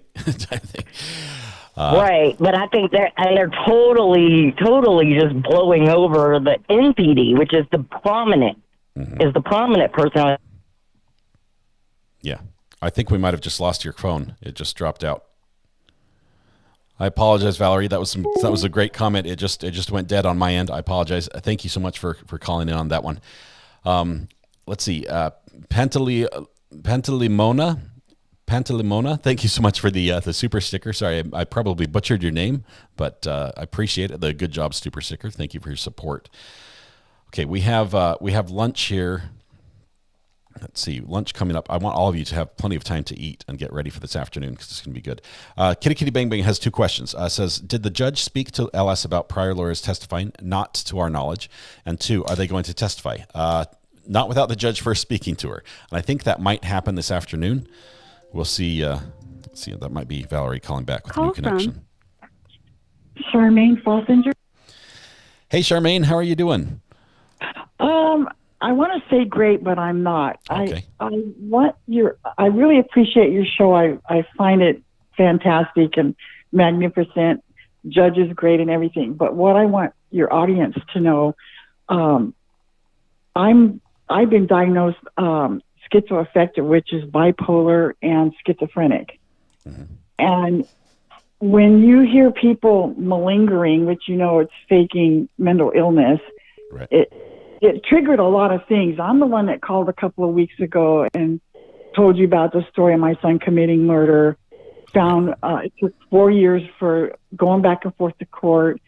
8 psychiatrists. We had the trial was with the family and the psychiatrist, and it took forever to find him not guilty by reason of insanity. He was found in GRI. He was placed at Western State Hospital in Washington State here, and he's been up there 18 years, and we're having the hardest time getting him normal to come home, and he may never come home. And it really affects, I want to watch the show, but it's also, it's triggering a lot of things. Yeah, and I can imagine. Being bipolar and schizophrenic, and having a son who's paranoid schizophrenic, and we both have PTSD, anxiety, and obsessive compulsive behavior. And when your anxiety gets going, your compulsive really hits you hard. Yeah. And I've almost made it through this trial with you, and I'm dealing with a husband who's been incarcerated in prison for murder for 31 years.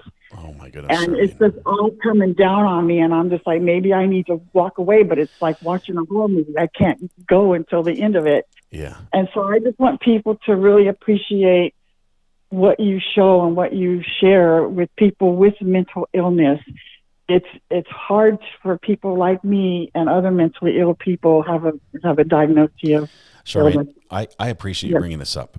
Tomorrow morning, we know this court is not going to be in session tomorrow, but tomorrow we have a special guest coming. It's Dr. G from Dr. G Explains on YouTube. Yeah, he's a great. clinical psychologist. He helps people who are struggling with all sorts of who aren't in a good place for whatever reason, whether they're in a bad relationship or a bad mental spot. He can help them. And I'm hoping to have him get into a little bit of that, because a lot of people like yourself are watching this trial. We like watching true crime, but something like this comes up and it's like, this brings everything back. This brings all the experiences. This is either too hard for me, I have to step away. I'm hoping he's going to be able to address that a little bit and help us know what we can do when the, maybe we aren't as in the spot we want to be mentally, and we're not sure how to get better. Just little things like that. I'd love to get into that with him tomorrow. He's been gracious enough to slot us in the morning. We're going to be doing that instead of the trial tomorrow morning. So hopefully you'll be able to join us there. Well, I will join you and listen to you. And I just want to say one last thing. I cannot stand the smirk on her face when their attorneys on her laugh. I can't handle it. All right. Charmaine, thank you so much. It's so good to speak to you again. I appreciate it. Okay, you have a blessed day, and hi to Ivan. All right, thank you so much. We'll see you. Bye. I appreciate Charmaine. The strength that she has to call in and talk about that. She's been through stuff that so many of us might have had just a slice of that, and she's had so many of those experiences. Thank you very much, Charmaine. Just know we're pulling for you. If you need help, please reach out. Okay, I don't know. Verity, great question. Anyone know who's on the witness stand this afternoon? I think we've got one more witness at least from the state, possibly 2. I've lost count a little bit on that. Let's see. Amy says you're number 1 with the super sticker. Thank you so much, Amy. I would butcher your name. Is it Middlestead? Is it? I don't even know what country to try to fake an accent for on this one. I have to figure that one out. Burner phone's ringing again. Let's see who's on there. Call from Alicia Davis. Alicia, how are you doing today? Very well, thank you. How are you? I am doing just great. I'm ready for lunch, so we're going to have to sort of be brief. But what can we talk about today? That's fine. I picked up on something, and I wasn't sure how many other people in the chat did, but when the expert was on direct, she did bring up BPD and NPD, said she leaned a little more towards NPD, but she did state that she didn't rise to the level of criteria needed to be diagnosed with either one of those. But on cross, he directly asked her about diagnosing her with BPD, and her response was yes. I'm going to go back over the timestamps, but... Was it her diagnosis or someone else? Someone, I guess... It was the doctor that we just... The one we just heard. Dr. Grimmett, yeah. Yes, it was her. So I'm going to go back over during lunch and try to find the timestamps for those two. But to me, I really expected the prosecution to get back up on redirect and ask, so did you or did you not actually diagnose her with either of these? Because there's a big difference between exhibiting traits of and meeting full criteria. Yeah. Because that begs the question, if you do give the BPD diagnosis, and that has a tendency to sometimes, in rare instances, lead to a psychotic episode, that opens the door for the defense to say that their own expert said she is diagnosed with the BPD. Yeah. So interesting. We'll have to go back and listen. Caught that. I admit this is not my strong suit. This part of the trial, this information. I like the technical stuff, but when it comes to the psychology, the psychiatry, as the mental state, a lot of these things, I'm floundering. So I lean heavily on people who have more experience in this. So thank you for catching that. I appreciate that. I'm looking forward to answering. I see a couple more questions in chat about that I think might be better suited for when Dr. G's on tomorrow, like Jasmine here. Jasmine's question as well. I think maybe Dr. G could address that as well tomorrow. So please join us then for that. Alicia, I will definitely do that. Yeah, it sounds. Thank you so much for calling as well. I appreciate you so much. Thank you. Enjoy your lunch. Yep, you too. Bye. Bye. All right. I think it was a great morning. I really think it was. I love the back and forth. We've got a couple things we need to make sound bites out of. I've made some notes on those. Let's see if there's anything else I wanted to bring up. Somebody had some questions about what happened between the judge and the defense, the back and forth, and the defense was trying to impeach the witness, and they were using an article, a newspaper, or I guess a professional article to do that. And the judge didn't allow it because the difficulty level that the article is written as far as needing to be an expert in the field to understand the article, it would exceed what the average juror member could follow. And so he didn't. He said, I'll allow you to read parts of it in, but that's what that was about. I think that was your question there. So we covered the smell fee from the lawyer. And then just because it isn't irrational doesn't mean it's delusional. Just because it's irrational doesn't mean it's delusional. Okay, another doctor diagnosed her with BPD. CJC doc said she wasn't. The PFOG, I think that was what I gathered the first time. I thought it was another doctor that had done the diagnosis. Let's see, phone is ringing again. We'll take calls if you guys keep calling. Angelina. Angelina, how are you doing this afternoon? Hi, good. How are you? I'm doing fabulous. I'm watching you live. Are you on the air? We're on the air. So the delay is going to be about 5 to 10 seconds. So you might have to turn off the live stream or else it'll get really confusing here in just a moment. How funny. Well, anyways, we're just calling. My husband and I are sitting here watching the live stream, so we're just calling to give you love, and that's it. Oh, awesome. That's wonderful. Thank you so much. You might be a little bit behind on the live stream.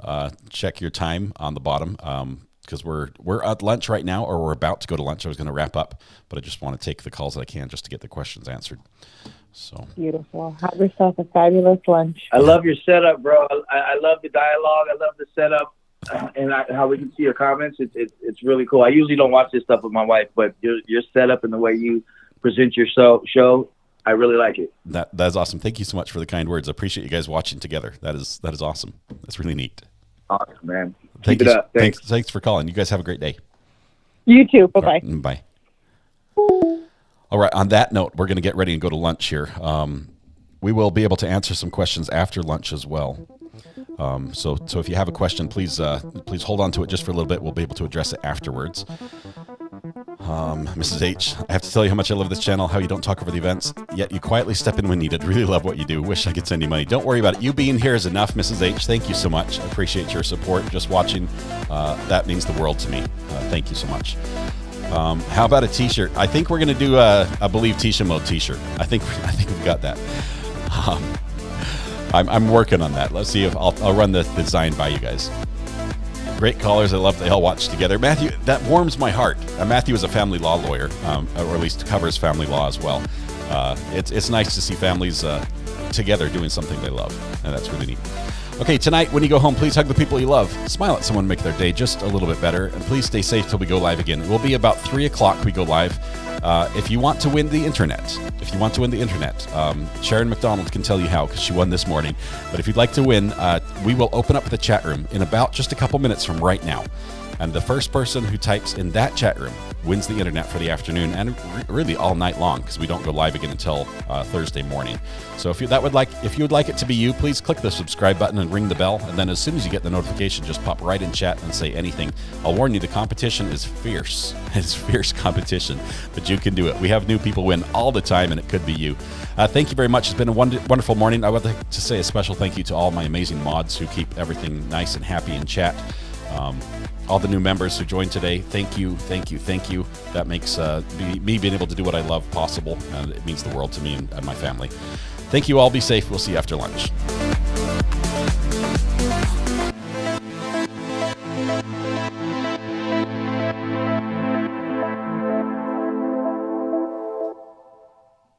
It would probably be better if I turned this off and this off too, huh?